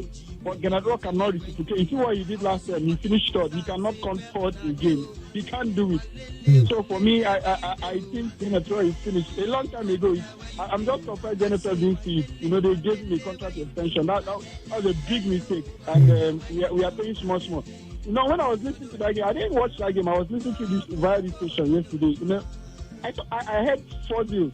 I said, Nigeria don't catch 4-4. Only to come back and see 4-4. It's astonishing. Syria alone. I mean, how low can we get? It's just mad. I think in a rush is just. I think he's a white man. I think in their own client, where they say it's a senior client. When people get bad results like this, on their own, they resign. Can you just throw that line and just resign for us, please? Well, he has stayed in Africa for a very long time. We have taught him African style. Today Sports Live, good evening. Good evening. Okay. Let's get back to our text message portal and WhatsApp. All right. This one from WhatsApp says it's actually a twist. It says you guys have failed to look at the possibility of match fixing in this Nigeria versus Sierra Leone game. With all due respect to the Sierra Leone team, there are no match for the Nigerian team. This match needs to be seriously investigated. TM from Oyibo. Then on the SMS portal, we have this one here that says the game yesterday was not a surprise because things are not good or well in the land because of bad structure. John from Rumudara. Then we have this one here that says, good evening, sir. Please, I want to know the position of the Super Eagles and if they will still qualify from the group from Mr. Victor. They are still leading the group. It's not a problem. They just need... they got a draw yesterday. They need a win in the next game. Okay. This one here says, Superman, good afternoon to you and your guys in the studio. My name is OC from Stadium Road. Please, no amount of explanation or excuses will be enough to save the coach if it were in other crimes. Climes, I'm sure. Okay, countries. Yeah. Substitutions are meant to make teams better and not to kill the rhythm of the team. As for me, my family Monsieur Raw should please go. Thanks. Okay, that's that. All right, we would be moving on, and still the same issue, but we are going into the details. I told you we'll break it down today. We are not touching any other thing than the Super Eagles. Bring your updates. We also have injuries, problems or issues concerning the fitness of players, as Victor Seaman. We'll bring you updates concerning that, his injury. Let's move on now and talk about still Gennaro.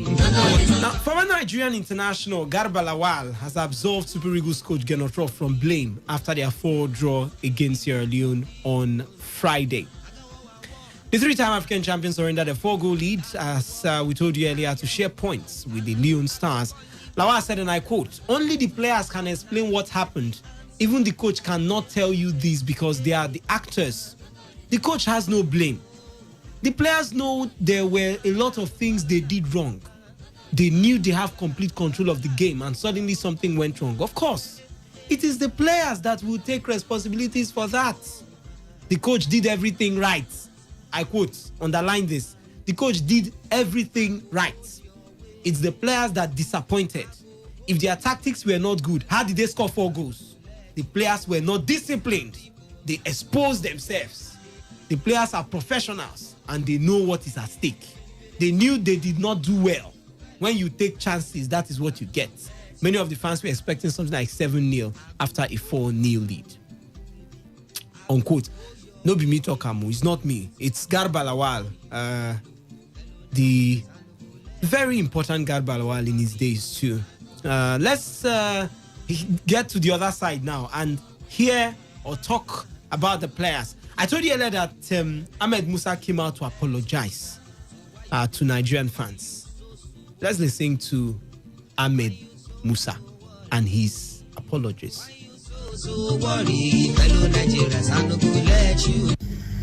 Dear Nigerians,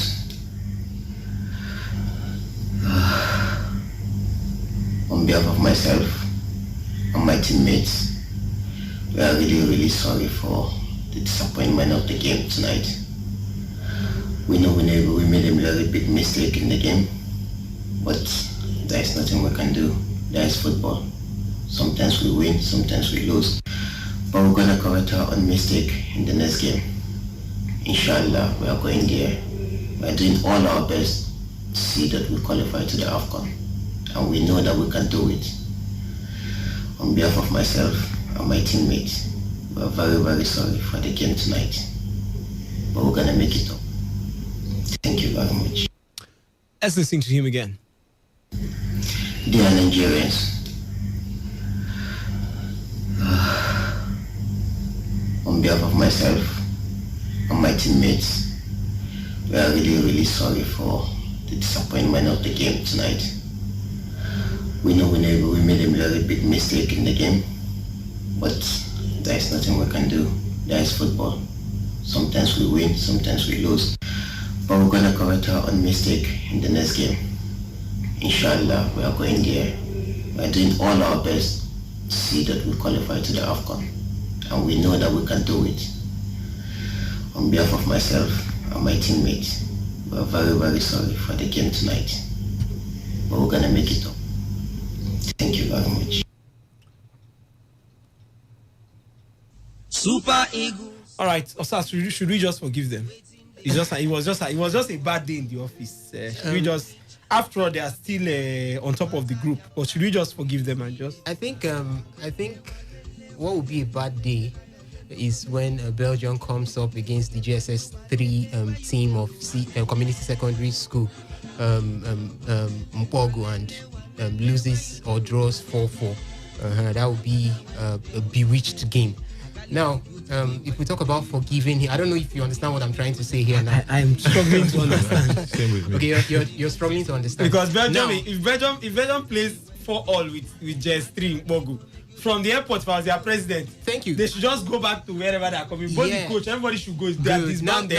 Now you're understanding me. So that's like saying that apology, we may not be accepting it. The only reason why we accept the apology, I was online yesterday and I saw something. If they can go over there to Freetown and give us the 4 goals they scored in the first half, we need the 4 goals. If only they can do that, then fine. Apologies accepted. It's I know he's doing the right thing. He's doing the most formal thing that they could ever do. But I think the best apology we can get from the Super Eagles now, including the coach of the Super Eagles, is to not just beat the Sierra Leonean side in Freetown, but beat them silly. We did it in the first half of the game yesterday. I expect them to do it again over there. In Freetown. Yes, in Freetown, if they can actually put themselves together. I don't want to sound like I wanted to lend a voice to the other one we left talking about. I think I blame the coach totally for this one. He has the large chunk of it, because I don't want to sound like a coach from here, but coming into the second half and seeing that the Sierra Leoneans were attacking seriously from the wings, he should have fortified, bringing in a Tyrone Ubehi in place of the injured or the Leon Balogun that picked up a knock, and having Akpoguma move to centre back would have given Ubehi and Chukwueze, who is right in front of him, a lot of options to at least feed Paul Onachu, and that would have at least kept us 4 goals ahead or 3 goals ahead, 4-1 or maybe 4-2, and we end up winning that match. So that's why I actually blame him. The only time we can accept this apology is if they go to Freetown and make us smile. Hi, Chief. Should we just move on and forgive them? Let's just maybe switch our attentions to and just forgive them. It's one of those days, maybe. You think, like he said, until they take vengeance, we shouldn't consider or even think about forgiving them. Even if they take vengeance against Sierra Leone and Freetown, it's totally unacceptable for a minor from Africa. That's why to I said get Belgium 4 goals against an Eagles team right in front of our home team. I mean, our supporters, or right in our own home turf. In our home turf. It's totally unacceptable, and it calls for a big axe to fall on whoever that is responsible for such misdemeanor. Why I'm saying so is that there are certain things that are totally unacceptable in workplace if we must take true professionalism into cognizance. Playing Sierra Leone 4-4 at home It's not enough. Even if we go there and defeat them, it won't pay for the mistakes. But I promise you one thing in Freetown on Tuesday. Having gotten 4 goals against Super Eagles in Benin, they won't defend. They will not defend. They will definitely come at us. And when they come at us like that, we know the psyche of the players we have now. They are not players who are willing to die when they wear that green, white, green jersey. We've seen players of Super Eagles in past who are ready to die. We had an encounter, I think that should be in 95, when we went to Kasarani to beat Kenya after we drew goalless in Lagos, and everybody thought that it was all over. But they put themselves together, went to Kasarani and beat them blue-black and came out with a 3-0. And in fact, after that performance, the people in Kenya, quote and unquote, they said when they saw Okocha's performance, they said the gods have come down to them in the likeness of men in football. So except we have that kind of players now who are ready to die for the Super Eagles play.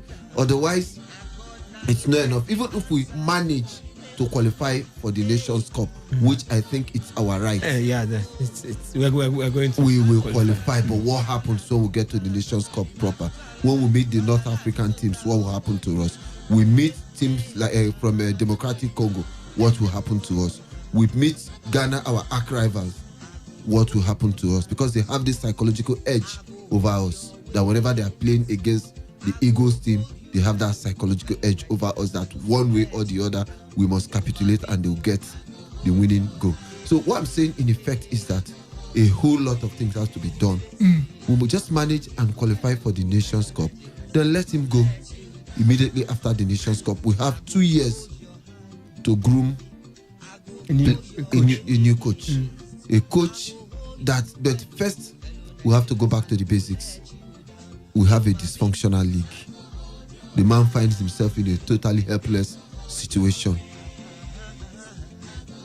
Because given the fact that most of our players that are playing in obscure league, even the ones that are playing in good leagues, what is their playing time?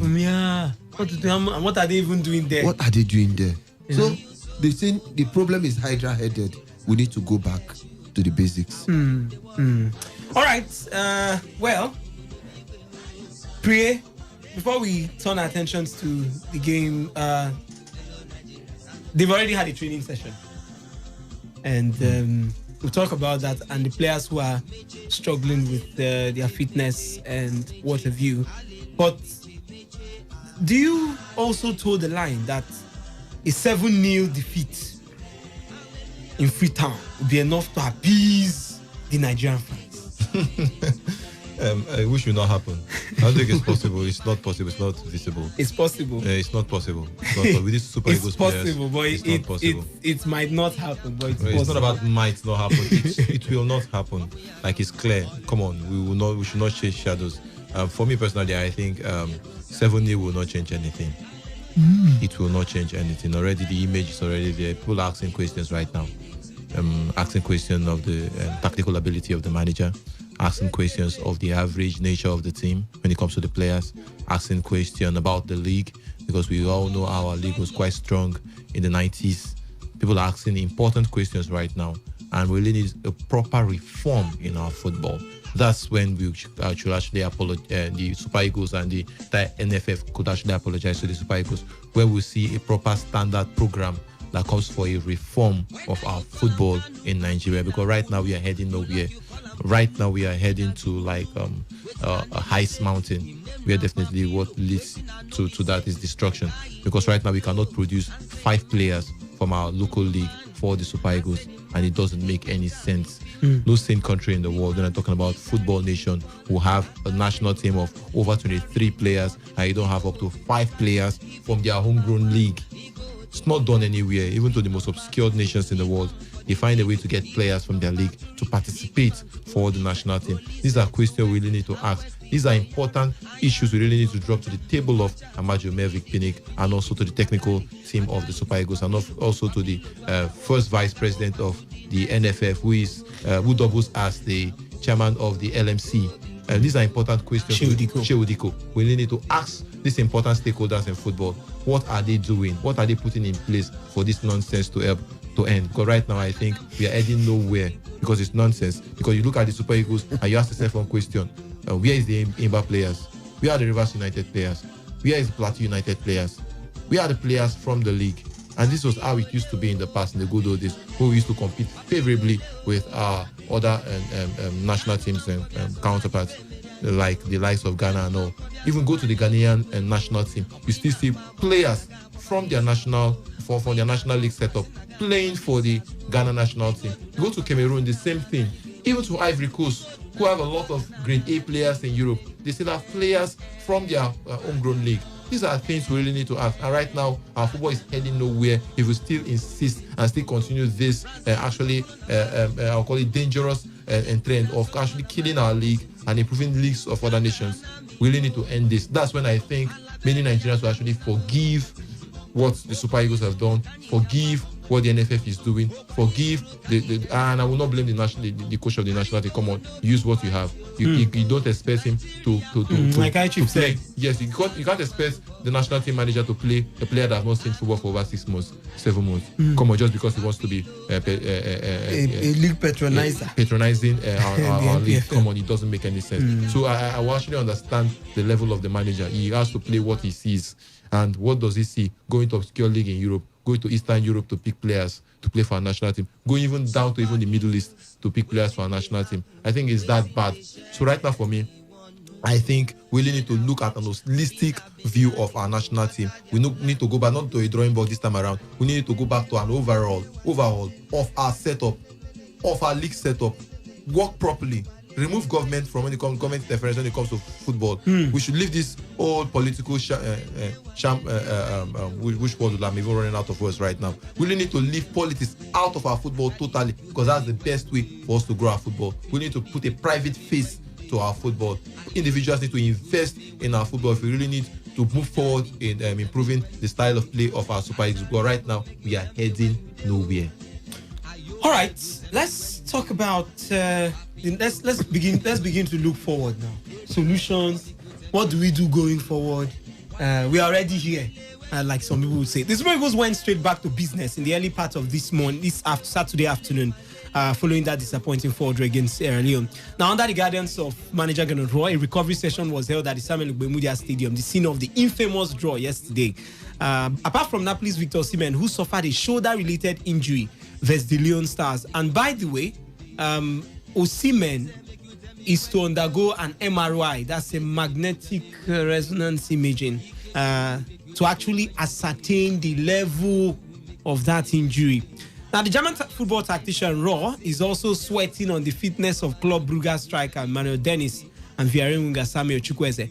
Dennis sprained his ankle in the last training session before the match day. 3 Africa Cup of Nations qualifying fixture, and in reality, he wasn't available for selection to face the Leon Stars on Friday, though he was included in match day squad. The 22-year-old had an ice pack wrapped around his ankle during today's recovery session. He jogged around the pitch before retiring. As for Chukwueze, he barely managed to walk around the pitch because of the effects of the groin injury he suffered in the second half against Sierra Leone. The 2015 Under-17 World Cup winner was replaced by CSK Moscow's Chidera Ejuke in the 78th minute, and it has now come to light that it was an injury-enforced substitution. Superman, when it comes to the early training of the players and going back to the drawing board and the training, I thought maybe the deputy governor and the NFF president should actually join them for the recovery, because it's about fitness right now, right? We need to help the fitness of the players. Come on, we are joking. Wisdom. I would have also wanted to add something to it, because we are looking at the way forward right now. We've been talking about the coach of the Super Eagles and also the players. I think what we should be looking at here now is, for now, to salvage qualifications. Then definitely, I think we need to do more tactically. If we are not going to change the coach of the Super Eagles being Gernot Rohr, maybe because he has become an in-house family member or something, then we must be able to either attach to him technically sound personnel, or have him, we could do it, have him go on courses Then I think we should also look at these players we have. We've actually mentioned it here that they don't share the mindset with the players we had earlier for the Super Eagles.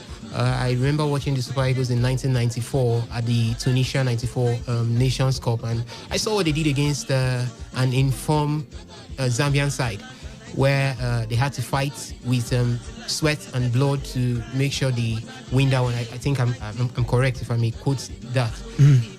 These players need to imbibe in themselves the mindset of eagles, the mindset of an eagle when you wear the green and white jerseys, when you don the green and white jerseys of the Super Eagles. We're looking at them that they don't play in top leagues.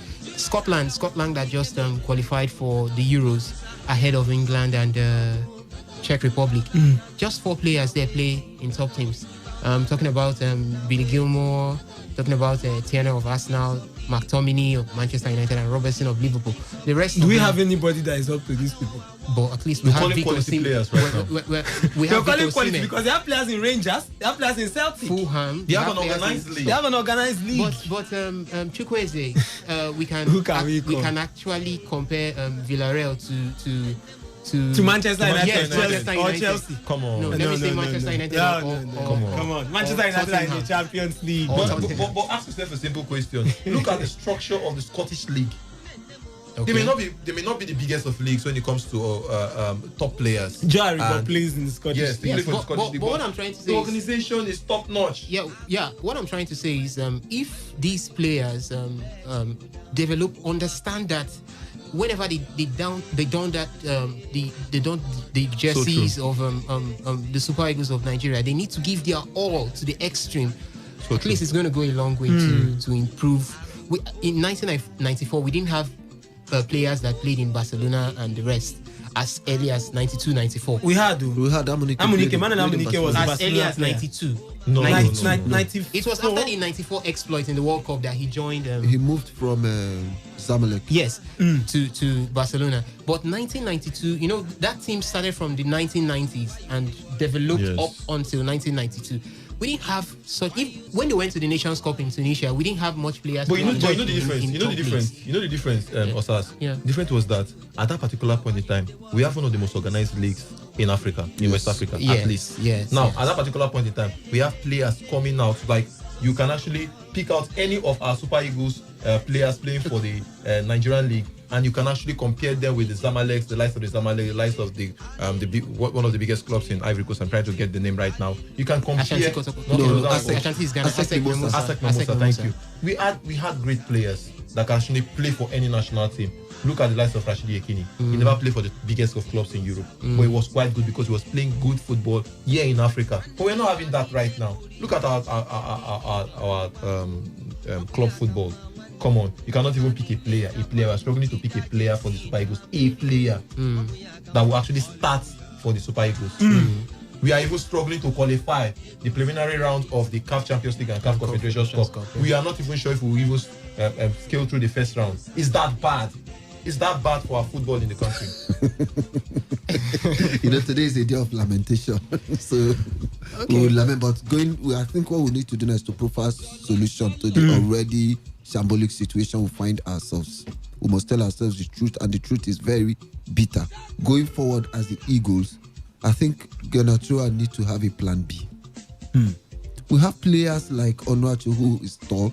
We have an Emmanuel Dennis, who is also very prolific. Exactly. Why not make the best out of these guys? Back to the wing play, where we have wingers from the left and right pulling out these crosses. If you watch our match against Egypt in Asaba, the only goal he got was from a cross, and he was very technical. He was very classy about the way he scored the goal. So Genatua should think of having a plan B, especially when we have a player like Onuachu, who have an Emmanuel Dennis. These are prolific and proven goal scorers in their own right where they belong to. So we should work out another plan that will accommodate these players, so that when his first plan is not going well, he needs to switch over immediately. Initially, the hallmark of the Eagles used to be from the wing play, where we mesmerize and we dazzle opponents in Africa. We score like 4, 5, 6 goals, I remember the dangling Yakini when we have Finidi George supply from the right, we have an Amunike from the left. The one fighting is going very well. So we need to go back to the basics. The Eagles will have a playing culture, will have a style. So what the coach needs to do is to add that European flair, not undermining the hallmark or the flair what the Eagles is known for. It's not totally bad. Something can still be salvaged through these qualifiers, but by the time we get to the Nations Cup, we might just let him see the team through the Nations Cup. But World Cup is big business. We had a Stephen Keshi, a local coach that took the team to the second round in the World Cup. So if Genatura cannot take us to the second round in the last one, it's a total failure. The only thing he has succeeded in doing for us is to import players whom the system rejected in Europe. People who played for the youth teams in European countries and they couldn't make the senior national team. They are now coming back to Nigeria to play for us. I also pity him because of the situation he finds himself. We don't have a league. We have a dysfunctional league. And when we have a dysfunctional league, they say when the foundation is faulty, what can the righteous do? All right. Chidubem is here. I would because he was here yesterday. A caller was talking about the man who said, "Why did you introduce a defender?" And within few minutes of him saying it, the goal started pouring. Well, that was Chidubem.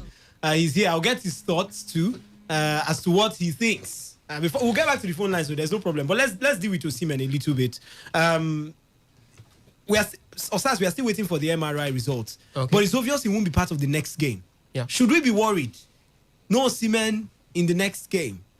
We're already having doubts when it comes to Samuel Chukwueze. Bonaventure is not. He's one of those men, but I'm not sure he's an integral part of this first 11 now. But should we be worried for Victor Osimhen? We should be worried for the national team of Nigeria, the Super Eagles. We should be worried for Victor Osimhen because how will he get back fully into action for his club? But for the Super Eagles, we should not be worried how he should be getting fit for his club. It's for our Super Eagles. Speaking about what's the problem? If he's playing for Rangers, you understand, or he's playing for Rivers United, then he's injured like this and he's very serious. Hold on. I said we should be most worried for the Super Eagles. Yeah. If I'm being worried for Victor Osimhen, is how he can get back into fitness and continue his business in Napoli. Now for the Super Eagles, coming to the Super Eagles, now Victor Osimhen is not here. If you look carefully, the previous friendly games we've been having, Genoro has not built, according to what High Chief said, plan B. There is no plan B. Now, what we're going to see in days to come in Freetown is throwing Paul Onachu into the striking role and leave him there in a world of his own. Now, you've not built this man. You've not built a plan around this man. You've not built wingers to feed him to the best of his abilities, which is his height, using his height as an advantage. You've not done this. Now, what do we expect? Victor Osimhen is not going to be playing, most likely, because from what I saw yesterday, the injury seems serious. Even if it's not serious, he's not going to risk it. I believe he must have been receiving calls all the way from Italy or the team itself or the management of the team has been receiving calls about the young man. Now, if he's not going to play, there is a Cyril Dessa there who we are not sure about his fitness. It's definitely going to be Paul Onachu. Now, how do we see Paul Onachu faring without a plan? Now, there's no plan. It's just going to be like the Super Eagles versus Algeria, the Desert Foxes of Algeria, where he's going to be left in a world of his own. Now, what do we expect? I feel even more, the way I feel more for the Super Eagles than Victor Osimhen. That was why I started with that statement saying I think we should feel more for the Super Eagles of Nigeria than even feel for Victor Osimhen. What I just feel for Victor Osimhen is how can he get back into action in his club side. But for Gernot Rohr and his men, I don't know what to expect because it's going to be Onachu, but we've not actually had a plan for Onachu. He's going to come in just like yesterday again and start strolling around. Right. That's it. Well, there's a certain Kelechi Iheanacho, and he's the man that's been scoring goals for Nigeria. Scored in the game against Tunisia, and he's been doing quite well for Leicester City, albeit not in the Premier League. He's been doing quite well in the Europa League and the Cup game. So I think he's going to be a good option for the Super Eagles. He used to be the man leading the lines at some point before even the Victor Osimhen came into the picture, and of course Johnny Halu. So I think he's a man that can also man that position as the forward player for Nigeria. I don't think he's going to do so badly. Yes, people are beginning to complain about his size and of course his stomach. I don't know what he's been drinking really, but I think he should be at the option this time, not Paul Onacho. For me, I think if we are actually going to use Paul Onacho, that means our flank football should be at its best when it comes to bringing in those long balls into the box. And I think that's what we have not been doing for a very long time. Even if you want the likes of Iheanacho and other players to flourish, you still need the ability of the flank players, the right back, the left back, the 7 and the 11, to be bringing those balls, feeding the players, the point man, and so he can actually create chance, can actually convert chances. They need to create more for the man. And I think we have not been doing that. Most times the likes of Iwobi, Samuel Chukwueze, they want to cut in and take shots. It happens. We always observe it, and sometimes it's not fruitful. They end up choking those players. At the end of the day, the ball will not get to the forward man. And I think that has been the problem for the Super Eagles. That's why we have not been getting goals over time, because these flank players, they are just that ambitious to want to get goals. At the end of the day, you're starving the number 9 of opportunities of converting chances. And I think that's a big problem. Even though you bring in Iheanacho, you bring in even the Victor Osimhen, it's very difficult for the striker to flourish. Even at that point of form, even at the biggest form, he could not convert chances if he doesn't get the chances. And that's a problem. So I think the likes of Chukwueze, Iwobi right now, I think Iwobi needs to play a very important role for the Super Eagles going forward. He needs to be creating more than trying to score, because if he creates, the forward man will definitely score. All right, so we go for a short commercial break. Once we return, I'll get just 1 or 2 more thoughts from the guys, especially Chidubem, who I said I'll hear from. Then we'll go to the phone lines and the text message portal to hear from you. Then I'll come back also after the calls to get closing remarks from the guys in the building. Their final thoughts on Genotro, the Super Eagles, Shaibu Philip, who trained with them, Minister of Youth and Sports, and the others. But for now, let's just pay some bills.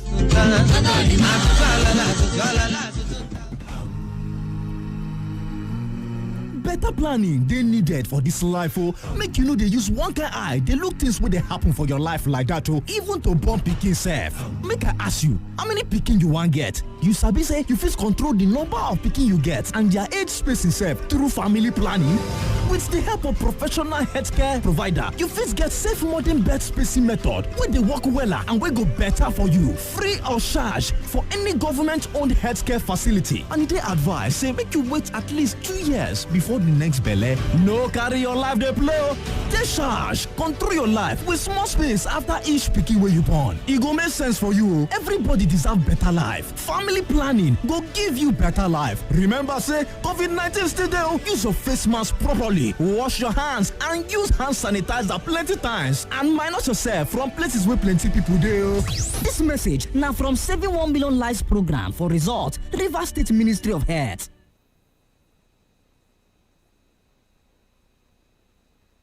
Eagles, waiting they happen, waiting they share, we want no. Shana Winch, I've been landing, no matter their plan, no, we go still they fly.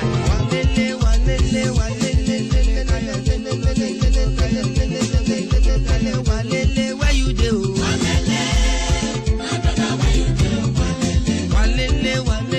you do? All right, the arguments continue. I'm sure it's also the same thing in your house and maybe among your friends right there. It continues here in the building. What should they do now? We know we have 200 million coaches in this country. We have very smart ones, really. And sometimes you're just so proud of this country, even though we know we have not produced a Champions League winning coach or a World Cup winning coach in the past. But we've produced a Nations Cup winning coach. I think that's as big as it gets here in Africa. Let's, get the thoughts of Chidubem. I said I will get to hear from him, then we'll get to the phone lines. Chidubem, we are going to be facing Sierra Leone in the next few days. You saw the game yesterday. You saw what happened, how it happened. What can we do going forward? What are the things you think Genotro, the players, NFF, me and you, we need to do? Do we need to pray? We didn't pray well yesterday. We need to pray more. we need more spiritual this thing like Philip Shaiba and the others promised us before the game. I think all we need to do is just play the way we played in the first half of that game yesterday. Everything was working for Nigeria, for the Super Eagles in that first half. But Gennett Rowe he made a mess of himself as a coach. If I were to be Gennett Rowe, I would have resigned after that game because it's a massive blow in your career. You know, you don't make that kind of a decision underrating your opponent at the stroke of halftime. It doesn't make any sense. I don't know why he chose to do that. When he took out Leon Balogun, I was astounded. I thought it was for injury. After the game, I made inquiries. I called a few friends that were at the stadium there, and they confirmed that Leon Balogun looked just okay, and there has been no report so far that Leon Balogun is injured. So I wonder why on earth Gennett Rowe decided to take out Leon Balogun at the stroke of halftime when he was our best performing defender on the afternoon. So it didn't make any sense, and he was the centre back. You don't cut out a centre back pairing. The understanding between that pair at the stroke of halftime, if at all he was going to make any change, you should have left it maybe up until the 70th, 80th minute, because you don't disrupt that unity. It alters whatever the team is going to do in defense. And we saw it when Shami Ajayi came in. The understanding wasn't there with Trustekong. The first main cross that came into the 18-yard box resulted to a goal. So I think it's basic 1+1 knowledge from the coach. It's a basic error from the coach. He shouldn't be doing that at this level. It's the AFCON qualifier, for crying out loud. We're not playing a friendly game when you can tinker and do all the roundabouts in the game. But going to that second game in Sierra Leone, I think one thing this game has given them is the confidence. I've been on social media following their fans, and all of them are all waxing lyrical and saying, oh, the Super Eagles, they are going to deal with them silly when they get over there in Freetown. But come on, this is a side we should be beating comfortably. We shouldn't be thinking about Sierra Leone giving us a headache on any grounds whatsoever. But I think when we go away from home, it doesn't matter if Victor Osimhen is not playing. Come on, even if 5 players are out of the Super Eagles, we are supposed to be beating Sierra Leone. That's the fact about it. It's not about no minus in football and all that. We saw this Sierra Leone side yesterday. It's not a fantastic side. It's a side that should have been taken to the slaughter. Yes, they came out in the second half, played better, but there was a clear drop in quality, drop in, everything, the determination to win that game. It felt like it was already a job done at 45 minutes. And when your coach is thinking that way, it rubs off on the players. Because if the players were giving their all in the first half, I would have, maybe, who knows, in the second half, he would tell them, oh, you still have club football to play. Calm down. Lessen down on the throttle. Don't go out too much and ease it a bit. Just let's see out the victory. It doesn't make any sense. Going away from home, the boys have to play, give their all, get the results. I'm glad some of the players are already apologizing. Ahmed Musa has come out with an apology that feels like a governor giving an apology after the NSAS protest. But it's okay. They should go there and do the walking on the pitch. It's not about talking. Get the job done. We've talked about everything, the possible replacement and all that, Onacho and who else. But I think it's quite a short time to start, making those changes. If you want to start crossing, it doesn't happen overnight. You can't make Chukwueze to start crossing the ball overnight. It's something that will take time. So for now, let's stick with what we have, our strengths, which will be playing the way we have been used to playing. But I think we can rip that team apart. If we could do it in the first 45 minutes in that game at the Sam Ogbemedia Stadium yesterday, I see no reason why we can't go over to Freetown and get all 3 points. And not just getting the 3 points now, because Nigerians are mad at the Super Eagles. They need to get a resounding victory. 3-0, 4-0. That's what the Super Eagles, the fans are expecting. If it doesn't happen that way, if they go over there and struggle, even a 2-1 victory, I'm sure the fans will still not be satisfied with Gennett Rowe. A lot of persons are not satisfied with him, by the way, even before that game. So he needs to do a whole lot more. But wisdom, if I were the NFF, Gennett Rowe will not be on that job. That's me saying now, because that's a blight on the Super Eagles. Because other countries are watching and saying, how can you fall this badly against Sierra Leone? It's something that is dampening and it's damning. But I don't know, the NFF president has called for a meeting. They do these things a lot, committees and all that. We set up committee investigate the draw. Basically what they're doing is just damage control. Exactly. The deed has been done. They've already extended the contract. All right. That was the first mistake. Let's get to the message portal to hear from them. We have this one here that says, good evening, Sportscan. The match between the so-called Super Eagles of Nigeria and Sierra Leone at the Godswill Igbomudia Stadium in Benin, Edo State, is the third prison break in that state in less than 2 months.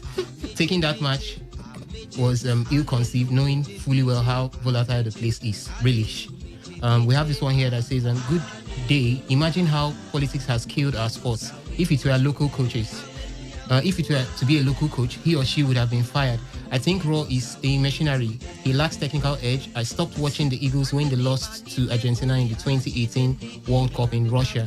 For the first time, we need a draw to eliminate them and advance. Raw must go. That's Braid. We have this one here that says, greetings to you guys. In my opinion, Raw is not good enough and he cannot take us anywhere. See ordinary Sierra Leone, Mbaga, Eto from Elios. Then we have this other one here that says, good evening, Wisdom and the entire sports guys. My name is Jude from Alakaya.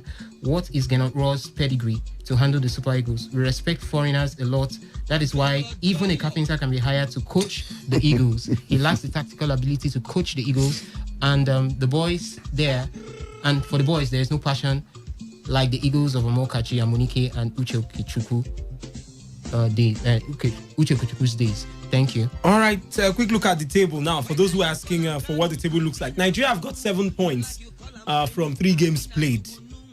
We are followed by Benin Republic, who have got 6 points from 3 games. Sierra Leone are with 2 points from 3 games. Lesotho are in 4th with a point from 3 games played. If we beat Sierra Leone in the next game, we would have 10 points. And we're expecting an apple to draw. Please, we should not get to that stage. We're on top, so I think we just have to beat. But if we don't beat them, as easy as it looks, it might drag us back a little bit. But we need to get a win in the next game. Let's get to the phone line: 0817-0000951, 0810-9510951. For the text message portal, 0701-9339-962. We've talked about the current situation in terms of injuries and what have you. What do we do going forward? We have to still play them again next week. Today's Sports Life. Good evening. Good evening, Good evening. I'm Chile's I'm calling from the I called back. Go ahead. Yeah, I have been hearing all this class in there. The truth of the matter, I keep saying it. Everybody is talking about during 1994. If you check those guys from our number 1 to our top striker there, if you calculate it now, you will see that they are not up to some of those our guys. Somebody like Jojo Kocha, David George, or Daniel Omokachi, or Taribo West, or Victor Eba, all those guys. What I'm trying to say is in a team, when you have maybe boys that are playing locally, playing 90 minutes in a game, and you see our boys playing abroad, most of them playing 30 minutes, most of them playing 15 minutes, most of them playing 25 minutes. If you watch all the matches that you have been losing, we lose in the second half. They will play 90 minutes in Nigeria here, they will gas out. That strength is not there. That is the truth. They need to keep themselves up. There are things that we don't understand. Yes, coach made a mistake, but our players did they are the one that they are the flop in the game. All right. They flop all the game. That's why I'm saying this. Assuming all the 22, 23 players that are invited are capable to play, if they are good, that lapses will not be there. All right. We've got your thoughts. Thank you so much. Let's hear from another caller. Today's Sports Live. Good evening. Hello, Wisdom. Faith, welcome back. Thank you. You asked a question. If getting 7 goals, like 7-0, will it be enough for you? If it's going to be enough to pacify Nigerians, I don't think it's going to be. I don't think any team will be able to pacify Nigerians because of no matter what, these people have been able to make this thing history out of the draw they got yesterday. It's just like Anthony Joshua being beaten by Andy Ruiz Jr. No matter the fact that he finally won the second bout, it didn't stop the fact that he lost. And this match, I think, is going to leave us more vulnerable to other groups. To the other countries in our groups now. That's the people we are still going to play. And even other countries like even when we go into the AFCON, because they are going to watch that match and look at our weak points and they are going to capitulate on it. Thank you so much, Faith, for your thoughts. Today's Sports Live, good evening. Good evening, Wisdom. Good evening. It's me, Gideon from Rumuduru. Gideon, let's hear you. Go on. Yeah. One of the guests in the studio mentioned something which I want to quickly highlight. He said we can still wait for after the next AFCON before the NFL is sacked. Now that would be a big risk. It will be counterproductive because the next AFCON is. Did anybody exactly say that? What I heard was let him qualify us, then next year. I think so. Hello? We can hear you. It is holding in 2022, January, February. I think what the person said was let us qualify first. After we qualify, then you let him go. After we qualify, one of the World Cup qualifier that is holding in June, June next year, with tougher opponents. If we do this struggling and wobbling and fumbling, how are we going to go through that World Cup qualifier? Especially the final stage of the qualifier. It will tougher opponents. So it's better to start him now than wait till that time that it will now, a lot of things will have spoiled. And don't forget that the AFCON, after the AFCON, we have the World Cup in November 2022. Just 9 months after the AFCON. How will you now bring a new coach just 9 months before a major tournament like the World Cup? The same mistake we made in 2002 and 2010. So if they want to sack him, it's better they do it now. Okay, sorry, Gideon, but Gideon, we got your thoughts. He says, instead of waiting to sack him after we either qualify for the Nations Cup or even after the Nations Cup, sack him now, so that whoever is coming in will have enough time to work with the team before the Nations Cup and even the qualifiers. Today's Sports Live. Yeah, this is Inzaghi. I'm calling from Choba. Is Inzaghi from Choba? Yeah. Okay, I thought it's from Italy. Go ahead, Inzaghi. No. This is Inzaghi. Go ahead. In fact, Coach Benetron made no sense of himself. Honestly, because the type of substitution he made leaves so much to be desired. And I want to state it here practically that egos will be defeated. Because the spirit of those Sierra Leoneans is already high. So they will capitalize on our own low spirit to give us a shock. Okay. But yes, that is what is going to happen. And if they want to forestall such a thing, it's better they sack Coach Ganatro and get a sound technical advisor. Thank you. Thank you so much for your thoughts, Inzaghi. Also calling for the head of Ganatro. Today's Sports Live, good evening. Yeah, Obina, how are you doing? I'm fine, Sela West. How are you? I'm doing great. Remember what I told Rebecca before this match? You were in studio that day. Yes, I was. Yes, Rebecca said I'm a prophet of doom. I said no.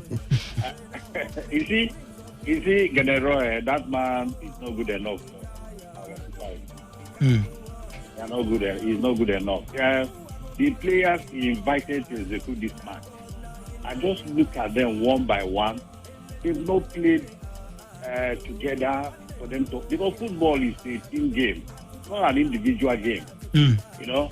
So if you think Liberia will just come here and just watch you score, see what they did now. In second half, they play with determination, and they were able to get 4 goals back. And, that first half we just tried to manage to get that 4 goals. Then in second half, the people scored the game. The coach, he's a good coach. He read the Super Eagles, knew that he can equalize this game, and they play with determination, play together. So if someone said they're going to start Ganaroy today, I will be number one supporter for him to go today. They should not even allow him to go to Liberia. This Sierra Leone. He should just go today, and let our local coach. Yeah, Amunike is not doing anything. Amunike can coach this fight very well. I'm telling you, very well. Okay. Because he's a man that understood how Egu rolls. He has been a player. He was part of that glorious 94 set. So I don't know why we are spending money hiring these white colored people and who cannot give. All right, Selewes. Waiting for Mecca to come back. The Archbishop of Methodist Church of Nigeria, Sunday Agwu, has encouraged Nigerian judiciary to avoid bribery and corruption in the discharge of their responsibility. Archbishop Agwu gave the advice at the opening of the 2020-2021 legal year and dedication service held at St. Paul Anglican Church in Port Harcourt. The clergy reminded members of the judicial system, especially the judges and magistrates, of their core mandate of ensuring justice at all times, which he said would restore hope and confidence in the people. To protect the poor and the voiceless in our land, this celebration should be a period of stock-taking. As a judiciary, you should do self-evaluation to see how faithful, how committed you have been to fulfill the calling of God upon you, or whether you have been there. Nowadays, that materialism is the order of the day. Are there not some of us who are busy chasing gratification and throwing the truth to the wind? But I am sure that no matter how much the person may try, the truth cannot be concealed. That is abuse, gross abuse of office. And that is one of our problems as a nation. We should not do anything to pervert justice or show partiality. We should desist from taking bribes. Where bribe blinds the eyes of the wise and twists the world.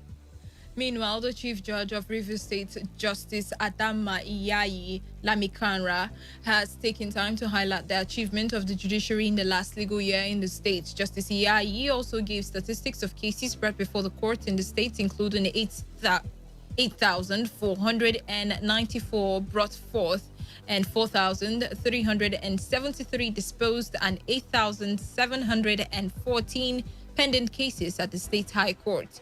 The Chief Judge, who spoke at the special court session to mark the beginning of the 2020-2021 legal year, equally revealed that 1,219 cases were dispensed while 96 were pending at the customary Court of Appeal. At the Magistrate Court, she disclosed that the 19,345 were brought forth, 7,408 were dispensed, while 2,866 cases were brought forth, 312 dispensed, and 3,076 pending at the customary court.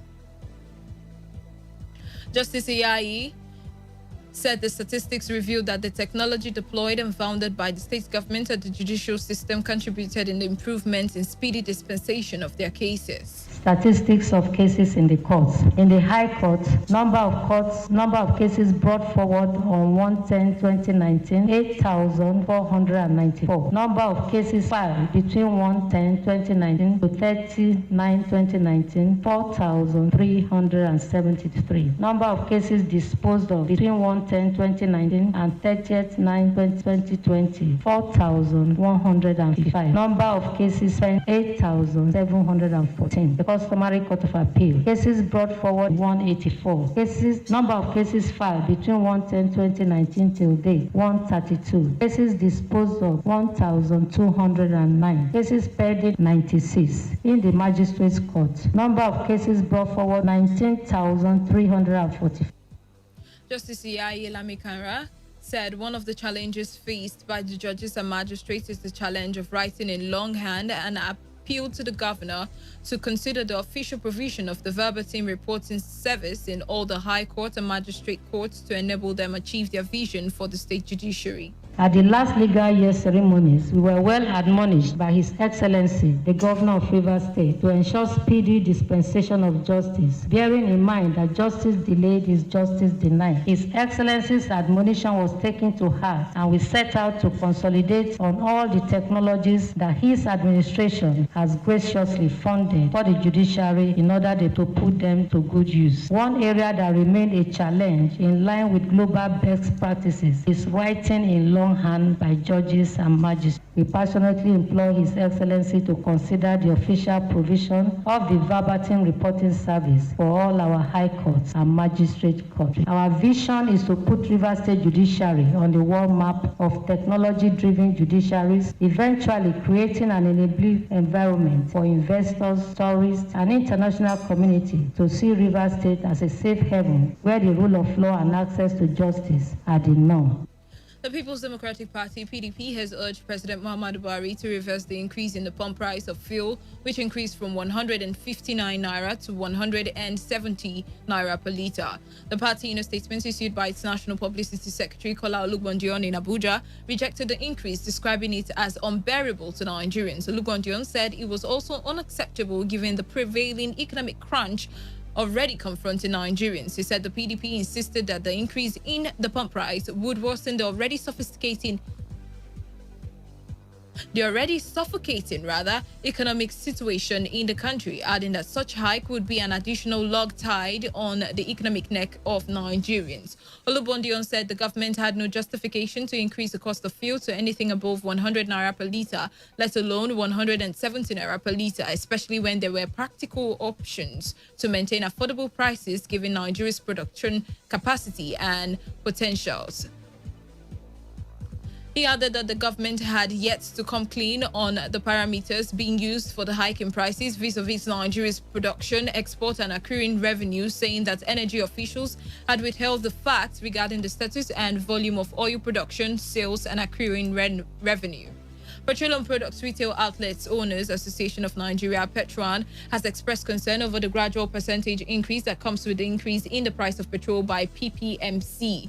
The Rivers State Chairman of Petron, Francis Tinkwa, in an interview with our correspondent Funayo Bemindukwe, said marketers have remained in the proposed margin by PPMC despite increase in price. Tinkwa said the funds used to procure a truck of petrol is twice the volume of fund used for the procurement for a truck in the past, using the same 12 naira margin proposed by the PPMC, saying that remaining in the proposed margin puts the marketers at a loss. Tinkwa, however, said Petron members who still have old stock are not in a haste to increase the price of petrol, just as he pleaded with the customers to bear with the petroleum marketers.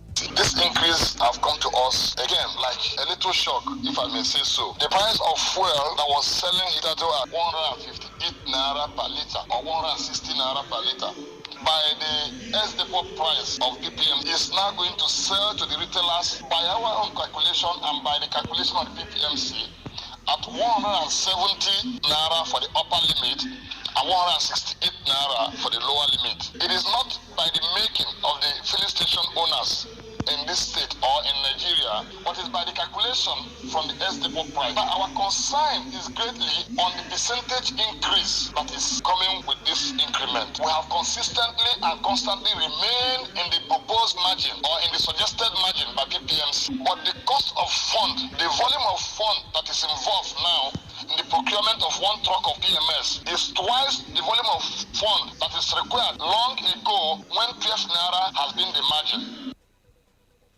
Stakeholders in the Niger Delta, led by Apex Socio-Cultural Organization of the South-South Geopolitical Zone, Pan-Niger Delta Forum, PANDEF, has described as double standard the unwillingness of the federal government to accede to the demand of the Niger Delta to allow the federating units to own the control their God-given resources and pay an agreed tax to the center in line with the practice of true federalism. Niger Delta stakeholders also expressed concern that at the same time, the federal government has turned a blind eye to Zamfara state government mining of gold in its domain for commerce. They described the mining of gold by the Zamfara state government as a breach of the Nigerian constitution, which places mineral resources on the exclusive list. They called for a review of the country's federal structure to give the states and federating units control of their resources. The national chairman of PANDEF, Air Commodore Idongisi Kanga, said they have asked what reason the Zamfara state government had to sell its gold and the Niger Delta do not have so to sell its crude oil. He expressed worries that the whole thing is just about the injustice that is in Nigeria. The Minister of Labour and Employment, Dr. Chris Nkige, says he will be going back to the negotiation table with leaders of the Senior Staff Association of Universities and other stakeholders in the educational sector to ensure that the current impasse is resolved.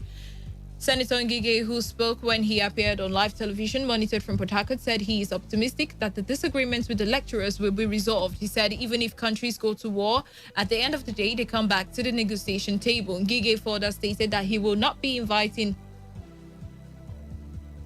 any other than ASU in the coming week, adding that there have been government-side meetings where collations are being made to ensure that all pertinent data and pending issues are brought to the place of negotiation. The minister said he is very optimistic that with the myriad of options available, the matter will be resolved by next week. National Security Advisor Babagana Mongono has advised security personnel to uphold the fundamental human rights of citizens who are carrying out their duties. Mongono gave the advice at a 3-day workshop for security personnel in Kaduna State, organized as part of efforts to curb all forms of human rights abuses and brutality by security agencies. The National Security Advisor, who was represented by Zakari Maijinyawa, said security operatives should always play by the rules of engagement, which is the field, without violating the rights of citizens. A representative of the National Human Rights Commission, Karbi Alihu, pledged that the agency will provide guidance and expertise as well as monitor the implementation. Religious leaders in Iba community in Emoha local government area of Rivers State are not relenting in ensuring peace and unity in the area. This time, women, youth, and young people are set to engage in annual 3 days prayer covenant starting from Wednesday next week to seek God's intervention to permanently heal the land. Evangelist Chinedu Maika, the chairman of All Believers in Christ Fellowship in Iba, who confirmed the development to our correspondent and joined the people to participate for the interest of peace and unity in the land.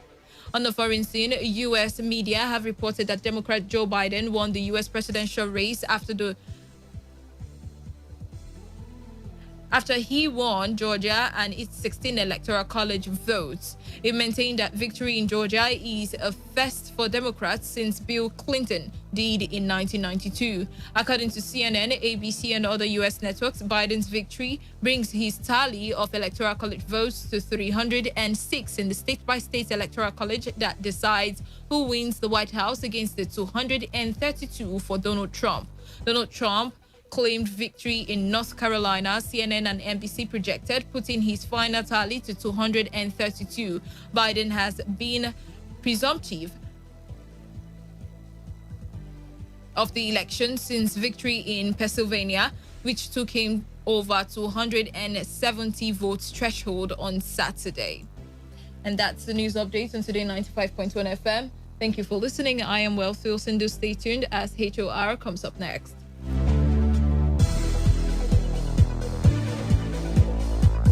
Today's news, today's entertainment, today's sports, today's issues. Today on Today 95.1 FM, Port Harcourt.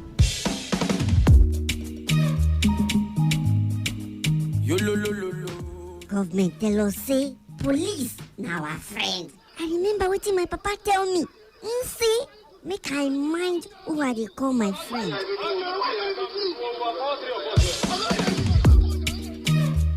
Young lady, you under arrest. Oga, for waiting now. What I do? When you get to the station, you find out. Hey. Look, don't show everybody don't jack out.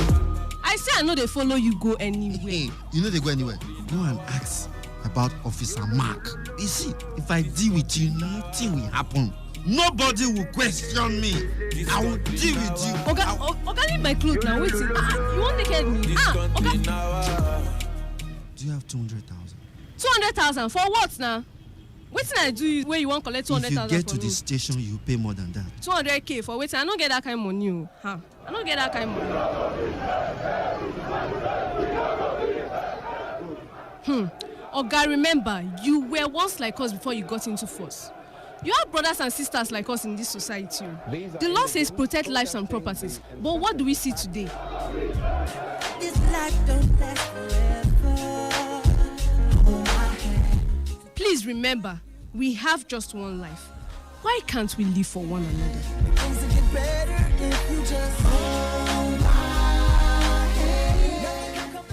This message is brought to you from Today 95.1 FM, Voice of the People.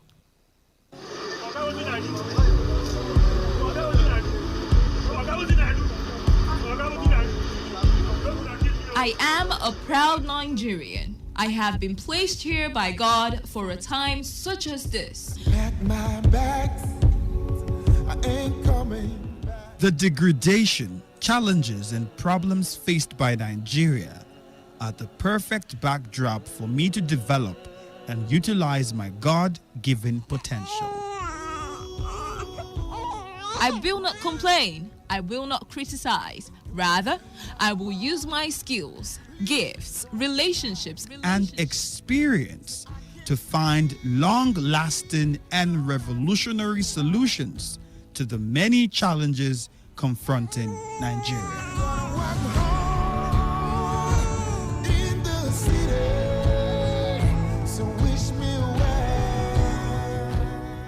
Nigeria will rise again. Because I am here, I will leave this nation a better place than I met it. I will work to make Nigeria a praise on the earth.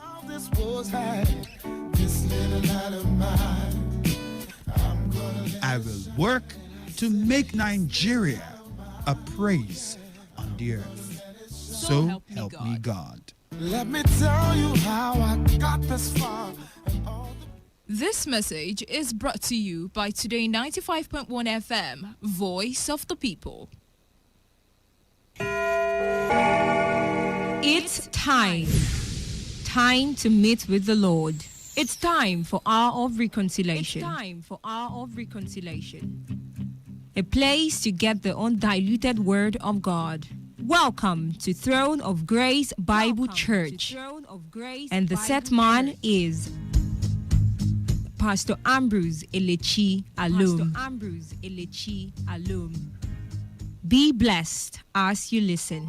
This is the story of a brother who slept and woke up in forever land.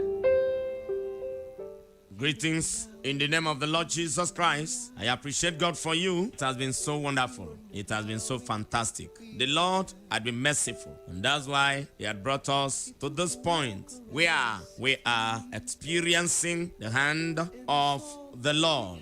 Oh, the Lord bless you richly. As you have tuned in, please tell somebody to come along and hear the sound word of God. Tell somebody to come with you, because the Lord is about to do something. The Lord is about to do something. I am still your brother and your friend, Pastor Ambrose Elechi Alum from Throne of Grace Bible Church. And before I forget, there are some of you that desire coming around us. You want to join to worship the Lord.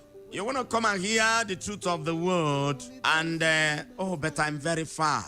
Are you around mile 3 or mile 1 and you are thinking of navigating to Rupoko? You do not need to worry. Why not stop around mile 4? If you are coming around that side, I'll give you the number you can call. The church is opposite the Palace of the RPT of Rumeme. That is in mile 4.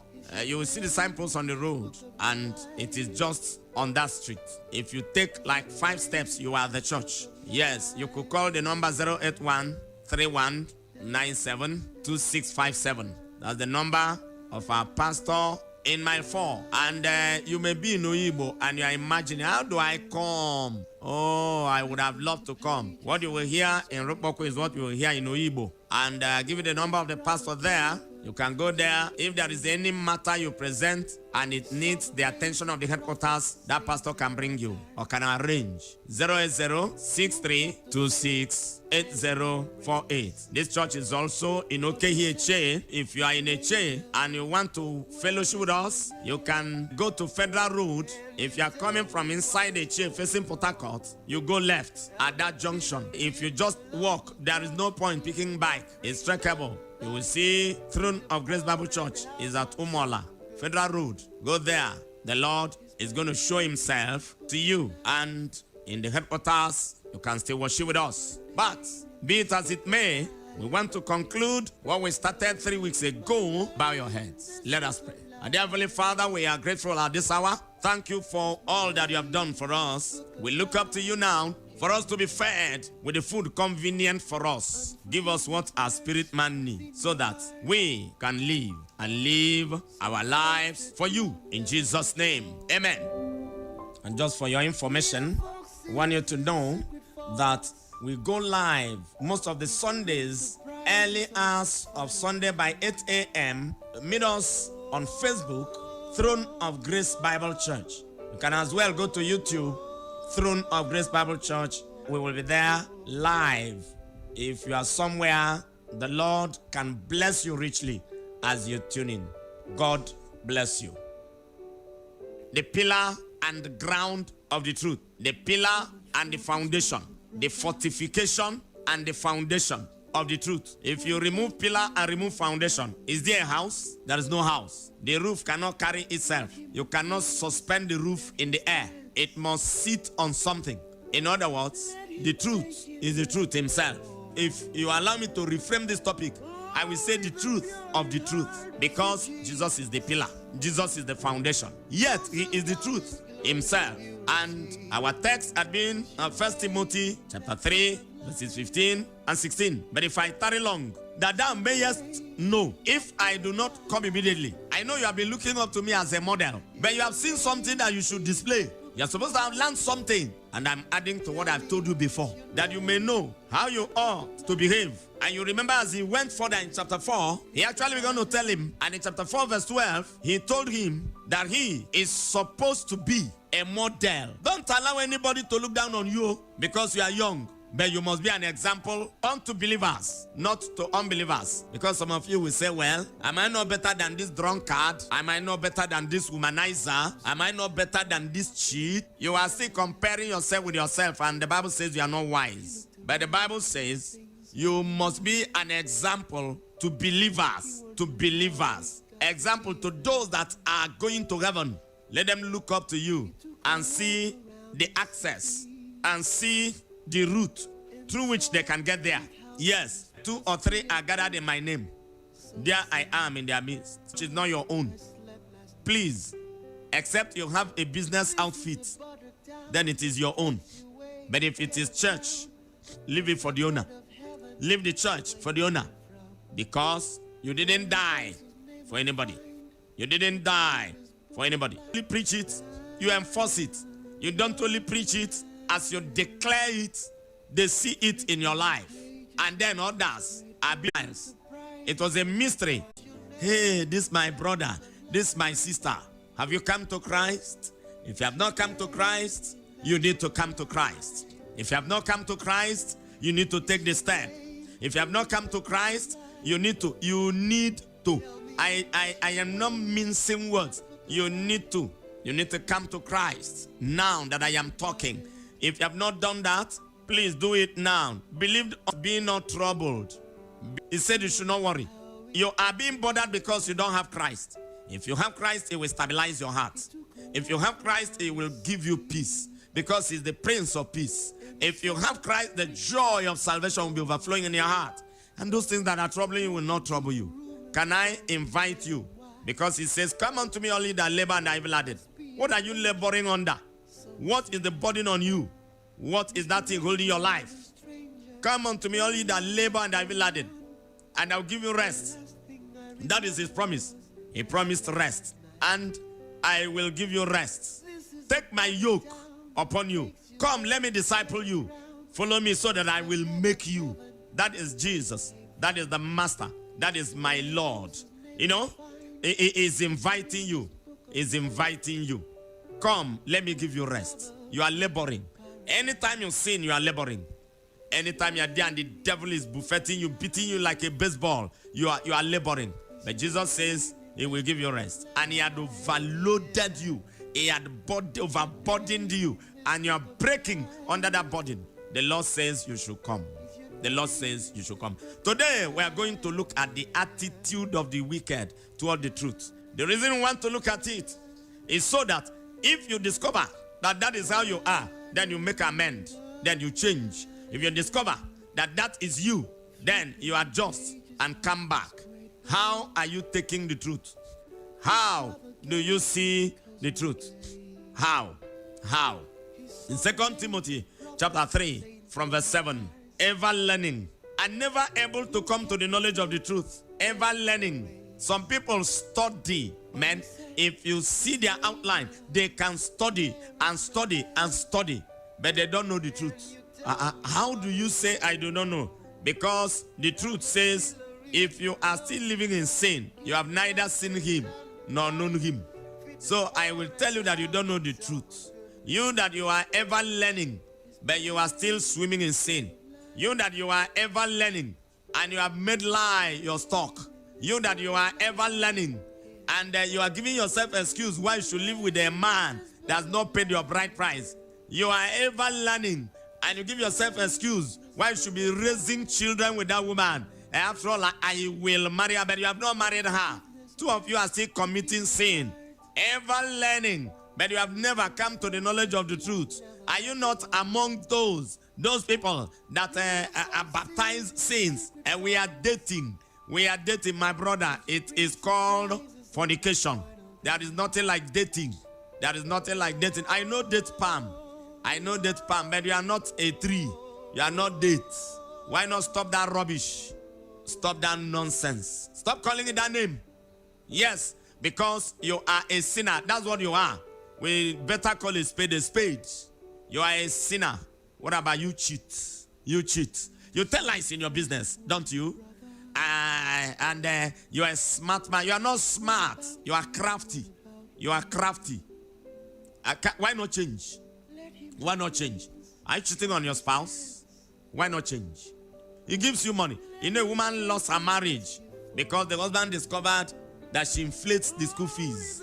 The man gives school fees because the man is always after his work, and the woman is there with a car, a comfortable car, a comfortable home, a comfortable everything, and was getting everything. I don't know why he was embezzling the man. I don't know why he was cheating the man. If the school fees, if the school says is 300,000, she will come and say 700,000 or 900,000. Everything is doubled and tripled. And one day, unfortunately, 99 days are always for the thief. But one day, just one day, he will vomit. The Bible says, man despise not a thief if he steals to satisfy his hunger, when his soul when he's hungry. But remember that when he is caught, he will pay with the last substance of his house. Can I tell you, sister, that you are in the habit of doing that thing? The Bible said that stolen water is sweet, but when you drink that water, at the end of the day, it fills your mouth with gravel. I want you to imagine what it looks like when after drinking water, you have gravel filling your mouth. Why not think about it? Why not think? Why not desist? Why not adjust? That lady continued. The man went there one day, and by the time he discovered, that's a woman, he just paid about ₦1 million into her account. It's not now, no. Don't think ₦1 million is nothing now. It is the time money had value, and they had paid agents that were doing visa because you must go on vacation and all the rest of the stories and all those plans. By the time the man discovered, the man was angry.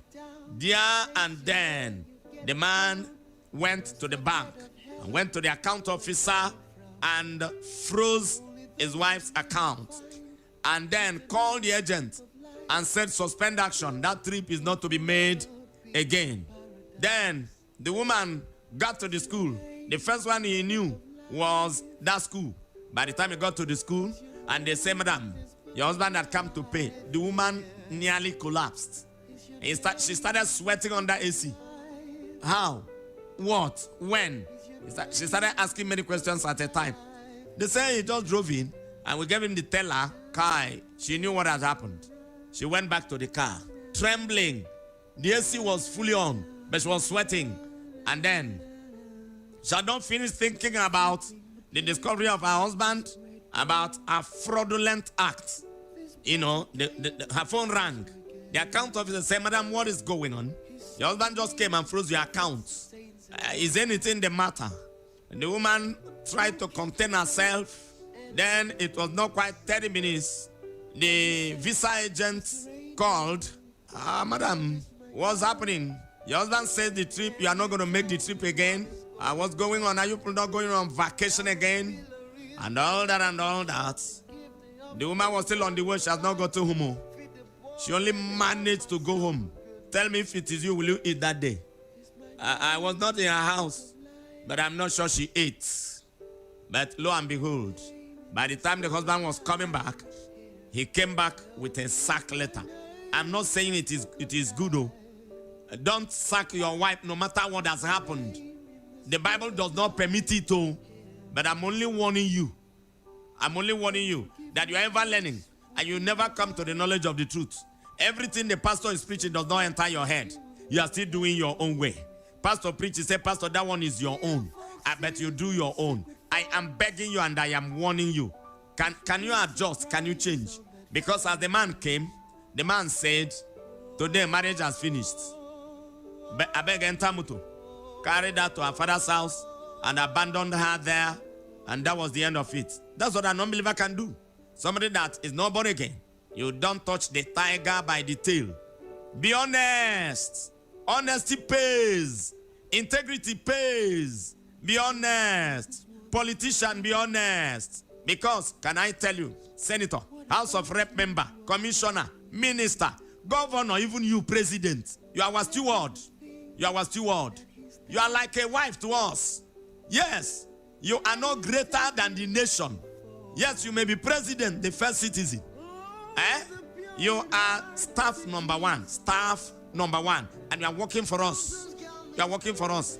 It's only that you people have turned it the other way. You've made us to fear you when you are supposed to be fearing us. But before God, you are still a steward. You will give account. Stop that thing you are doing. Change. As that man sacked his wife. That is how nature can sack you one day.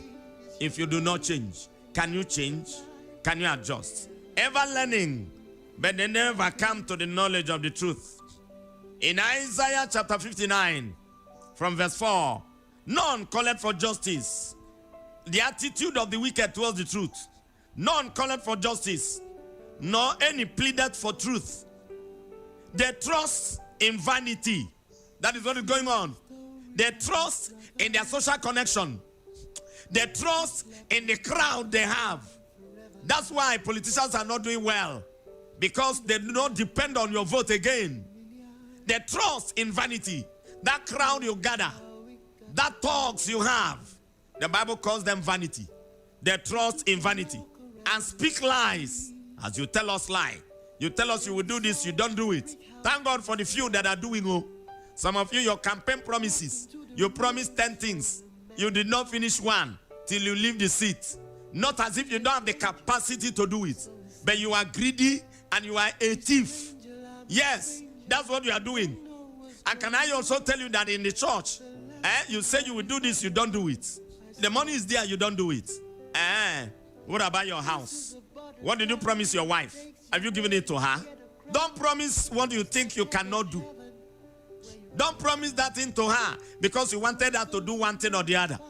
Don't promise that child what you will not do because you want him. In short, promising him something before you send him a message is bribery. Stop it. Send him a message. Let him do it. But bless his soul. Bless that child. Make that child know that he has a father and a mother. Don't bribe the child. You are teaching them to take bribe.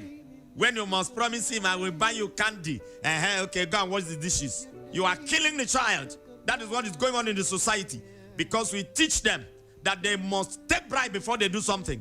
That's why you call a little child, please go and buy one that for me. The child is expecting to have your change, to have your balance, and pocket it. When the child comes, he will be looking at your face first. And especially if the balance is not much, the child will be frowning as he or she is going. That is deadly and dangerous. That's why we are having what we are having in the society today. It's endemic. It is inside. It is ingrained. It's ingrained in the fabrics of people today. Because before a father sends a child message, the father had presented what he will give. That is wrong. You are killing the child. The child is taking bribe and you are giving bribe. So take note. None calling for justice. No. Any pleaded for truth. They trust in vanity and speak lies. They conceive mischief and bring forth iniquity. They hatch cockatrices' eggs and weave the spider's web. He that eateth of their eggs dieth. The thing you say, if people believe you, do they live? And that which is crushed breaketh out into a viper.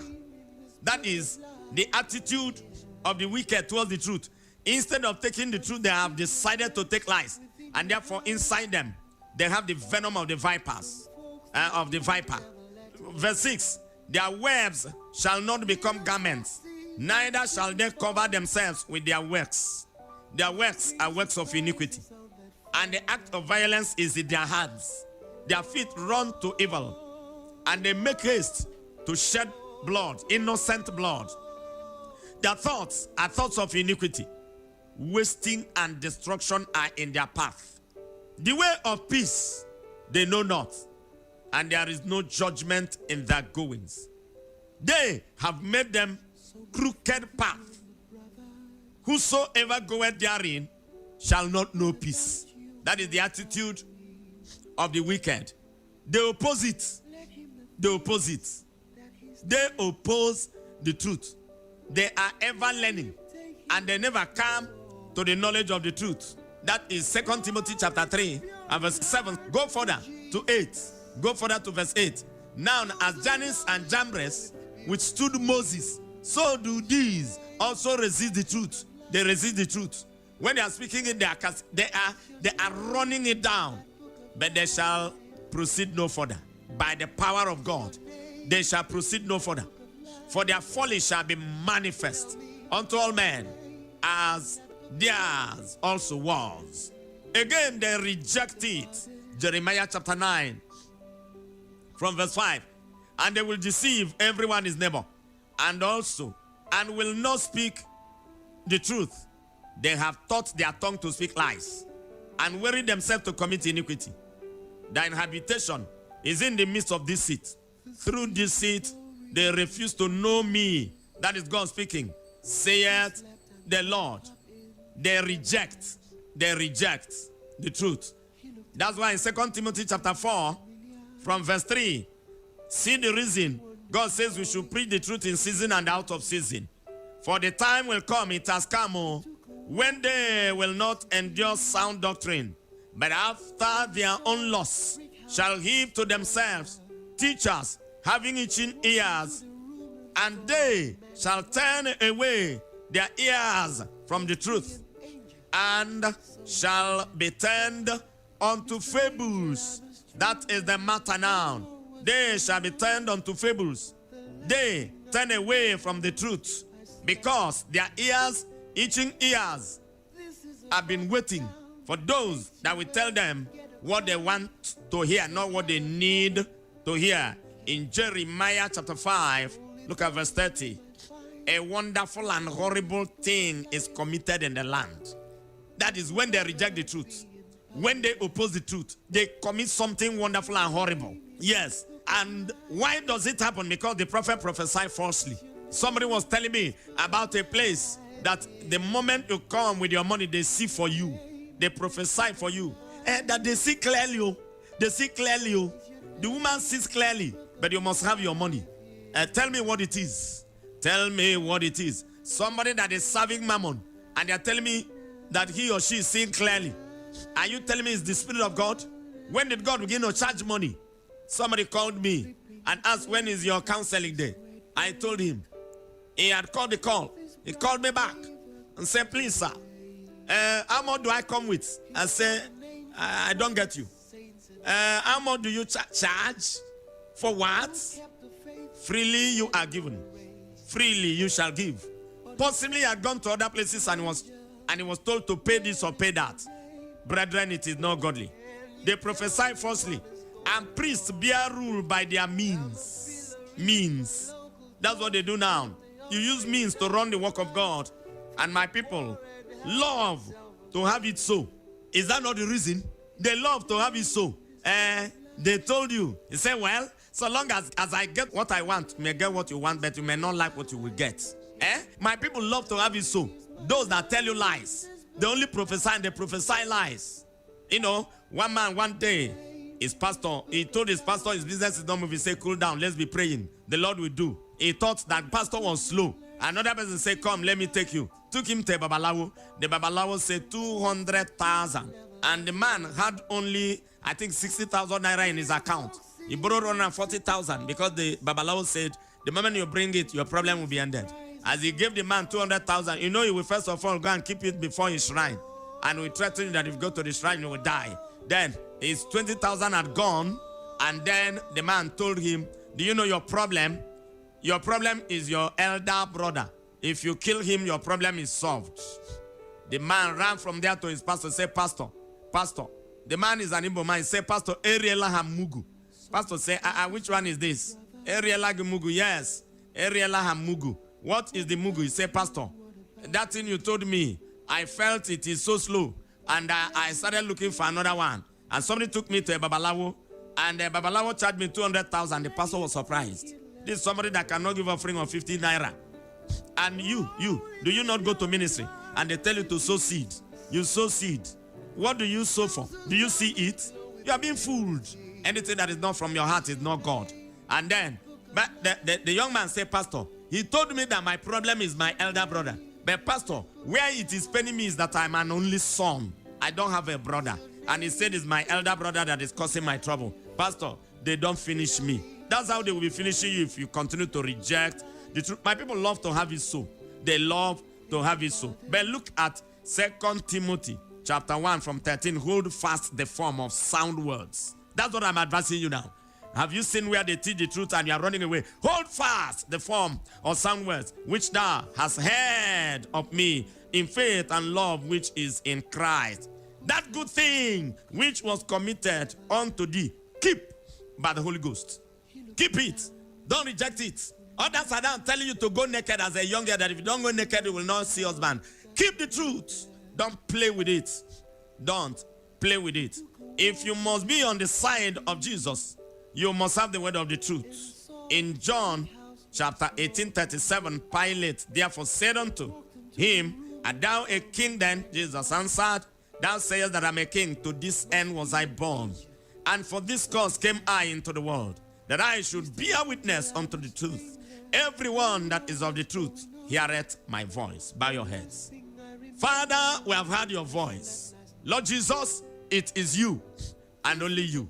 Help us to hold on to the truth, stand on the truth, and as we buy the truth, help us not to sell it. Thank you for hearing this. In Jesus' name we prayed. Amen. Amen. I'm still your friend and your brother, Pastor Ambrose Elechialum. I expect you tomorrow. Let us worship the Lord together. God bless you.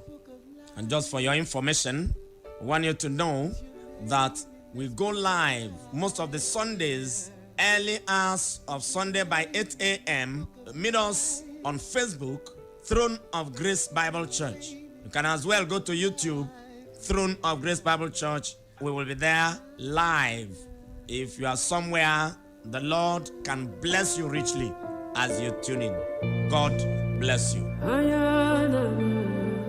I hope you were blessed by the message.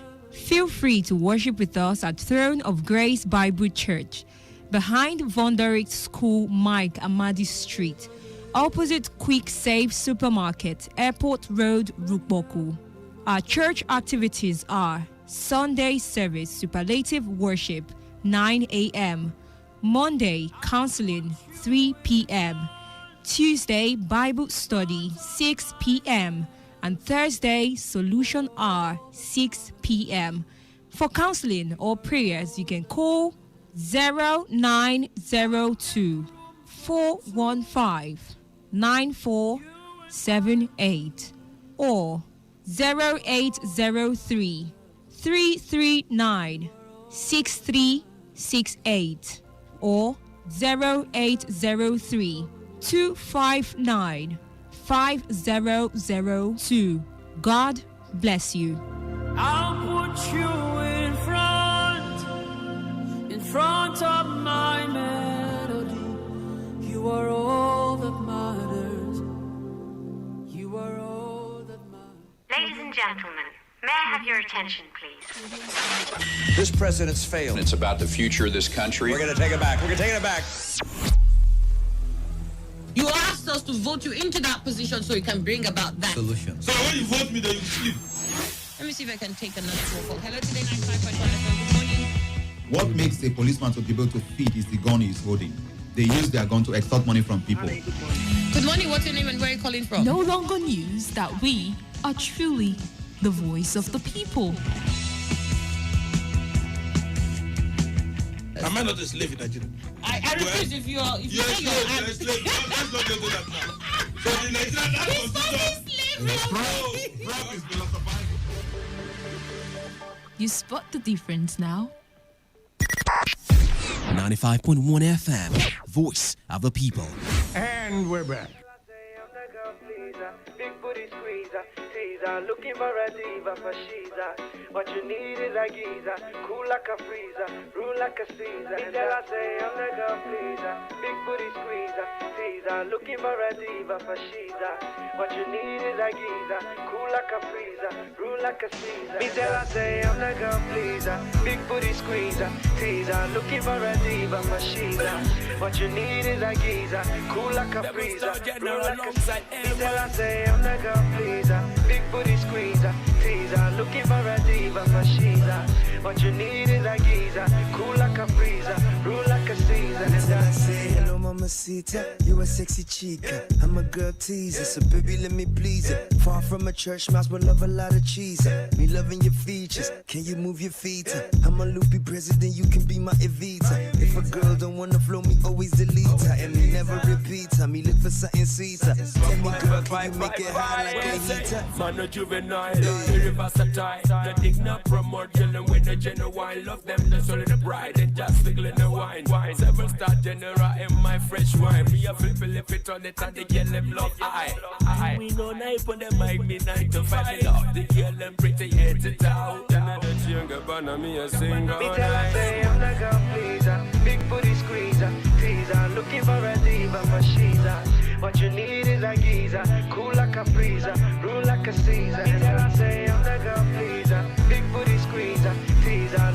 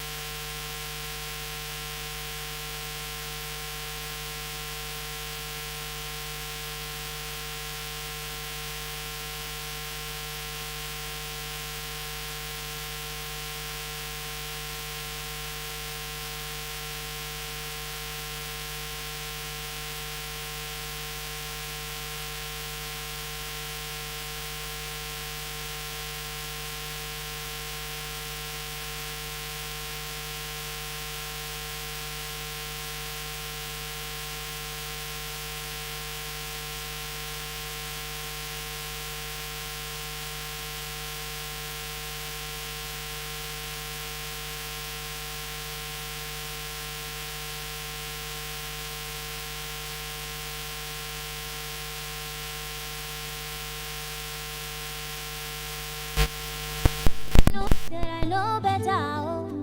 But my mama don't know that love don't care who you be, where you did from. Love don't care at all.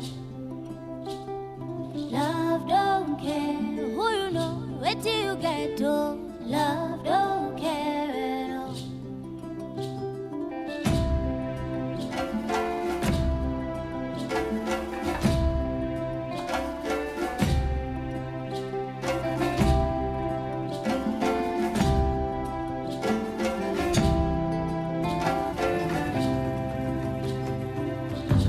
Papa called me, oh, just yesterday, yeah. He said, hello, hello, how you doing, baby? Your brother called me, he gonna tell me, say, yeah, he see you with Mr. John, tell me, are you crazy? Girl, are you foolish? Sheban don't finish, oh, what do they do with the t-shirt? Girl, I'm your father, your opinion doesn't matter. But my papa don't know that love don't care who you be, where you did from. Love don't care at all. Love don't care who you know, where till you get to. Love don't care at all.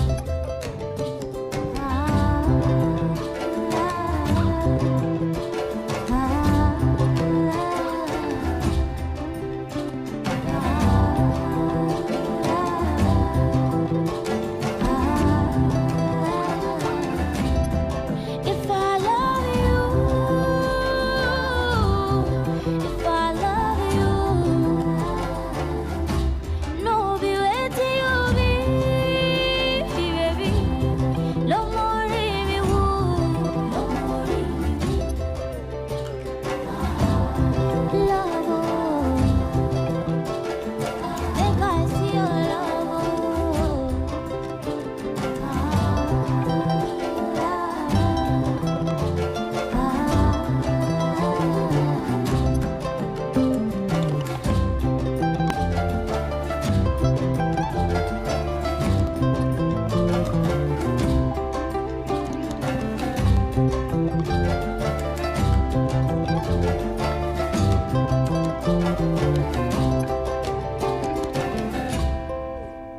This is Today 95.1 FM, Port Harcourt, voice of the people.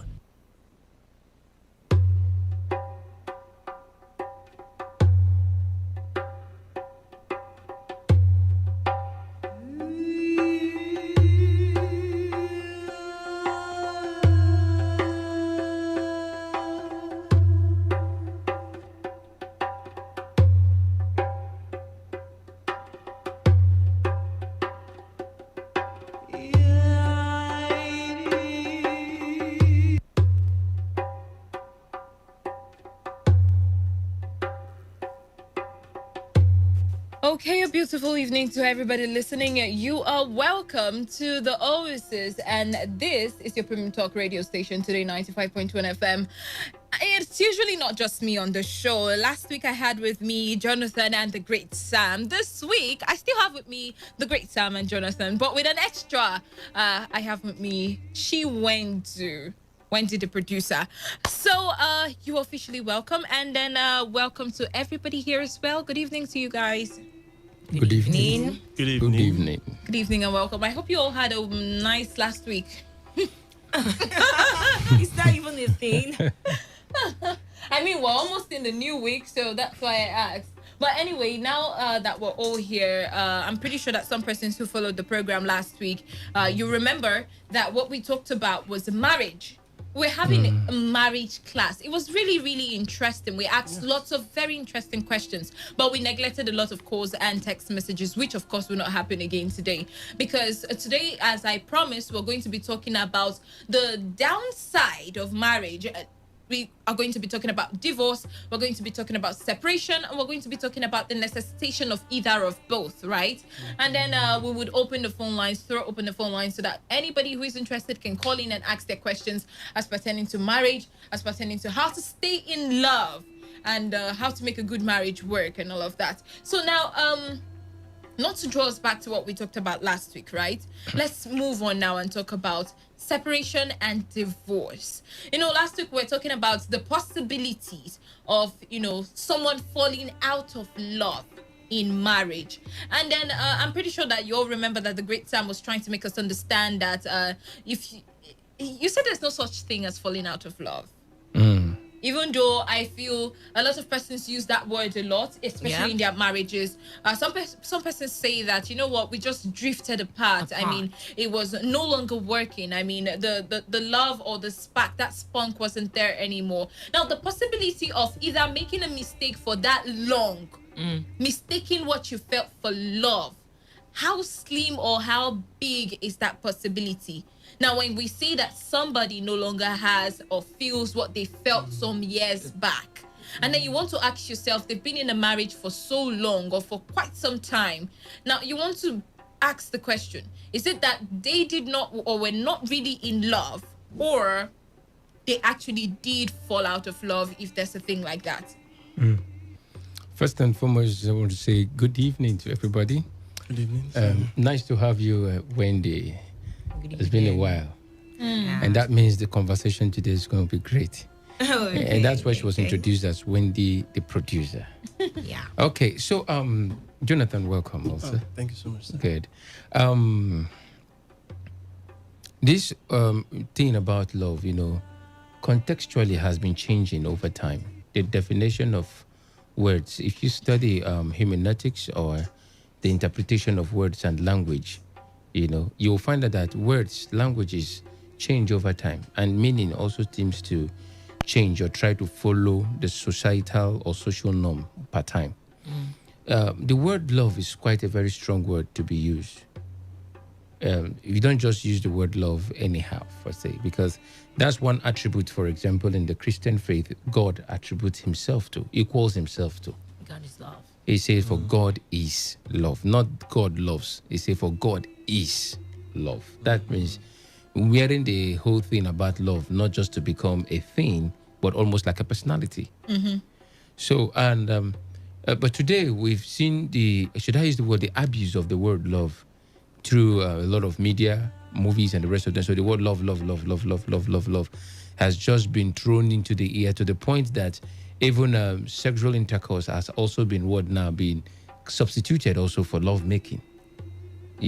These are ways of demeaning the real contextual meaning of the word. For example, in your language, there are some proverbs that when you speak, you can't actually interpret it. If you try to interpret it in English language, the weight, you don't feel it. My father-in-law, precisely, sorry to say this, but he was correcting me for something, and that was just, I think, last week. While he was correcting me, he got to a point, he kind of stuttered, and was like, oh God, you are not just a Yoruba person. I can't say what I want to say to you. I can't. Because English language sort of could not pass the message. And I told my wife, thank God I escaped that blow, whatever it will be like. But the point is, words are powerful. And somehow we are losing the meaning of words day in by day by the usage of words being substituted for different other actions or context. So when people use the word love is eternal. It's such an attribute that is designed not to die. But when people now substitute love for infatuations, for likeness, for different other things, for lust again, and so many other things, so you begin to see the whole thing is changing to the word meaning of love.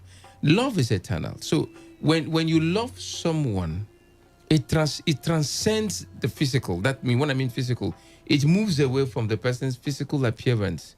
Yes, the physical appearance could cause the spark, but it is not what will retain the action of love. Love gets to the point it becomes intentional. For God so loved that he gave. He has a choice. It was a choice. It wasn't forced.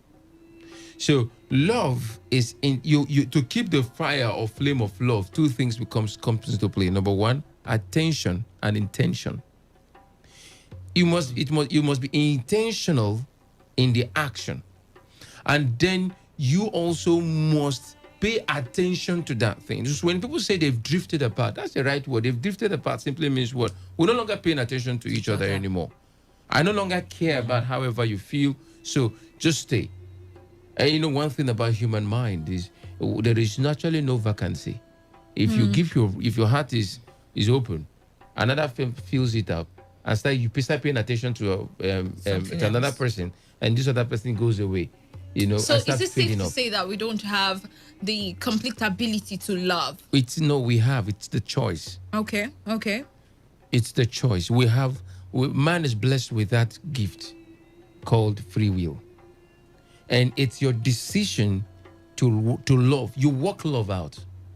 You walk love out. You maintain love. You understand me? For example, can a man actually, honestly, somebody may say, can somebody love 2 or 3 persons? The answer is, the honest answer to that is yes. Yes. Okay. But the issue is this now. Because the human also has this quality of jealousy, it becomes risky. So how do you explain when someone tells you that there's soul ties, soulmate, and what have you? Because I don't see how you can be sharing ties and becoming mates with 1 or 2 persons. Nah, you know, belief now comes into play. Okay. You already believe that this is this. You know what? There's a statement in Igbo proverb that says, what you accept, God also endorses. So you have believed a particular thing. It has come also to be a reality in your world. Do you understand me? Now, where you now have some funny level of soul tie is where the people go into a contract of covenant, like what do you call that? Licking of their hands, blood covenant, and making things. At that point, now they've moved the belief. It's a belief. They've also moved the belief to a super form. You understand me? They've supercharged it to something else now. That means there are also witnesses. Some spiritual, spirited entities has also been contracted to watch over this agreement. And as such, breaking it has consequences. Straight by these entities that has been called on. Consciously, whether you like it or not, or unconsciously. Because number one, you will not make that covenant. Every covenant made. If you study covenant in ancient time, how people make covenant, you know, and the rest of them. You don't make covenant without consequences. Covenant goes with blessing. Covenant goes with consequences. So if you make that covenant and you seal it with that token, there are consequences. And what are the consequences? The things you say will happen to you will play out. So, but this thing called love in itself is a choice. A man can love A, love B. And the fact is that Solomon loved all these women. He loved all these women. So he loved them. But the truth is this now. That human nature called jealousy makes you in that position become almost an endangered being. Because this person needs you, that person needs you, that person needs you. Problem now begins to come into the play. You get it? And of course, no woman will want to share a man. She wants the man for herself. And she doesn't want to share. And the man also doesn't want to share the woman with another person. So because of that jealous contention, it is not then advisable to stay with one. Have your own. Stay with one. And then let peace be. Because the moment you start moving, you start having issues. Now, do you notice that I have actually just talked about, I have promoted monogamy without the Bible. You know, some persons will think it's just the Bible thing. No, it's just, look at it very well. So Abraham had Sarah, and got Hagar pregnant. And what happened? Somehow Hagar started becoming funny. You know, at some point, it's okay, let her go. She left. And he blessed the family, blessed her, you know, and the rest of them. Ishmael came on, and Sarah died, and Keturah came on board. But before Abraham gave Keturah's children gift. That to Isaac, he gave the main inheritance. The other ones, he gave them gift. Now, the question you should ask yourself now is, why wouldn't Isaac have enemies already? Why wouldn't he have enemies? Because the sons of Ishmael, it's already stated that he was a man of trouble. He would trouble his brother. He would trouble already without even making that pronouncement. It's going to definitely play out. You understand me? It was not the pronouncement that made him to do that. The pronouncement was just to tell you what he will be in the future. It was not the pronouncement that caused it. That's who he is. That's who he's going to be. That's just it. So, because jealousy comes into play, and then definitely contention comes into play. So, when we talk about love, love is intentional. If you choose, I'm married, but I could decide to love another woman. It's very possible, and still love my wife. But then I will not say that, no, this one is my wife. I won't joke with her. The home is our own, but you're a side chick. I like you. Among all the girls in the world, I just pick you as my side chick. I give you what you want, buy you what you want, and the rest of them, but this one is my wife. No. I still give her that respect. I still give her that attention that she's my wife. But you know your place, and all the rest of them. It's possible to do that. But the question is this now. Is that the right thing to do? Obviously wrong. Because why? By doing such, you are also breaching a covenant you made. As a Christian, I made a covenant on the altar. We'll be together, except death do us part, to love and to cherish. I was not going to commit this. I was not going to go into adultery. So by doing that, automatically, what have I done? I have broken a covenant, and there will be consequences. All right, then. So love is intentional. Love is not just a mere feeling. Like I say, if you base your love based on feelings, as the word feeling is, you get cold, and sometimes you get hot. So feeling come and go. It can die down. It can get cold, or to the point where you no longer feel very excited. Do you understand the fact that, wealth, if you've been in love before, and when the person offends you, do you feel the spark of love? In that offense, you are angry. At some point, you begin to be like, how did I even say yes to this kind of human being? And later on, the person did something good. You'll be like, oh, you're so nice. The same human being. So you see what feelings are? Okay. Feelings are usually causal based. They are effects. Feelings are effects. Something causes it, it rises. Something causes it, it dies down. But you see this thing called love, it becomes an intention to keep it burning. You are willing now to keep it, irrespective of what happens. That's why you see, I say, I'm not doing it again. We're done because of conflict. But love beareth all things. All right, then. All right, now that we've been able to justify whether or not one can love more than one or two ladies, or a lady can love more than one or two men, let's quickly talk about the fact where we have relationships, marriages that fail. And then last week we're trying to pinpoint what we really meant by separation and divorce, the major differences, and then what it entails for the marriage. So first of all, at what point is separation necessitated for the marriage? And how long does separation last? Because I learned that separation is not necessarily leaving the person. It's just giving him some time to breathe, and then you come back together and start all over, or continue from where it stopped. So let's talk about separation, and then we move on to talk about divorce. And then let's talk about when it will be absolutely necessary for one to even want to separate with their partners. I wish I could remember. There was a particular movie, a Hollywood movie I saw, and the name of the movie, I actually browsed it then, checked it out on the internet. It actually meant something where couples give themselves break. As in, there's actually no conflict. It's just, let's give ourselves some break. There's a name it's called, where they want to give themselves break to see how they can spark up the fire by distance, by scarcity of themselves, so starve themselves of them, and stuff like that. Well, that one is also a part of romance in marriage, But when you talk about separation is usually either it's a challenge, there's a problem, and they say, okay, can we just, it's usually being mediated, for it to work effectively. Okay. Now, separation, the aim of separation is not to scatter the marriage. It's actually to heal. The aim of separation is actually to heal. That means to give each other a thinking space, to be rational in their thought process and come into terms with themselves. Now, what might be the cases where separation becomes necessary? When there is, what do you call it, is a bully or physical abuse. Physical abuse, thank you. When there's an abuse, especially on the man abusing the woman, it becomes necessary at some point. If after talking to the man, it's not working, and you notice that it's getting out of hand, so what do?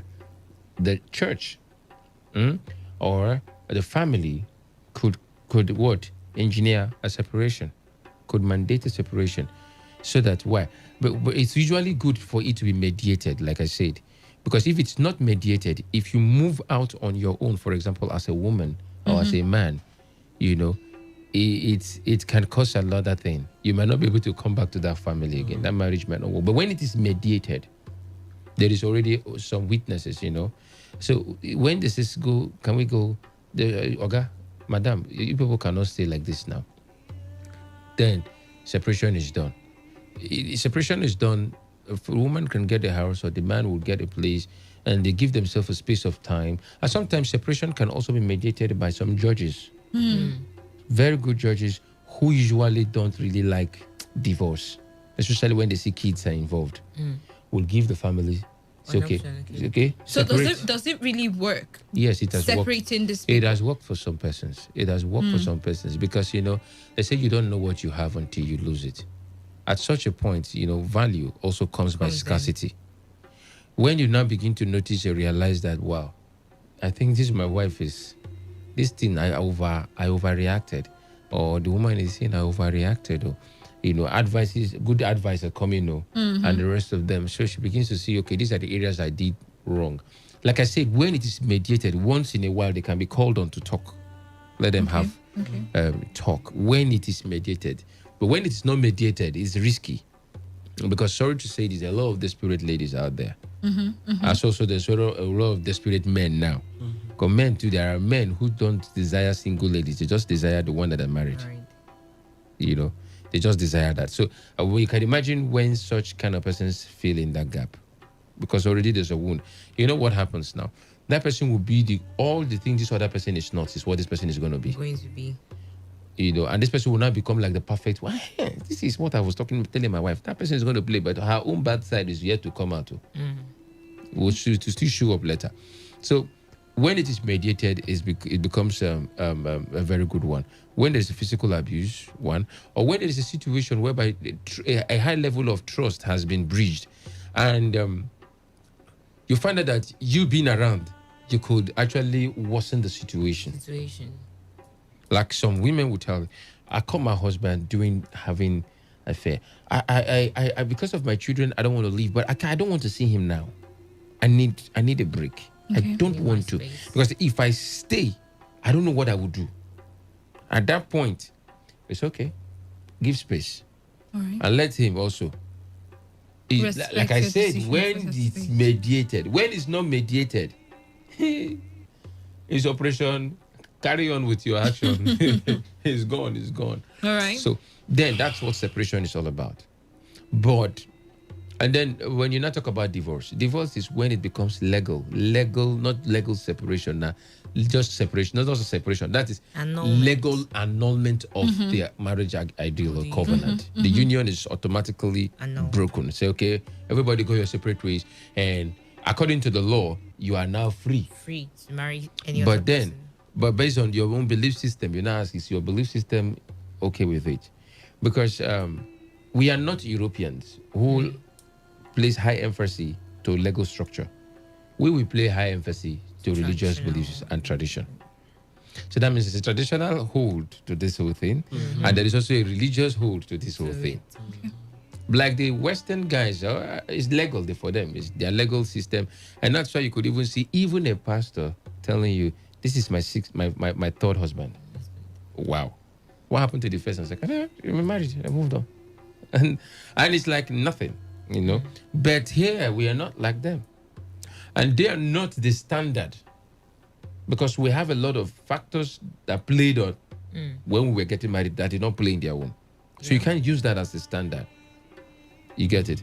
But because today, because you hear a lot of persons telling you, some ladies are single. But they've already said certain things in their mind. Yes. For me, if you just try, I don't divorce and state, I don't get time to waste. So I don't, you've already started giving a possibility. And guess what? You've already started calling it. And it may happen. Because you've created a possibility. Words are powerful. Very powerful. But if you come to the point that, no, my marriage must work. By God's grace, it must work. You'll find out that when challenges come, there's a way to fix it. So when there is divorce, everybody goes their separate ways. And legally, in some cases, 70 to 30, whatever all the thing the man have, 70% is willed automatically to the woman, or 30. It depends on these countries. Countries have different, but in most cases, the woman needs to stand on the benefit aspect of it, and that's why today many ladies are always clamoring for legal marriage. We must go. Let's go to the court. Let's go to the court. Let's go to the court and deal with it, because when we go to the court, and also that court issue has actually put a lot of restraint in so many men. Yes. Because when they think of what it, they have, of their assets, they say, I beg. Let's work it out. Moku just manage this thing, they go. He doesn't mind to be playing his card outside, but I will not want to separate. And if the woman threatens separation, the man somehow would be begging. And some men today will tell you, the moment the woman says court, they tell you, I'm not married. And for me, I believe you shouldn't be scared if your intentions are pure, although we've had cases where some women took advantage of it. Okay. They never liked the person. Wow. They just saw the money, agreed, went into marriage, pretended to love and everything. Wow. And accepted. And I heard of a case like that. Accepted. The guy moved, carried the girl, traveled, paid everything here. He was based in London, paid everything, did everything. And each time he comes, the woman will always have miscarriage. She was claiming she was having miscarriage. She refused to get a child.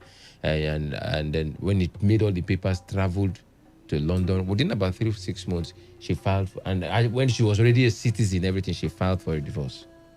All right. And this man had to start life again. Everything he had removed. There are cases that are very painful. So divorce is on a legal. Some tradition have it that once you can return the bride price. Yes. Okay.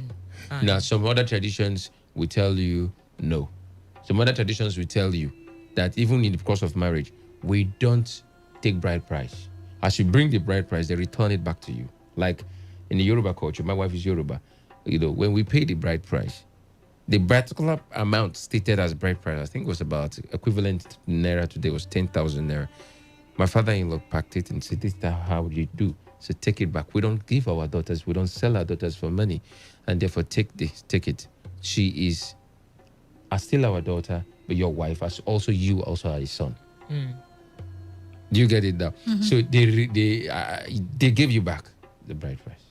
I think in Igbo land, what they do is they give you a part of the money and tell you you're still owing us. Okay. So you have not totally married her. The essence of this thing now, you cannot just come now and say traditionally, I want to, what are you returning? So then you also have the religious point of view. The Bible excuses, the only excuse Bible gave for divorce is when there is what? Infidelity, adultery.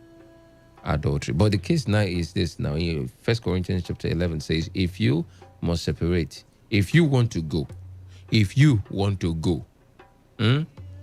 you cannot remarry. That's the Bible. But then it now stated that if the other person that is an unbeliever walks out, the other person who walks out and left the other person behind, the other person that was left is free, is not in bondage in such a case. But you who choose to go, who choose to go cannot remarry. And in other cases, if that person dies, one of them dies, the other person is free.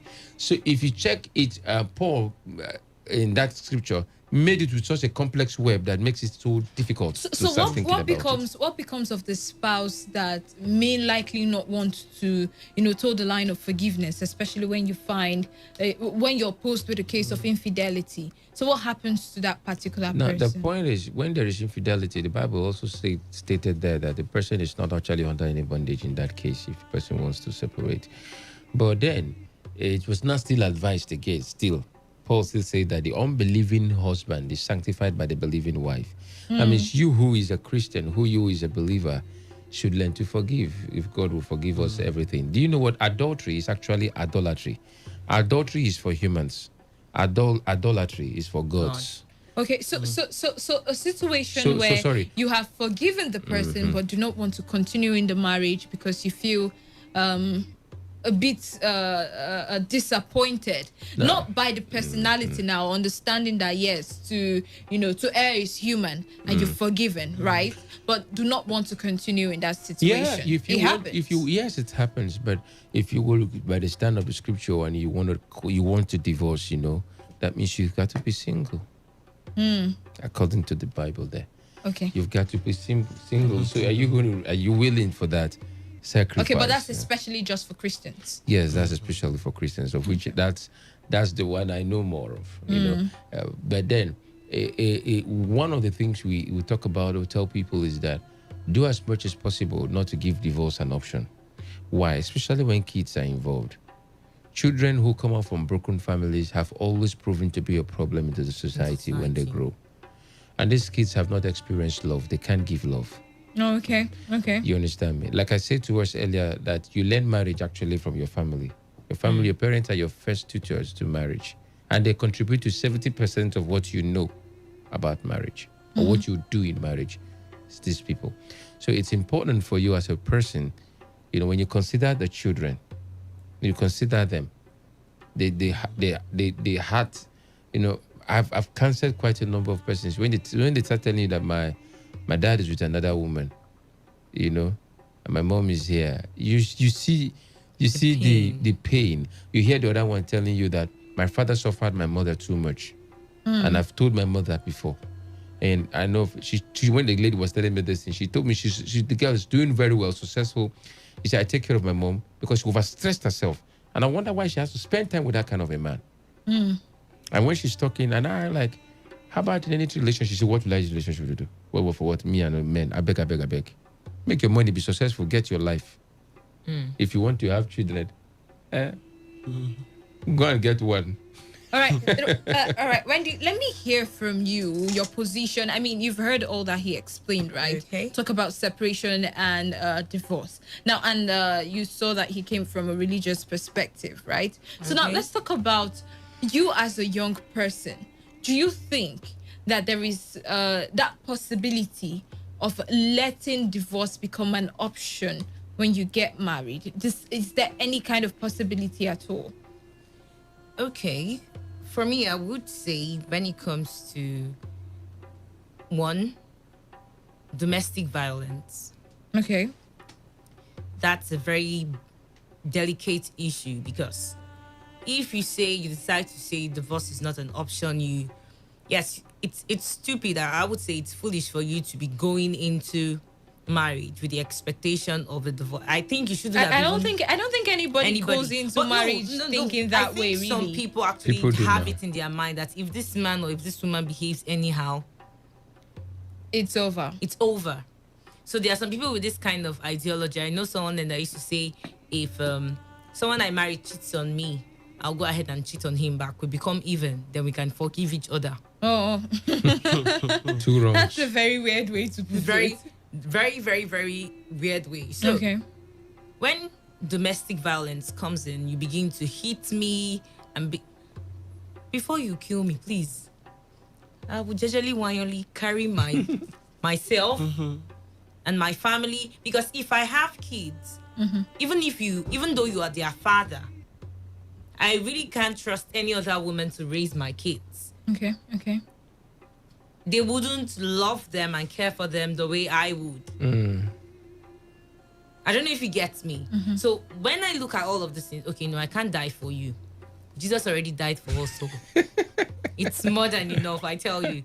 Then also, when it comes to infidelity, places where trust is broken, and it's depending on what the person did, infidelity may even be a forgivable thing. I don't really know what the person may do, but something that just breaks your trust, breaks your heart, and you be like, no. I don't think, I never thought in my wildest dreams, like, you could do this. In a situation now, you can't trust this person, that even when you're sleeping... And what's marriage without trust? Exactly. When you're sleeping, you can't sleep with your two eyes closed, and you're like, are you sure this person cannot just come and kill me or something? When the trust is broken, relating with somebody becomes difficult. It puts a big strain on the relationship, whether marriage relationship, and you know this is a forever thing. And it will show. It will show. Your kids will see all of these things. So as much as you are avoiding your kids growing up without a father, them growing up in a toxic environment is even worse. Okay. All right then. All right. Let's get to hear from you, Jonathan. I mean, we've all been talking about marriage for a while now, and we've gotten to the point where we now talk about separation and divorce. And then I would like to get your own personal take on that one. I mean, she just said that. I mean, it gets to the point where she's no longer able to take it, devoid of religious inclinations and all of that. So, what do you make of marriages, separation and divorce? Okay, this is what I believe. Now, in as much I don't personally support the idea of divorce, because this is what I also believe. I believe that the family itself is a basic unit of the society, and if we are going to have a better society, we need to have a better family. Better family. But here's the thing: why is it that it's the family that is usually attacked most of the times?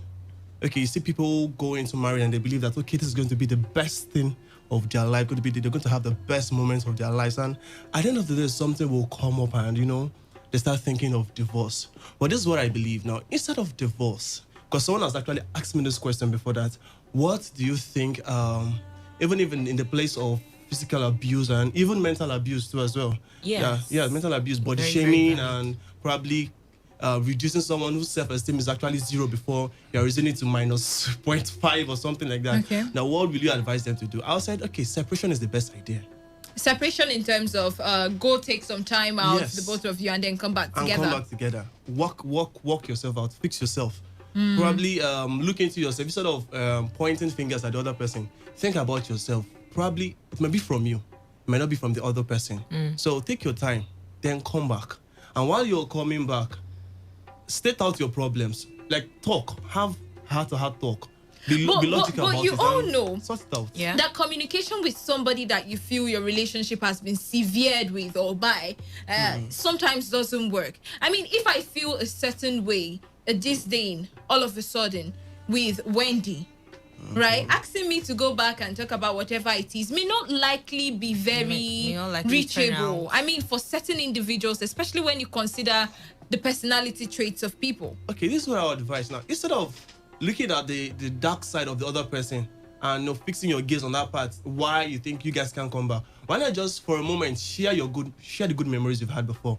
Those moments that made you guys feel, the best couple of the world. Why not just talk about that moment for a while? And you find out that, okay, if you think about it, you actually you had more happy moments than those sad moments. You had moments where you guys were so jumpy and happy and things were working out fine.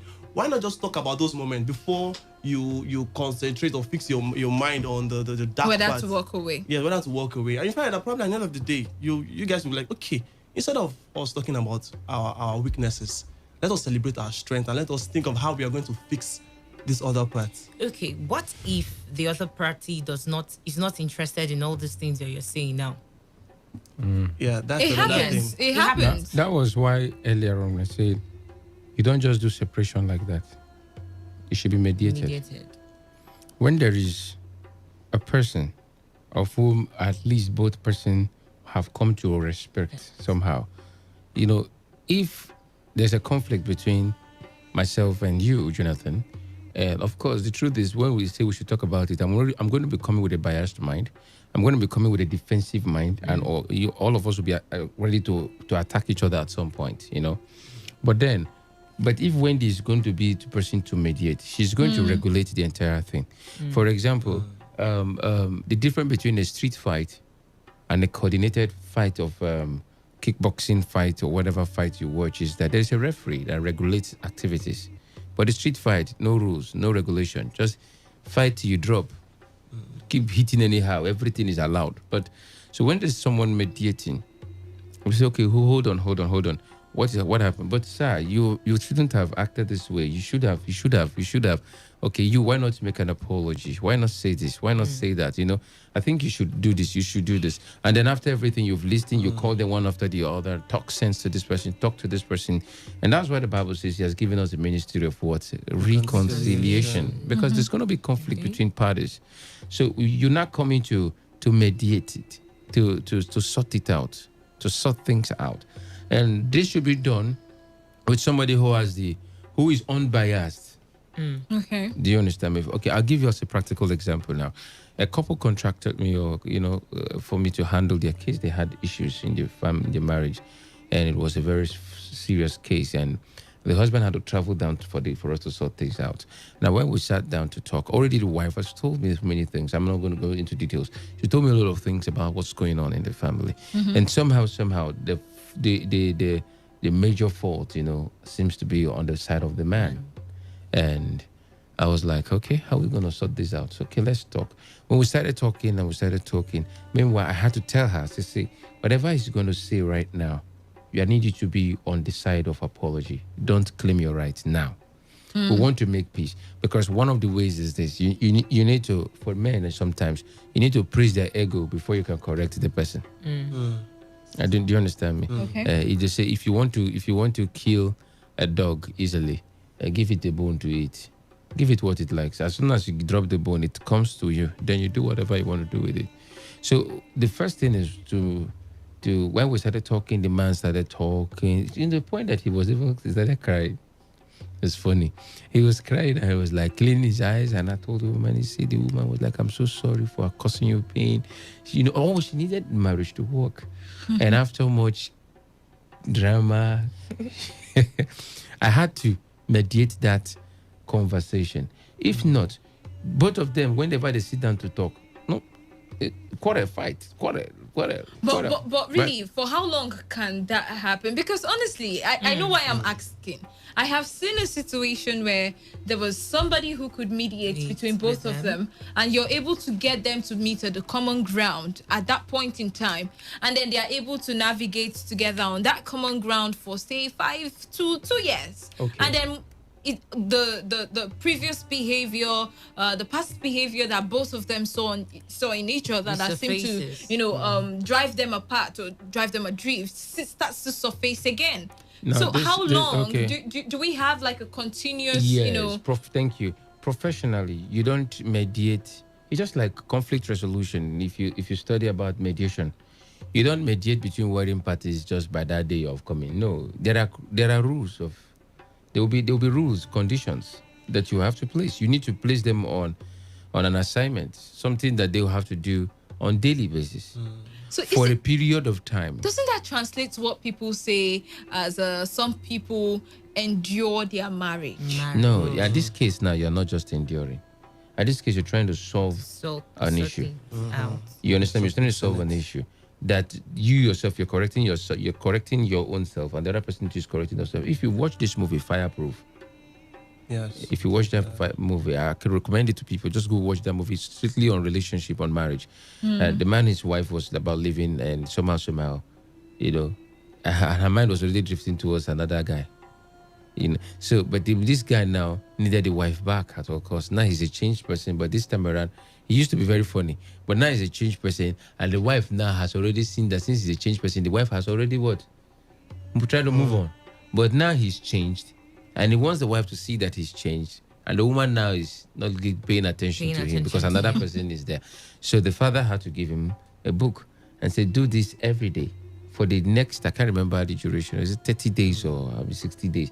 Keep doing this every day. You do this, you tick it every day. And these tasks were tasks that were very, very kind of, should I say, humbling for him as a man.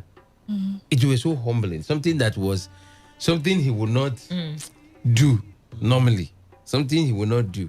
Like, pet her, get her this, do this one, send her flower, and all this thing. This is something he wouldn't even do. But by continuously doing that thing, number one, what happened to him? He himself was broken. Okay.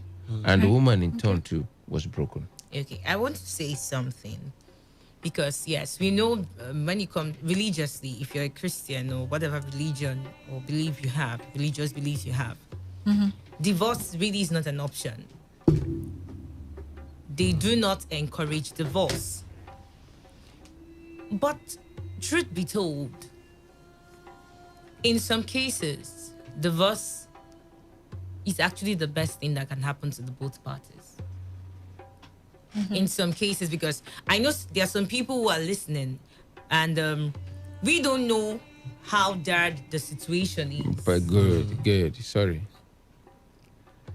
Okay. Go ahead. We don't know how the situation is. So now, listening to all of this and hearing it, the person may think, okay, in the person's mind, probably you people don't know what I'm going through. You don't even know the situation, and Cases differ. and you are advising me, or you are saying I should go separate or mend whatever it is. Exactly. I know somebody personally who it took a very long time before their parents actually finally got divorced. Okay. But they were living together under the same roof. The mom was not sleeping in the dad's room. They had one room, but at night she wouldn't sleep there. It got to the point that there was a time the man had some sort of food poisoning and nobody knows how it came about. He concluded that it was his wife that wanted to kill him. He stopped eating her food. All of a sudden, okay, they were married. The first child was like in secondary school. Then all of a sudden, a son surfaced. The man has a son. By the time she was in the university, before graduation, there are other kids. House of gold. So now the woman had decided to stay in the marriage because of her kids. But now I know the effect that this has had on the children because I'm friends with them. I know the mentality they have towards men. When they think about long-term relationships, when they think about marriage, when they think about there's this fear that it has informed their ideology and their decisions. So you see, this woman decided, okay, because of my children, let me try and make this work. But it has hurt these kids even more as they try to endure. Because how can you be living with your parents and you see your dad? In fact, it is obvious that this man hates your mother.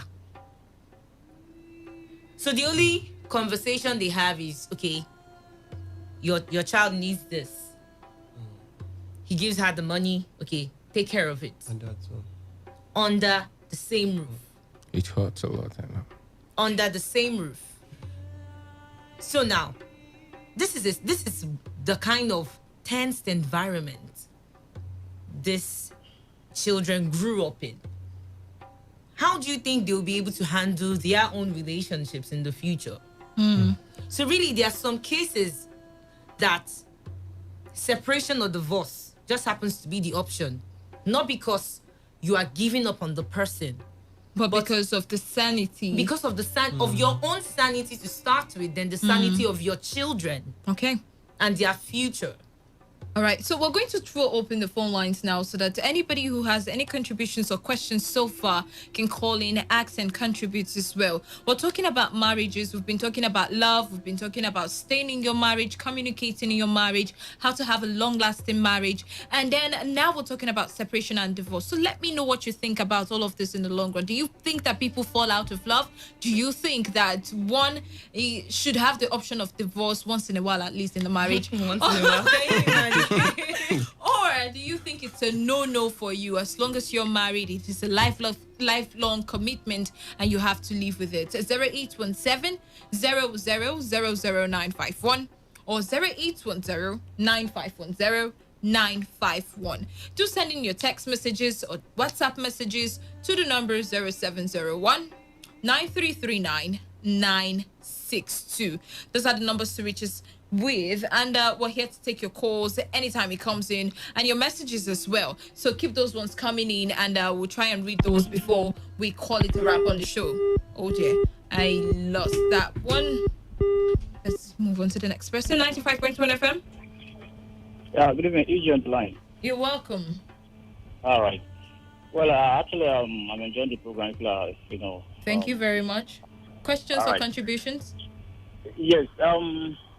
Concerning the issue of marriage and divorce, I think my own take on this matter is at the point where it's just not working again and the whole thing becomes so violent maybe the man becomes so violent to the woman to the point of most times beating her to the point of dying, or the woman has to make attempts on the man's life, killing her. It just becomes so obvious that there's no love in that marriage again. I think the best option, I also agree with one of your presenters on the studio, the best option at that point is to separate, or better to get a divorce.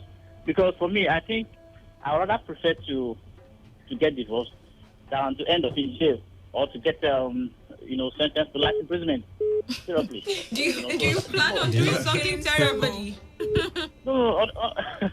All right. No, that's just the truth. That's just the truth. No, it's better off that way. Though biblically, it's not encouraged. But if you get to that point where there's no love against the marriage, most times when the situation gets to that point, you find that there's no love at all. Either on the part of both partners or on the part of one person. So the best thing is to separate. Because, committing a crime that will lead one person to jail or dying. Thank you. Yeah. Thank you so very much for your contribution. I picked out something from what he said, and I'm going to ask you after this call. 95.1 FM.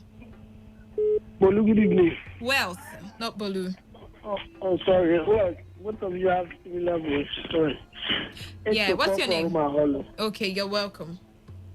For me, it says that maybe if we have a marriage whereby there's no joy anymore, and both parties are living like a cat and rat, and the children are crying, or children are not feeling the impact of their parents.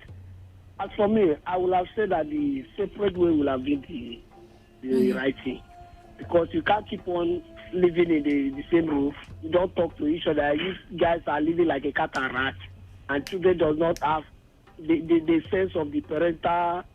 They don't feel it.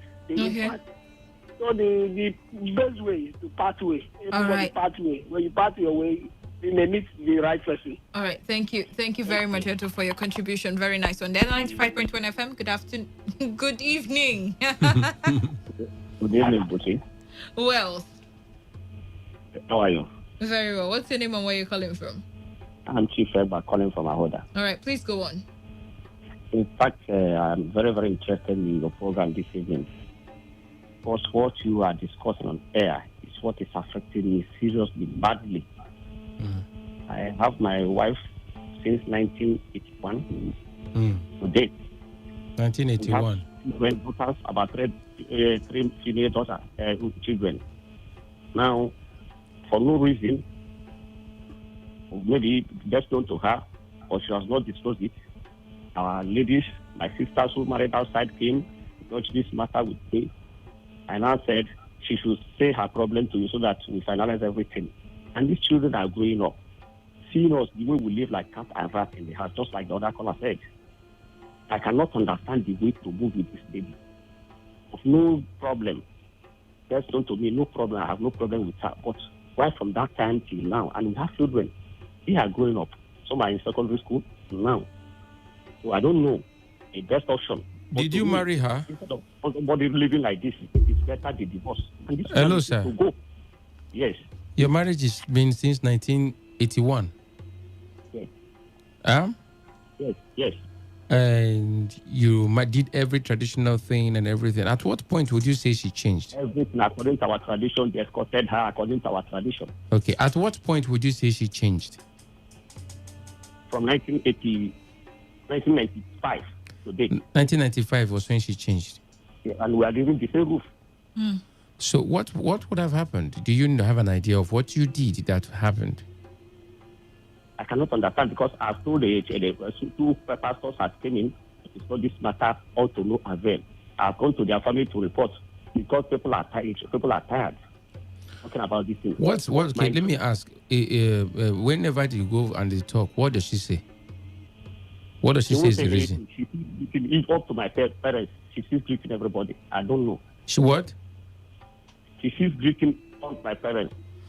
Okay, that's what I'm saying. That whenever you called your pastor, you reported to her family. What was her own defense? Nothing. She doesn't say that there is a problem at all. Yes. Hello, come in. What I'm saying is this now. At least when you report somebody, the person have something to say or defense or something. What's her own? What does she say? She said nothing. She says nothing. because when the two pastors came, and I directed, even to the senior brother, and I said, if I've offended her in any way, she's supposed to come up, open up so that I know the way to correct myself, or pastors will correct me so that I know the way to follow. But up till now that I'm talking to you, no changes at all. She still continues with her bad character and very wicked, very short and wicked. It's okay. You've already try to advise. I'll need to have advice. That's the advice I want to give you now. Hold on, please. Well, what I'm trying to say to you, sir, is this. Number one, you used a very strong word right now. And that's not nice. I can understand the fact that you are angry. When you say wicked, what do you mean by wicked? She's not nice to you or to the children? She's not nice to me at all. How about to the children? How many children do you have? Already has bitterly that she sees no problem in this room. That she'll be very angry every day. The first son was in support with her. All of them, the children now dance to me. How many kids do you have? 5. And your last child is how old is he? Last child is about that was 2000 and I'm sorry.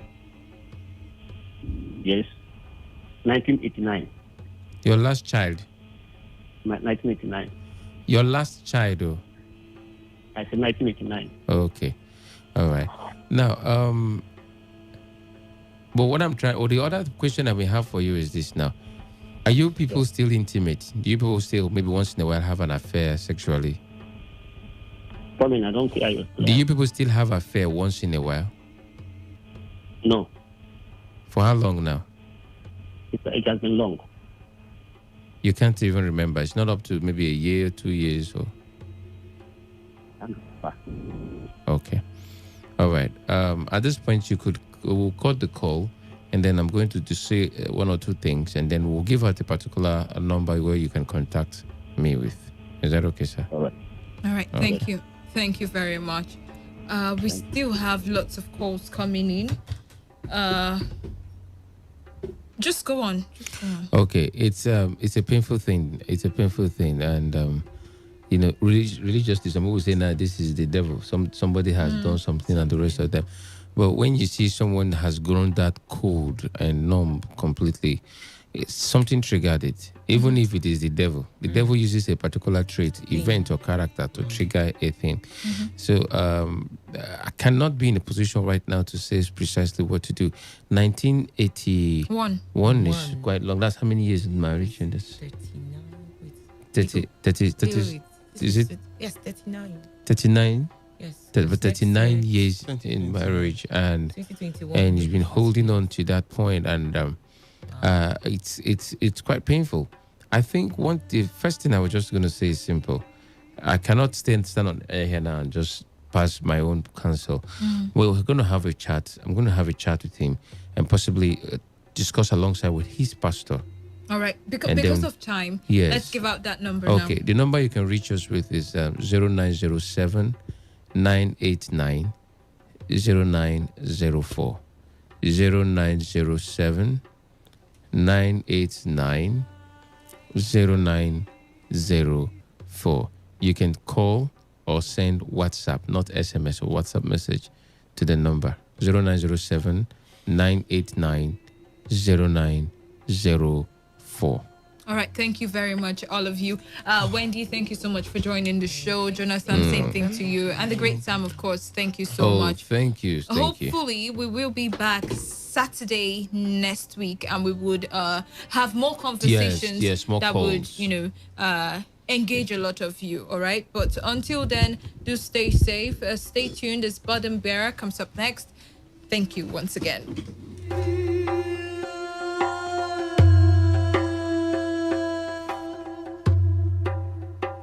This is Today 95.1 FM, Port Harcourt, voice of the people. Ladies and gentlemen, may I have your attention, please? This president's failed. It's about the future of this country. We're going to take it back. We're going to take it back. You asked us to vote you into that position so you can bring about that solution. So when you vote me, then you sleep. Let me see if I can take another phone call. Hello, Today 95.1 FM. Good morning. What makes a policeman to be able to feed is the gun he's holding. They use their gun to extort money from people. Good morning. What's your name and where are you calling from? No longer news that we are truly the voice of the people. Am I not a slave in Nigeria? I refuse if you are. You're a slave. You're a slave. Let's not do that now. So the Nigerian Constitution is philosophical. You spot the difference now? 95.1 FM, voice of the people. And we're back. Because he lives, I can face tomorrow. Because he lives, all fear is gone. Because I know he holds the future, and life is worth the living just because he lives. Good evening, my beloved listeners. I, God's servant, Apostle Innocent Onyogazri Henry, welcome you to another edition of the Burden Bearers Have Our Program. You're welcome. Let us pray. We adore you, holy and righteous God, for your word. Your word is life. Your word is true. Lord, I ask this night that you reach out to someone listening to me. Let the entrance of your word give light, give understanding to someone. Let there be transformation through the ministry of your word and prayers in the name of Jesus Christ. Amen. To the glory of God, we are getting to the last episode of our series on the sin of presumption, which started 4 weeks back. So this is the 5th week and the 5th broadcast. So I encourage you to listen very well, and the God of heaven will locate you. Let's take our golden verse, and that is in Psalm number 19, verse 13. It says, "Keep back thy servant also from presumptuous sins. Let them not have dominion over me. Then shall I be upright, and I shall be innocent from the great transgression." Note again the prayer of the psalmist: keep back thy servant from presumptuous sin. Let them not have dominion over me. It simply means that this thing called presumptuous sin is able to dominate one's life. It has affinity to the soul of a man, and it can destroy in the pit of hell. May God have mercy in the name of Jesus. Tonight our topic is deliver yourself from presumption. Deliver yourself from presumption. As I earlier mentioned, in the course of preaching and teaching in the last 4 weeks, the sin of presumption is mostly committed by believers, those who claim to be born again. It is important to mention that you can equally deliver yourself. Even if you have been entangled in any way, you can deliver yourself. The choice to do so is yours. Nobody will force you into it. If you make your personal efforts and you discover it's not working, then you may have to present yourself for personal deliverance. To the glory of God, here in the Burden Bearers Ministries, we have what it takes to help you out of this predicament. If you care for it, get in touch with us and God will show you mercy. You may say, why did I make this suggestion? on deliverance? Can you not just deal with it ordinarily by kneeling down at a place and it's gone? I didn't say so that it won't work, but I'm only saying to you that from experience, the sin of presumption most of the times presents as besetting sins, and they hardly let go their victim. The earlier you discover your entanglement, the better for you. See what the book of Hebrews chapter 12 verse 1 says from the Passion Translation. It says, as for us, we have all of these great witnesses who encircle us like clouds. So we must let go of every wound that has pierced us and the sin we so easily fall into. Then we'll be able to run life's marathon race with passion and determination.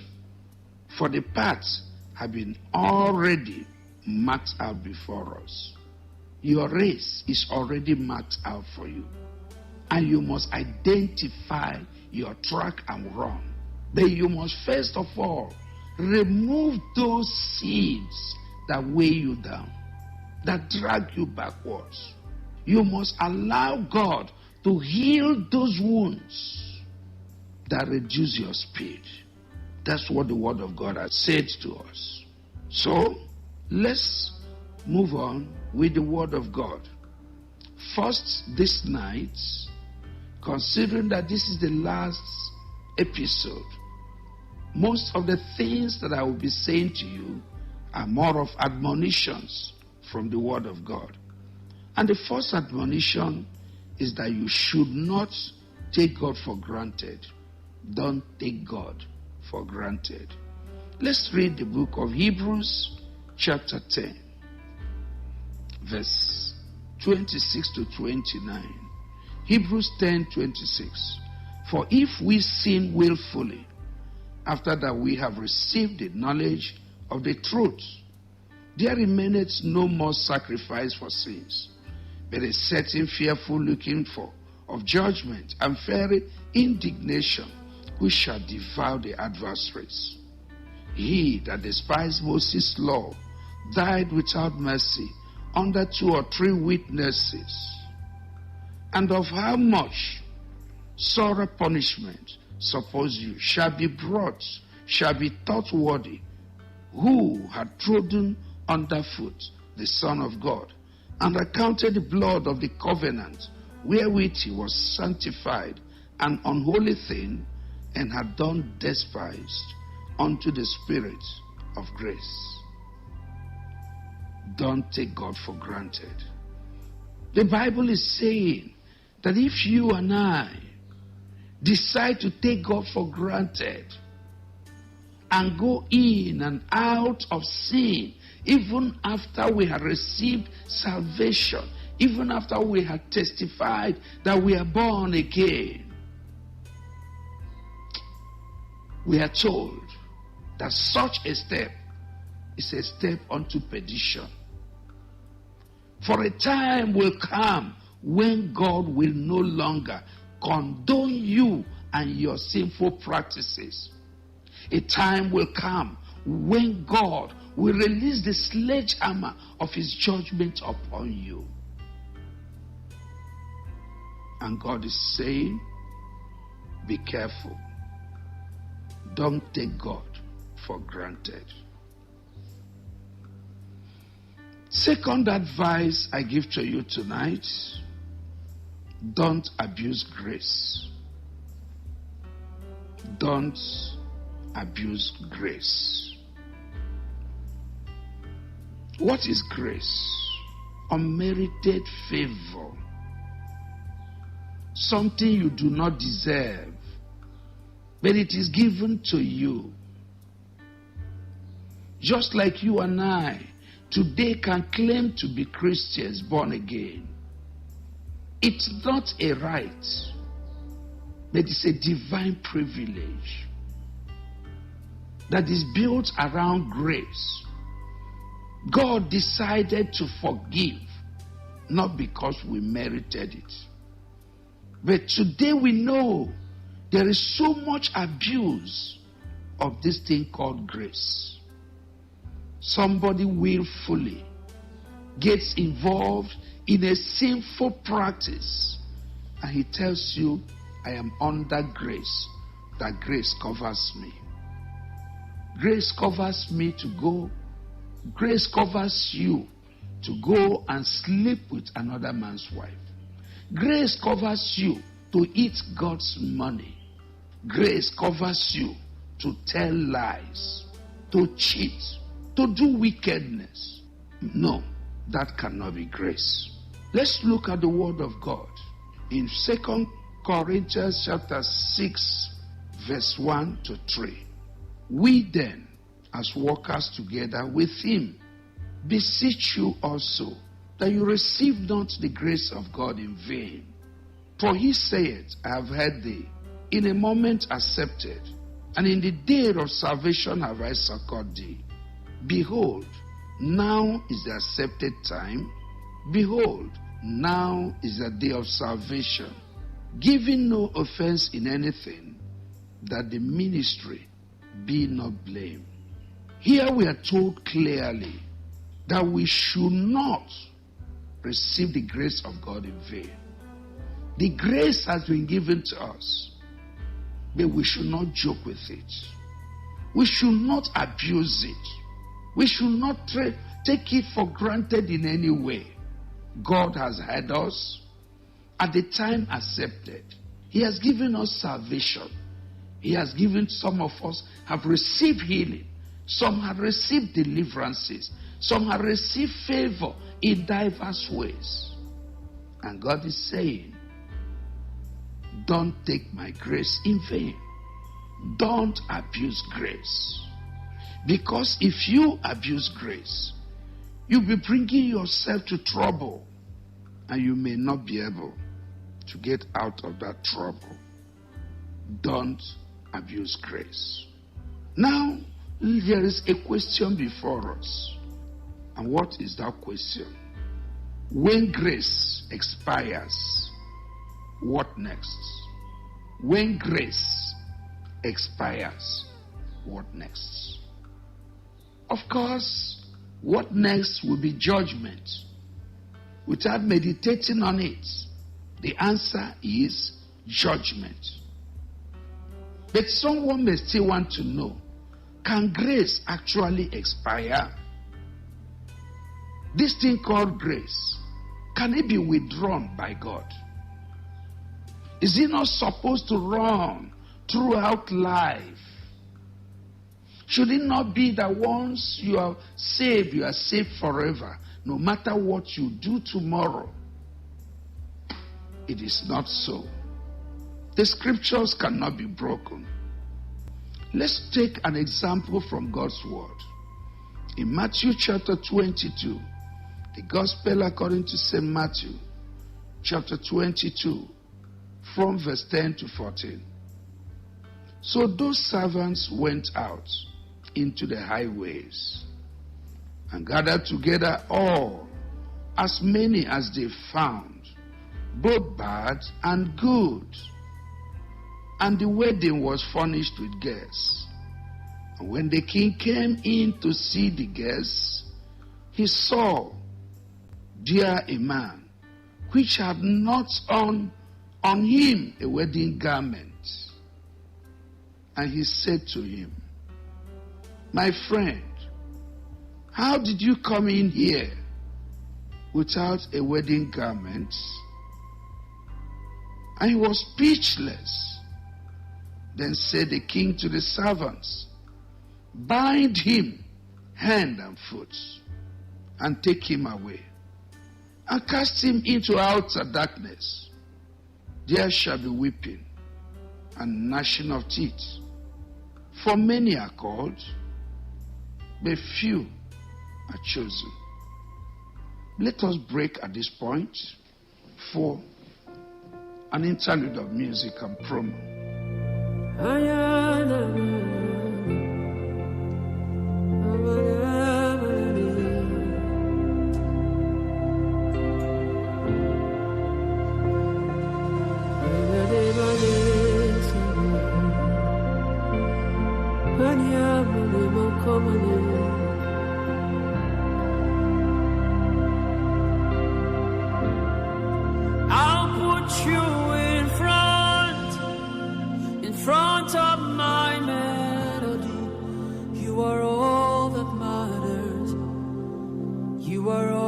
that matters. I'll make room for two. You and I, Jesus.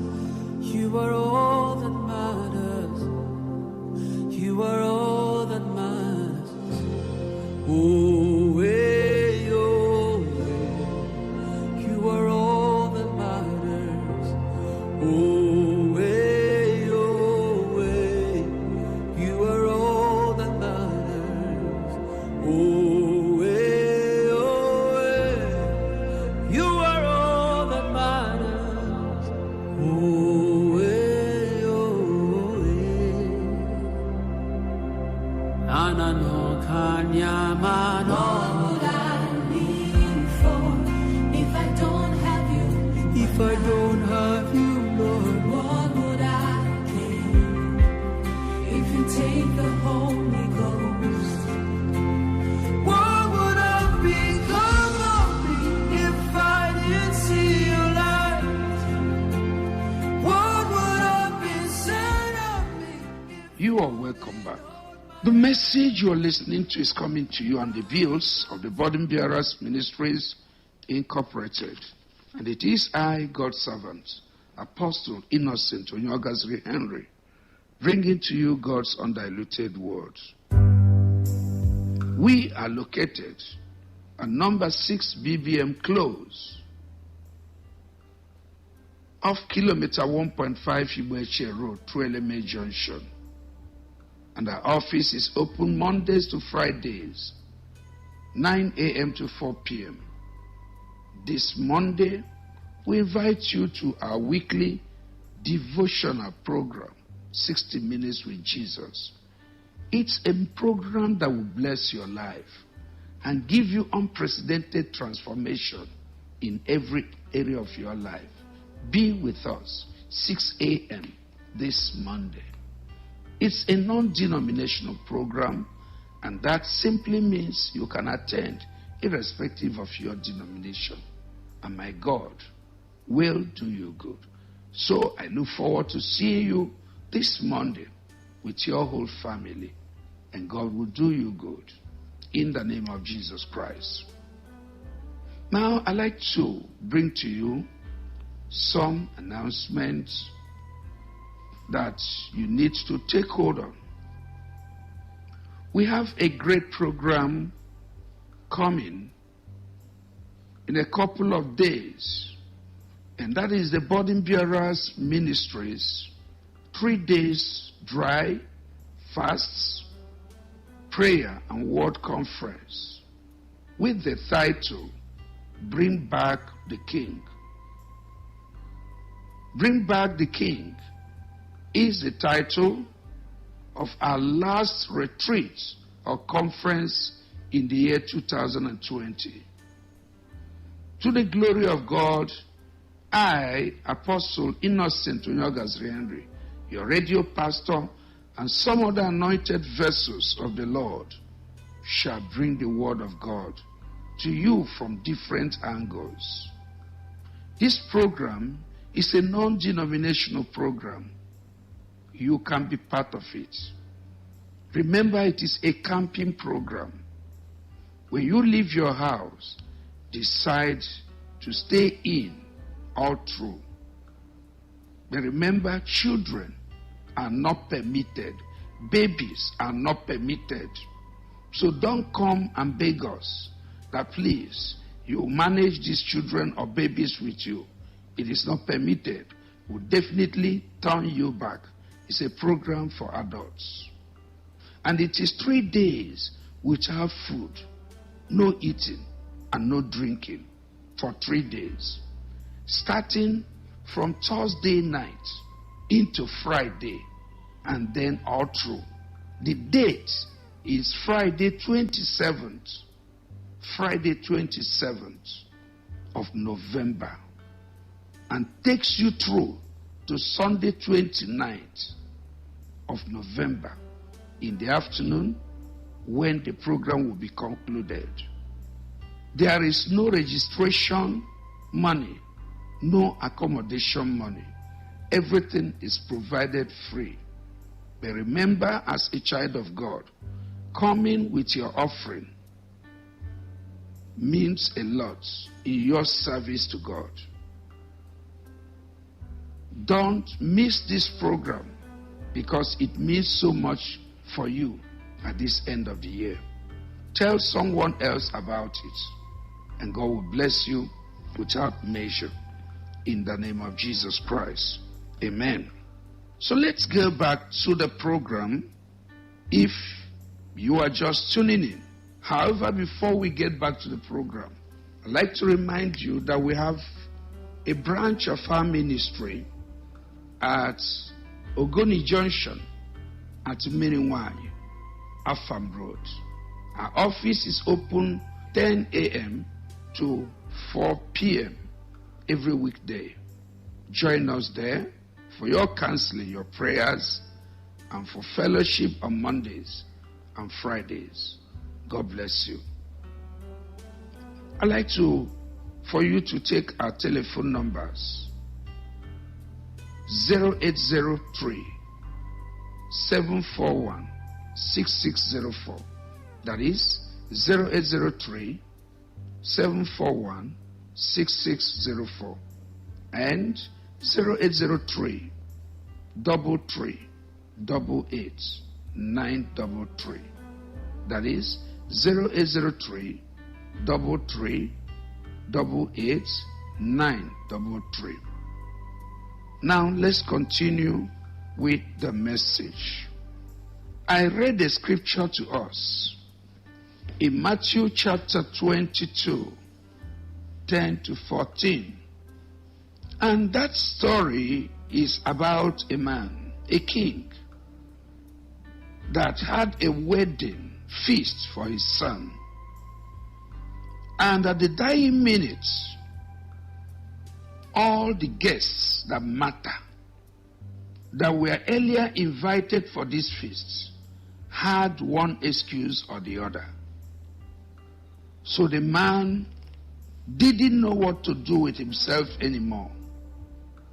However, he called his servants together and sent them out to the highways and hedges and said to them, just spread the invitation to everybody. Tell them there is a wedding, feasts. Let them come. So the young men, his servants, went out to the right, left, front, behind. They combed round the city. And at the end of the day, many people followed them. And the hall of the wedding feast was filled. Before the program commenced, the king came into the hall to see the readiness of the hall and everything before the meeting is declared open. And there he sighted a man that was on a garment, clothes that was not good for a wedding occasion. I called the attention of the man and said to him, young man, please, who are you? He explained himself. He said, the king asked him, did you not know that this is a wedding feast? He said, I know. But you see, I thought, as they said, just come as you are, that you can walk in even with your body filled with grease and everything and smoke and oil and enter in and sit down. I thought it's just like that. All he was doing was stammering and giving reasons. He was just saying, look, I presume that as it is just like that, no problem. Anybody can come in. And the man said to him, look, you are insulting me and insulting my occasion. For this reason, he commanded his men to walk the man out on handcuffs and throw him into prison. Beloved, You may say grace is free. Yes, grace is free. But there comes a point when grace expires and God expects you to put on your thinking faculty. God expects you to do what is right. God expects you to dress properly in your mind, in your action, in your words, in your thoughts. Yes, you came in to the kingdom a sinner, no doubt. But will you continue a sinner? Will you continue telling lies, still in the kingdom? Will you still continue in fornication and adultery, still in the same kingdom? Will you continue a liar, still in the kingdom? Do you not have senses? Doesn't common sense make you to know that you are brought out from sin and that you should follow righteousness and serve the Lord? That was what this man did not take into consideration, and it cost him his life and all. You be careful, because grace has expiring dates. As I begin to conclude, let me say to you and myself, it is time to take stock. It is time to take stock. Take stock of yourself. I equally will take stock of myself, especially as we are approaching the end of the year, when organizations appraise their workers, take stock of the activities for the year, write their reports, and put the record straight. You and I should equally take stock of our lives. See what the Bible says. 2 Corinthians 13 verse 5. Examine yourselves, whether ye be in the faith. Prove your own selves. Know ye not your own selves, how that Jesus Christ is in you, except ye be reprobates? The question is very clear. The suggestion is very clear. And what is it? Examine yourselves. Examine yourselves, whether you are still in the faith. No, don't live in assumptions anymore. Finally, let's look at Zechariah chapter 2 verse 7. Zechariah chapter 2 verse 7. Deliver yourself, O Zion, that dwellest with the daughter of Babylon. Deliver yourself. What does this mean? You have to take responsibility for your own spiritual safety, for your relationship with God, for what happens at last. Because what matters most is your destination, not just the journey. The journey might be rough, the journey might be smooth, but the end result is what we are after. And you know the end result cannot be misunderstood. It cannot be manipulated. It is either you are going to heaven or you are ending up in hellfire. It doesn't matter who you are. It doesn't matter your credentials. It doesn't matter how long you've been in the church and probably served God. The end is what matters most. And God is saying to you and me, deliver yourself. Deliver yourself. Child of God, who has listened to me tonight, deliver yourself. Pastor, minister of God, deliver yourself. Church worker, church member, deliver yourself. Pastor's children, who believe that because my father is a pastor, my mother is a pastor, nothing mega, I can live anyhow, bring reproach to my parents and to the kingdom of God. Say, deliver yourself. You backslider from the faith, deliver yourself. Remember, many souls will be in hellfire because of presumption. That is the truth. But my prayer for you is that you should never gamble with your soul. Ask yourself, can this be my last chance? Of course it might be. This might be your last warning. And if you decide to throw it away, my prayer is God have mercy on you. It is the hour of repentance. Call on Jesus Christ now to come into your life and be your Lord and Savior and deliver your soul from eternal damnation. Take again our telephone contacts: 0803 741 6604. That is 0803 741 6604 and 0803 33 88 933. That is 0803 33 88 933. Till we come your way next week, it is I, God's servant, Apostle Innocent Onyogazri Henry. Remain blessed. 95.1 FM, voice of the people. And we're back. Hardball. See, you know one good thing. There are over 150 million people in Nigeria, and that makes 150 million and more arguments. Some agreeing and others opposing. On Hardball, every Saturday, 8:30 and 9:30 p.m. We bring the strongest opposing arguments into our studios, and we take the gloves off. Don't want to miss the debate on Today 95.1 FM, 95.1 FM of the people.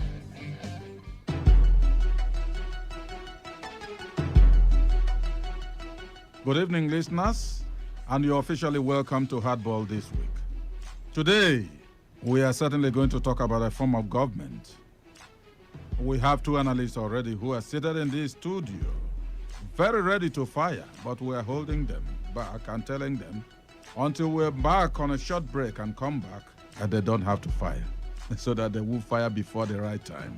The theme that is going to be followed by us for Hardball this week is democracy the best form of government, especially for developing countries? Is democracy the best form of government, especially for developing countries? Now we shall now embark on a short break, and when we come back from this particular break, we introduce our guests and move on with the program. Join us when we come back. Welcome back to Hardball. The theme is democracy the best form of government, especially for developing countries? And the two analysts we have are Lord Asha Frank, monarch, publisher, and leader, the Bridge Organization Global. Lord Asha Frank will be saying yes. While on the other side, we have Andy Akpotibe, who is a social reformer, nation builder, author, and troubler of bad leadership. Gentlemen, you're warmly welcome to the program Hardball this week. Thank you so much for having us today. It's my delight to be here, and let me use this opportunity to express my profound regrets for not being able to be on Hardball. For those of you who have been calling me, I will make this one a special dedication. Thank you very much. Now we want to roll off with Lord Asha Frank blessing the trail. Lord Asha Frank, because he is saying yes, we want him to take off. Lord Asha Frank, a lot of our listeners are listening to you. They want to be educated. You claim that democracy is indeed the best form of government. It doesn't matter whether developing countries or developed nations. We want to learn from you. Could you roll off? Thank you very much. Our easiest understanding of the concept of democracy and democratic governance is popular participation in the process of government and governance. There is a popular axiom that two good heads are better than one. No matter how any person arrogates to himself absolute knowledge, wisdom, know-how, and whatever, the point remains that nature had never given any one single person all the knowingness that exists in creation.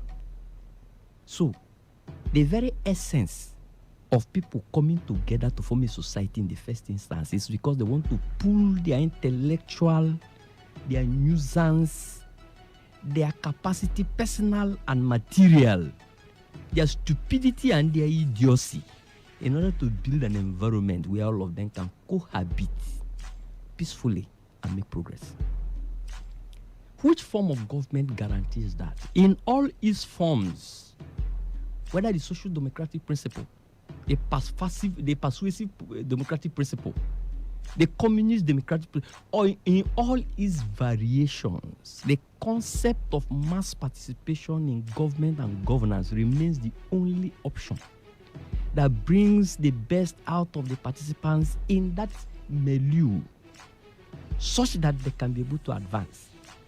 Anything contrary to that gives you dictatorship, authoritarianism, and its variants, which posits that there is somebody who is a god man that knows more than every other person, that dictates more than every other person, that should be able to solve the problem of every other person. And creation never made proviso for that. Even the wisest man that ever lived, by the records at our disposal, did not run a dictatorial authoritarian regime. The concept of democracy is the concept that makes every person within a sovereign state to become a participant actively, passively, directly or indirectly in the growth of that society.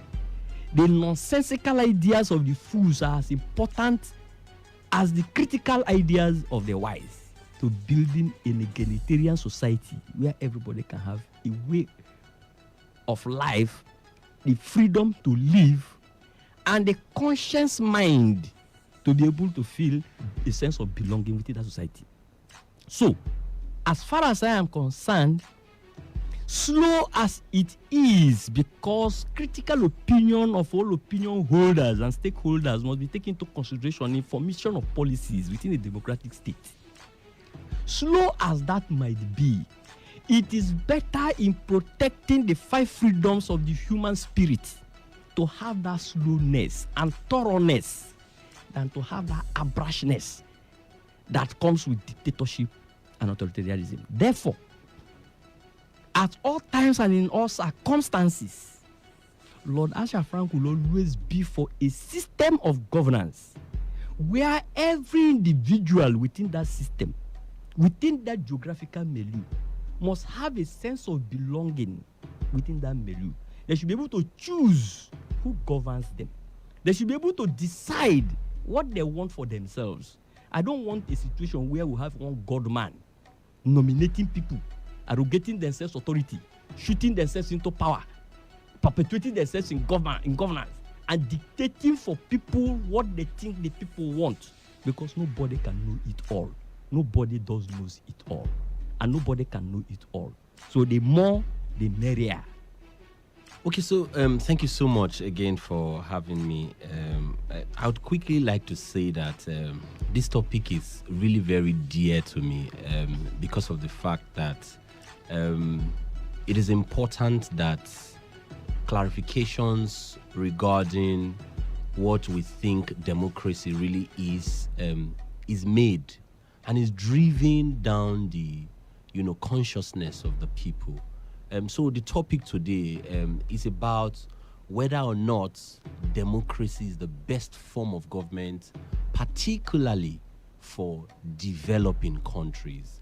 And I'm going to be saying that democracy is not the best form of government, for developing countries. It might be the best form of government for completely developed country where all of the tenets, all of the trappings, all of the condiments, all of the ingredients necessary to make democracy indeed very great are present. But for underdeveloping countries and developing countries, democracy indeed cannot be said to be the best form of government. I'd quickly like to explain a few things by saying that the word democracy, which has been mostly used, misused, confused, abused by many people for centuries, and in recent times also badly maimed by most Nigerians in their understanding and application of it, especially since our return to it in 1999, is a concept whose understanding as universally accepted should ordinarily not herald any controversy.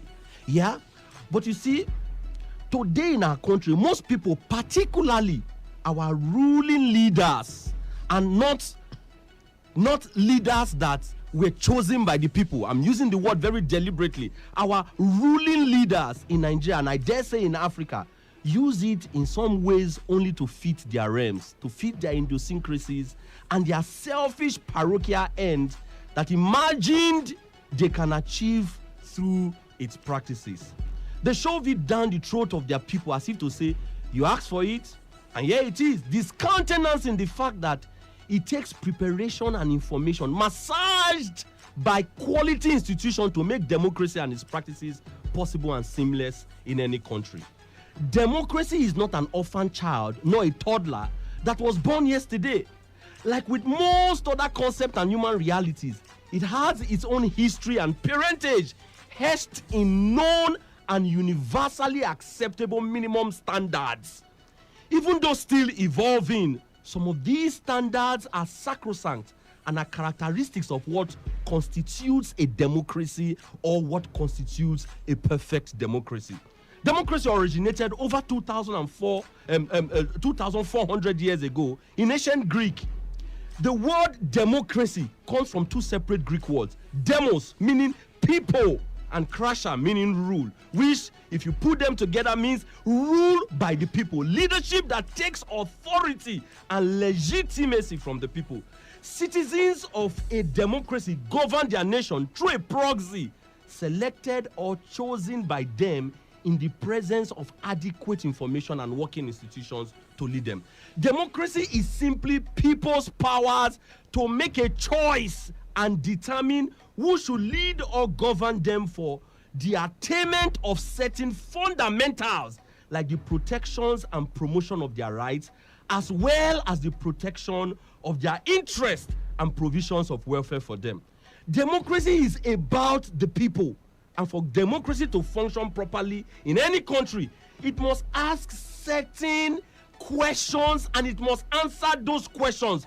And if a democracy did not answer the questions that I'm going to ask shortly, then that democracy was not a democracy in the first instance. Democracy must attend to certain questions that indeed are coming from the people. Some questions are the people educated enough to make informed decisions without prevarications, and that is devoid of sentiment and biases such as religion, ethnicity, color, tribe, sex, and other intangibles not necessary for making informed decision, because democracy is government of the people, by the people, and for the people. It means therefore that it is a government that summarily was brought in by the people. But the first question I'm asking today is, the peoples in Nigeria, from the north to the south to the east and the west, do they have the same competencies to be able to choose who can preside over their affairs? Thank you very much. You see, there is theoretical understanding of things and there is practical understanding of things. Normative values are not necessarily exact values. When the concept of democracy even began, what level of education did they have? The principal problem of democracy from its inception, which the Socrates, the Aristotle, and all of them found it difficult to even attend to, was the issue of representation. The people, for the people, by the people, are the people. Who are the people? Who are the people? And where on planet Earth does the process of choosing the people so perfect, because the people are so perfectly educated? At where? You see, the moment we over-theorize over issues that deal with social situations that must be concept to ceteris paribus, all things being equal, which can never be, we must be realistic enough not to constitute ourselves into a problem of democracy itself. At what point does education become so fundamental in the issue of democracy? At what point in history? At what point? And what is education? What is the definition of education? For every human being with a sane mind is an educated person.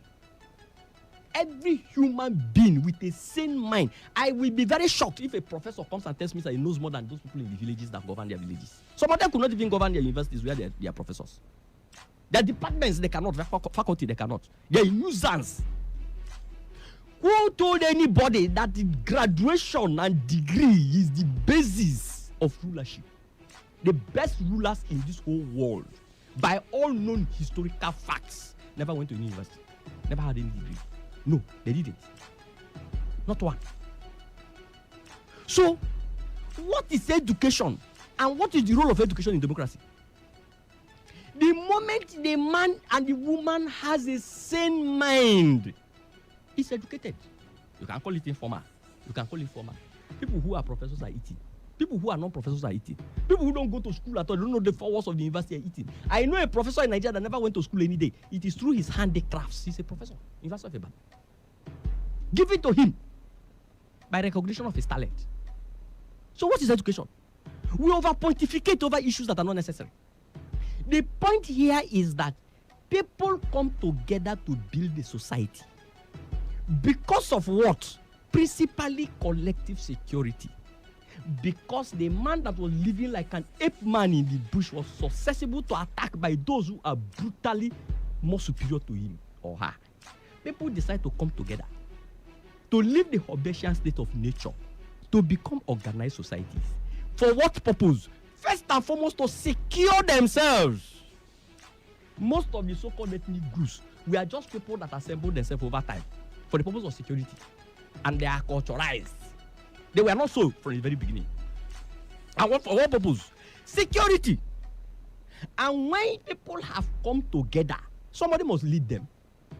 A congregation without leadership is a confused congregation. Anywhere in this world, even in heaven, there must be leadership. And then at the point where people begin to converge and the concept of leadership have to come in, who leads them? What is the process? Should it be who is more powerful shooting his way to command himself as their leader? Or should it be the people coming out with their crude education and their crude knowledge to say, we know Odacha Frank will more anti-Akpotipe. We want anti-Akpotipe to rule us because we trust him more than Odacha Frank. If it disappoints them in the process, does it mean that the people have not chosen? Does it mean that democracy have not been practiced? The fact that who you chose disappointed you, does it mean that you should throw away the baby with the bathwater? The beauty of democracy is that if you are disappointed, you have the opportunity to elect a better person. That is the very beauty of democracy. If you put in somebody and the person becomes a kleptomaniac, you have the choice and the chance to replacing that person for a better person. That's the beauty of democracy. So, when we say democracy, and I need us to fully understand this, we are talking about choices made by people. And if you understand that you have to have some latitude, in terms of knowledge at your disposal to be able to make an informed choice, you would understand what I mean by saying that the people who make these choices for who becomes the president, who becomes the governor, who becomes a senator, they must have this latitude that confers on them the ability to be able to make choices that can make society great. So for instance, if I wanted to build a house, I would get an engineer, I would get an architect. The reason is because these people have sufficient knowledge that they can use to guide the labor such that the labor will build according to that knowledge and the house will stand the test of time. But if I got somebody on the streets who is a palm wine tapper, it's not to say palm wine tapping is wrong.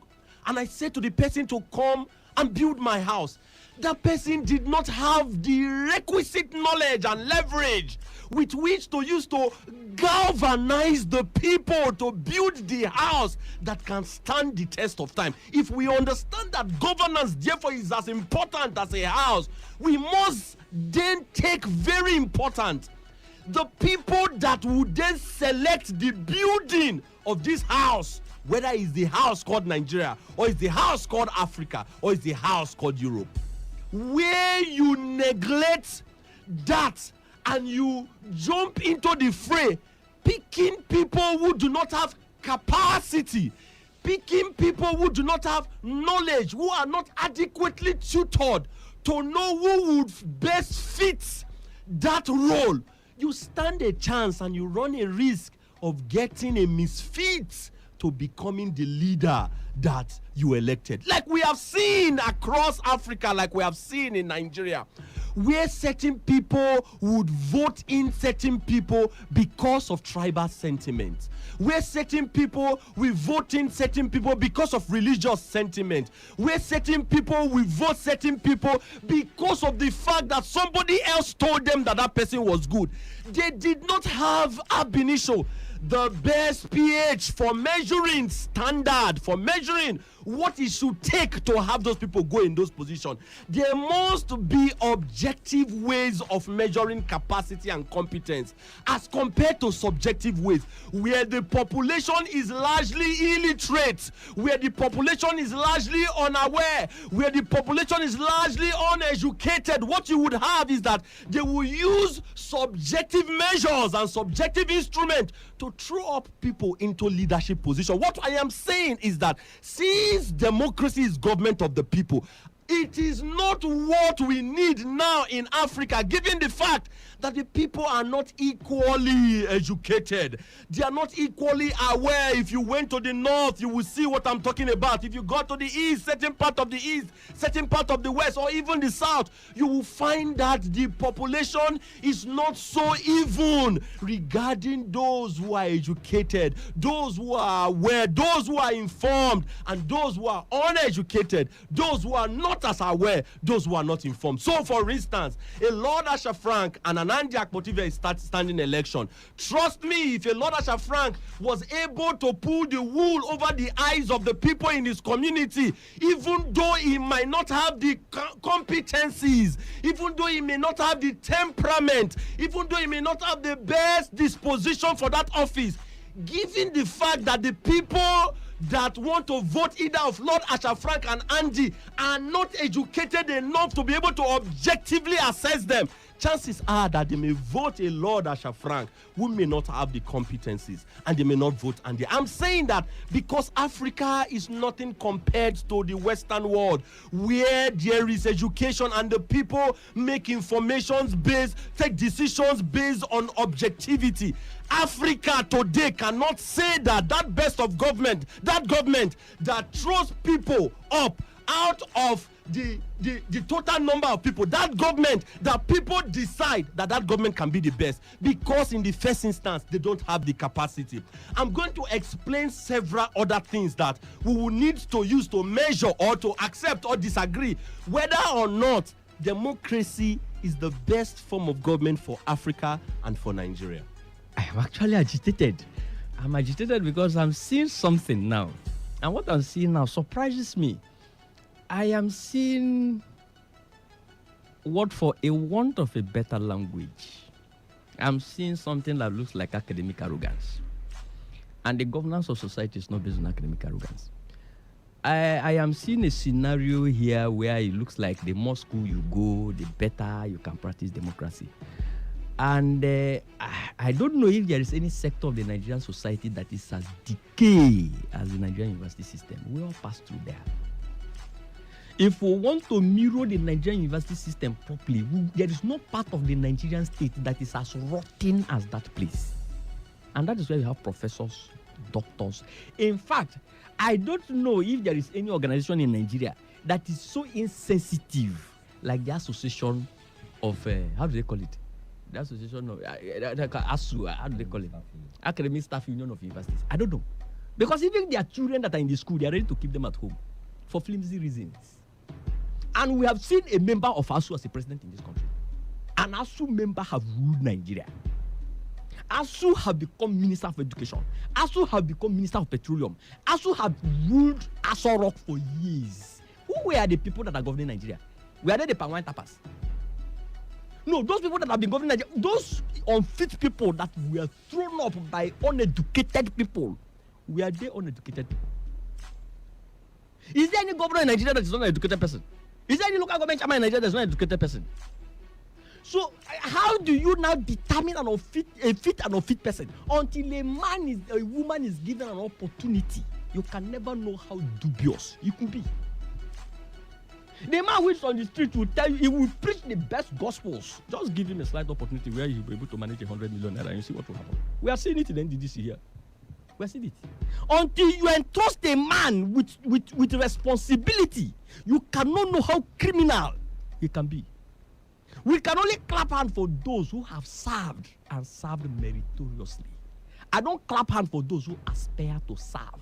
Until I put you, until we put you, until the people put you in a position to serve them, and you serve them well. No grammar can convince any Nigerian. I came from the background of human rights and environmental activism. That is my background. That is my primary constituency. And I saw firsthand the grammarians, the theorizers of a better society, how they got opportunities and disappointed even that primary constituency. And I have to check out. So what are we talking here? What are we saying here? A man and a woman is as educated that he has a rational thinking. Who says that the analogy of building is even very fantastic? Yes, you need an engineer. You know the kind of house you wanted to build. Some people are very comfortable in their attached house with their mud. They are very okay. There are some people that are very comfortable with their roof, with their corrugated iron sheet house with a mud body. They are okay.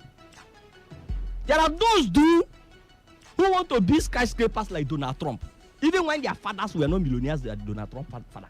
And they themselves are not billionaires like Donald Trump before he became president. But they want to own that kind of house. They look for those kind of engineers that build those kind of houses. And that to me is profligacy. It's waywardness. As far as I am concerned, a society chooses who it wants at the time it wants them.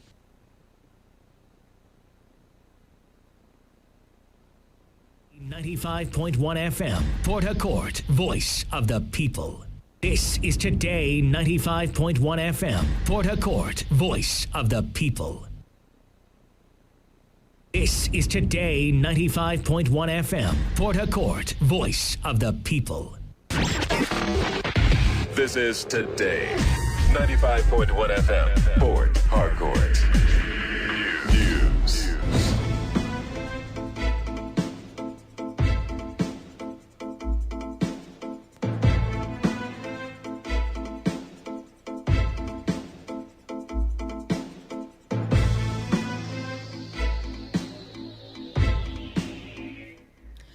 Good evening. This is the World News on your Premium Talk Radio. Today, 95.1 FM, Port Harcourt. I am Wealth Wilson with the headlines.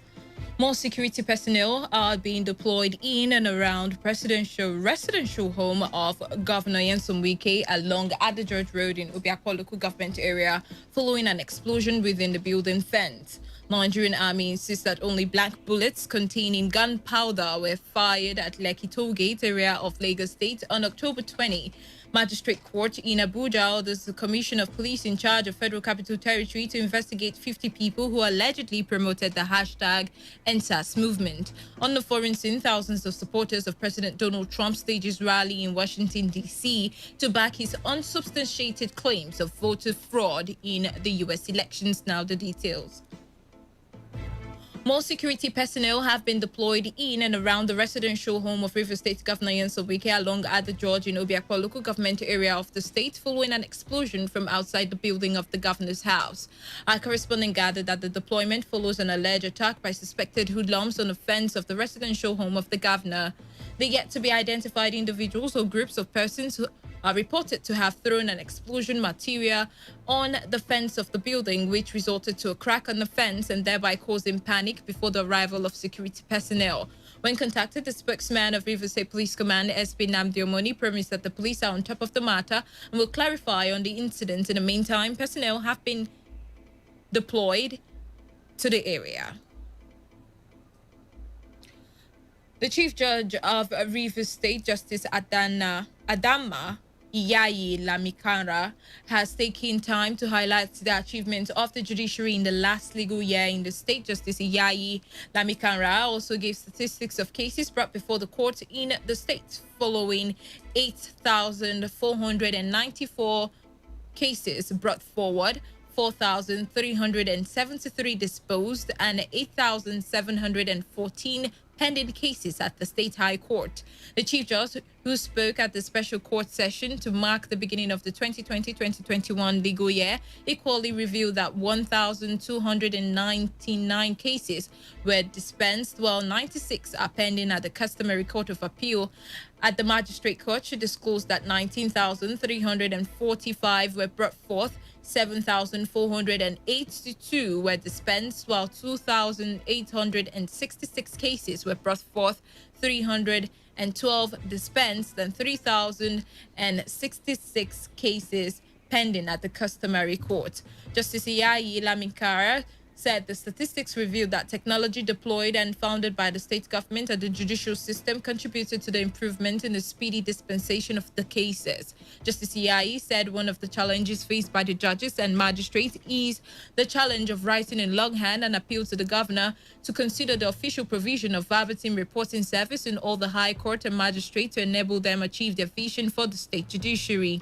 At the last legal year ceremonies, we were well admonished by His Excellency, the Governor of Rivers State, to ensure speedy dispensation of justice, bearing in mind that justice delayed is justice denied. His Excellency's admonition was taken to heart, and we set out to consolidate on all the technologies that his administration has graciously funded for the judiciary in order to put them to good use. One area that remained a challenge in line with global best practices is writing in long hand by judges and magistrates. We passionately implore His Excellency to consider the official provision of the verbatim reporting service for all our high courts and magistrate courts. Our vision is to put Rivers State Judiciary on the world map of technology-driven judiciaries, eventually creating an enabling environment for investors, tourists, and international community to see Rivers State as a safe haven where the rule of law and access to justice are the norm. Okrika Divisional Council of Chiefs in Okrika Local Government Area of Rivers State have explained the reason why every family in the Okrika Kingdom is addressed as War Canoe House. Chief Abiye Sekibo and Chief Tuku Dokie gave the explanation during the traditional induction and upgrading of 9 chiefs of Okochiri Kingdom in Okrika Local Traditional Council of Chiefs. Chief Sekibo and Chief Adokie, while explaining the importance of the induction, said the tradition of Okrika people allows that anyone who must assume the position of a chief of War Canoe House must be one who must be ready for war and defend his people. The Okrika chiefs narrated that it takes what it takes to qualify to head a War Canoe House in Okrika area, just as they encourage enforcement of culture and tradition in communities, which they say would help to build the society. By tradition, every Okrika child comes from a group of families. That group of families is what we refer to as a war canoe house. The reason being that in time immemorial, society was the survival of the fittest. So every group of people must be strong enough to protect their own. And so they had to be ready for war 24/7. So the Okrika people are known as people who from time immemorial are ready for war. You do what we call Emunumunukbo, where you be recognized by the constituent town as a chief of that kingdom or of that community. Thereafter, we have, that is the Ama chief. Thereafter, we have Se Alabo, Ama Alabo and Se Alabo. On their parts, the Secretary of Okrika Divisional Council of Chiefs, Chief LDII Alalibo, and Chief of Staff of Amayanabo of Okochiri Kingdom, Chief Tamino Akalabo spoke on the importance of Okrika tradition to the development and growth of the people, just as they expressed that the new induction will contribute to the betterment of the area. Today, what we come here to do is to make sure we do the final stage of installing the chiefs heading various working houses in Okochiri Kingdom. That's what we've just done. Of course, they are to assist the traditional rulers to rule the subjects, to rule the people of Okrika. In Okrika Kingdom, we have a process of installation of a chief. For a chief to come up, you must pass through local processes. You will be selected from your working house units. Then when you are selected, they will present you to the immediate community, and that immediate community will present you. That is now, they have presented these people to Okochiri Kingdom, and Okochiri Kingdom has given them installation. Speaking in an interview with our correspondent Uchendu Ojowo, the chairman of Okochiri Council of Chiefs, Chief Jackson Adoki Ibitembo, who is among the newly inducted Okrika chiefs, stressed the need for traditional rulers to be assisted in encouraging peace and unity of the society. Today is really a joyous day for us. Today made it 2 years and 31 days. We were installed as chiefs of this great kingdom, Okochiri Kingdom. And these 2 years, we are only operating these 2 years as chiefs of Okochiri Kingdom. But this time around, we are going to be made full chiefs of Okrika Nation. That is why we are here. That is why we are being installed as chiefs, to coordinate them, so that they won't go astray, they won't go on rampage. We are their leaders. With us, they will always listen to us and do the right thing in the community. Petroleum Products Retail Outlet Owners Association of Nigeria, Petron, has expressed concern over the gradual percentage increase that comes with the increase in the price of petrol by PPMC. The Rivers State Chairman of Petron, Francis Dinkwa, in an interview with our correspondent Ifunayo Bemendukwe, said marketers have remained in the proposed margin by the PPMC despite increase in price. Dinkwa said the funds used in procuring a truck of petrol is twice the volume of fund used for the procurement of a truck in the past, using the same 12 naira margin proposed by the PPMC, saying that remaining is the proposed margin puts the marketers at a loss. Dinkwa, however, said Petron members who still have old stock are not in a haste to increase the price of petrol, just as he pleaded with the customers to bear with the petrol marketers. This increase have come to us again like a little shock, if I may say so. The price of fuel that was selling hitherto at 158 naira per litre or 160 naira per litre by the S-Depot price of PPM is now going to sell to the retailers by our own calculation and by the calculation of the PPMC at 170 naira for the upper limit and 168 naira for the lower limit. It is not by the making of the filling station owners in this state or in Nigeria, but it's by the calculation from the S-Depot price. But our concern is greatly on the percentage increase that is coming with this increment. We have consistently and constantly remained in the proposed margin or in the suggested margin by PPMC. But the cost of fund, the volume of fund that is involved now in the procurement of one truck of PMS is twice the volume of fund that is required long ago when 12 naira has been the margin. The People's Democratic Party, PDP, has urged President Muhammadu Buhari to reverse the increase in the pump price of fuel, which increased from 159 naira to 170 naira per litre. The party, in a statement issued by its National Publicity Secretary, Kola Olugbondion, in Abuja, rejected the increase, describing it as unbearable to the Nigerians. Olugbondion said it is also unacceptable given the prevailing economic crunch already confronting Nigerians. He said that the PDP insisted that the increase in the pump price would worsen the already suffocating economic situation in the country, adding that such hike would be an additional loud tide on the economic neck of Nigerians. Olugbondion said the government has no justification to increase the cost of fuel to anything above 100 naira per litre, let alone 170 naira per litre, especially when there were practical options to maintain affordable prices, given Nigeria's production capacity and potentialities. He added that the government had yet to come clean to the parameters being used for the hike in prices vis-a-vis Nigerians' production, export and accruing revenue, saying that energy officials had withheld the facts regarding the status and volume of oil production, sales and accruing revenue. In a related development, a former vice president of the Nigerian Labour Congress, NLC, Issa Aremu, has described the latest increase in the pump price by petrol by the PPMC as insensitive and uncalled for. Aremu warned that increasing the pump price of petrol at a time many Nigerians were going through severe economic hardship could trigger another round of civil unrest, saying it would not go well for the country. Aremu gave the warning on the sidelines of the three-day prayer held in honor of the late former governor of Old Kaduna State, Balarabe Musa. He stressed that with the increase of petrol pump price, the federal government's policy of deregulation might take the country to the path of a governance crisis.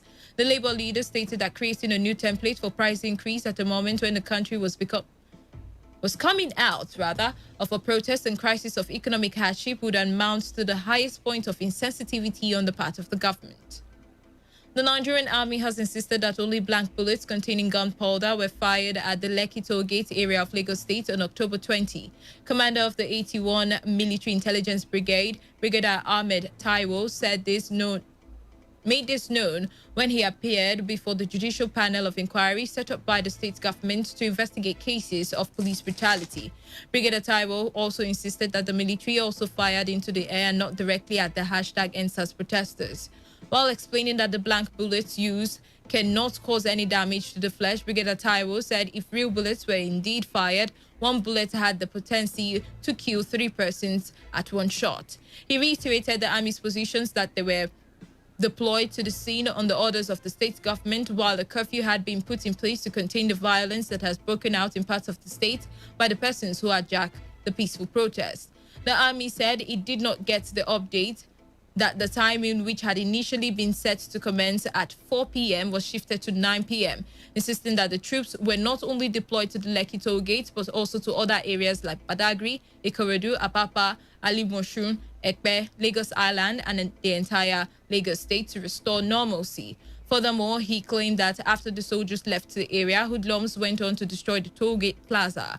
Commander of the 81 Military Intelligence Brigadier Ahmed Taiwo, however, said that the Nigerian Army is unhappy that the Lagos State Governor Babajide Sanwo-Olu denied inviting them to come and restore calm at the Lekki Toll Gate area of the state in the heat of the #EndSARS protest. After a considerable detailed search of hospitals and mortuaries in the state, Governor Jide Sanwo-Olu confirmed that only one life was confirmed lost in connection to the Lekki incident. According to Strategic Hospital Lekki, the death of the unnamed individual was caused by blunt force trauma, and he was on Admiralty Road. Another body with a gunshot wound was deposited in a mortuary in Yaba. An investigation is still ongoing to see if this occurred at the Lekki Toll incident. I spoke personally with the governor on this because the Nigerian Army was not happy about two things. The first, his denial that he asked us to intervene, when in actual fact it was the proper thing to even do. He called the Chief of Army Staff and called the GOC 81 Division and asked for intervention because the police had been overrun. The Nigerian Army further said that it evacuated 2 billion naira from banks in Lagos State after hoodlums began to attack and loot banks and businesses in the mayhem that followed the #EndSARS protest. Meanwhile, a magistrate court in Abuja has ordered the Commissioner of Police in charge of the Federal Capital Territory to investigate the 50 people who allegedly promoted the EndSARS movement. Chief Magistrate Omolola Akindele gave the order in a letter to the police commissioner following a criminal complaint filed by an activist, Kenechukwu Okeke.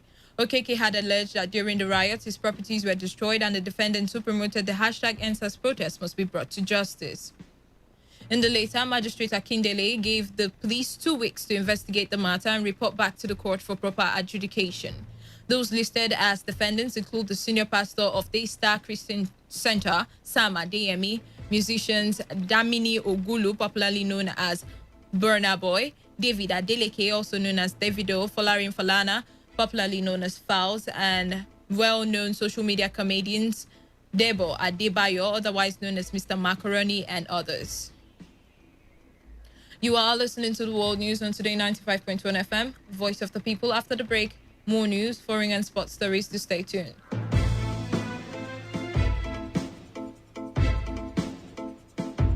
Break.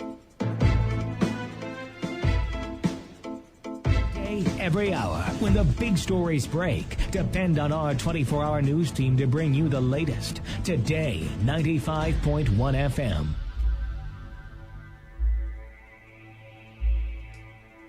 Welcome back. Still in the news, National Security Advisor Babagana Mongono has advised security personnel to uphold the fundamental human rights of citizens while carrying out their duties. Mongono gave the advice at a 3-day workshop for security personnel in Kaduna State, organized as part of efforts to curb all forms of human rights abuses and brutality by security agents.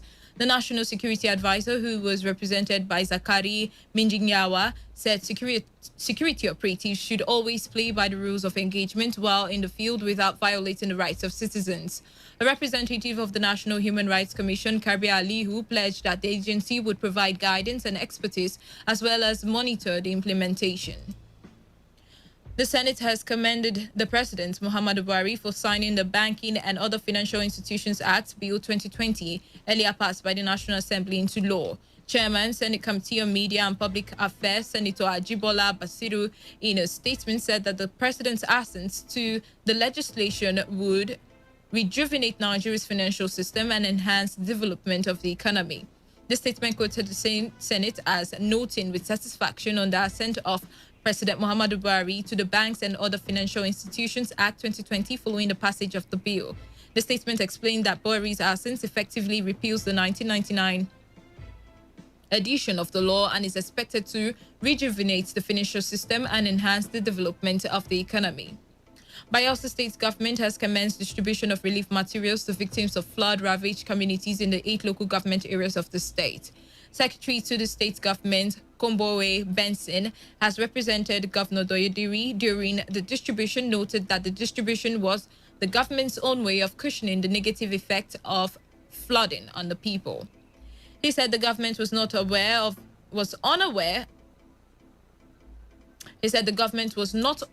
of the devastating effects of the annual natural disaster on farmlands and the untold hardship on farmers, adding that the distribution would not be devoid of party sentiments. Governor Diri urged those responsible for supervising the distribution to reach out to internally displaced persons, the elderly, and those whose properties were damaged by the flood. On the foreign scene, thousands of supporters of President Donald Trump have staged a rally in Washington, D.C. to back his unsubstantiated claims of voter fraud in the U.S. election. Far-right and anti-government groups, including the Proud Boys, Oath Keepers, Canon, has indicated they would attend amid tensions over the results. Earlier, protesters swarmed the presidential motorcade as Trump drove past on his way to his golf course. You recall that Joe Biden won the November 3rd election and thereafter solidified his victory with a projection of Georgia, making him the first Democratic candidate to take the state since 1992. Now to end the news, here is a summary of the major stories. More security personnel have been deployed in and around the residential home of Governor Nyesom Wike along Ada George area in Obiakpo local government area following reports of an explosion within the building. The Nigerian Army has insisted that only blank bullets containing gunpowder were fired at Lekki toll gate. Magistrate Court sitting in Abuja has ordered the Commissioner of Police in charge of the Federal Capital Territory to investigate 50 people who allegedly promoted the NSAS movement. On the foreign scene, thousands of supporters of President Donald Trump have staged rallies in Washington, D.C. to back his unsubstantiated claims of voter fraud in the U.S. elections. And that was the news as edited by Chinedu Uchendu Ejowo. For comments and inquiries, please call 081-5341-8657 or 081-4434-3502. Send your emails to news@todayfmlive.com. You can also read our stories on www.todayfmlive.com. Do not forget to take responsibility. Wash your hands frequently with soap under running water. Avoid touching your face in high contact surfaces to prevent coronavirus. Once again, good evening. I am Wealth Wilson and thank you for listening. Today's news, today's entertainment, today's sports, today's issues. Today on Today 95.1 FM, Port Harcourt. Talk radio. I listen to a lot of talk radio. 95.1 FM. Ladies and gentlemen, may I have your attention, please? This president's failed. It's about the future of this country. We're going to take it back. us to vote you into that position so you can bring about that solution. So when you vote me, then you sleep. Let me see if I can take another phone call. Hello, Today 95.1 FM. Good morning.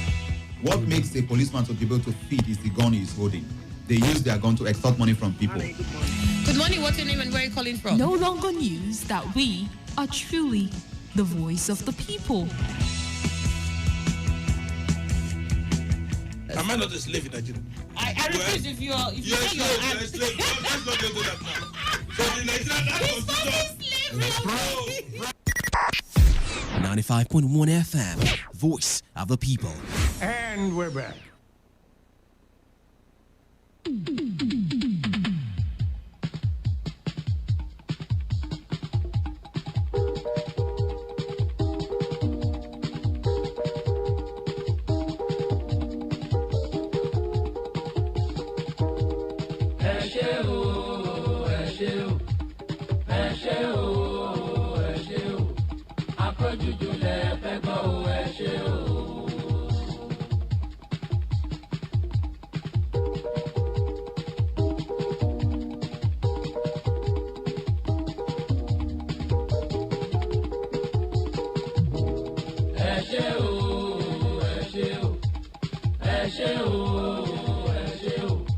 Àpọ̀jù jùlẹ̀ fẹ́ gbọ́ ẹ ṣé o.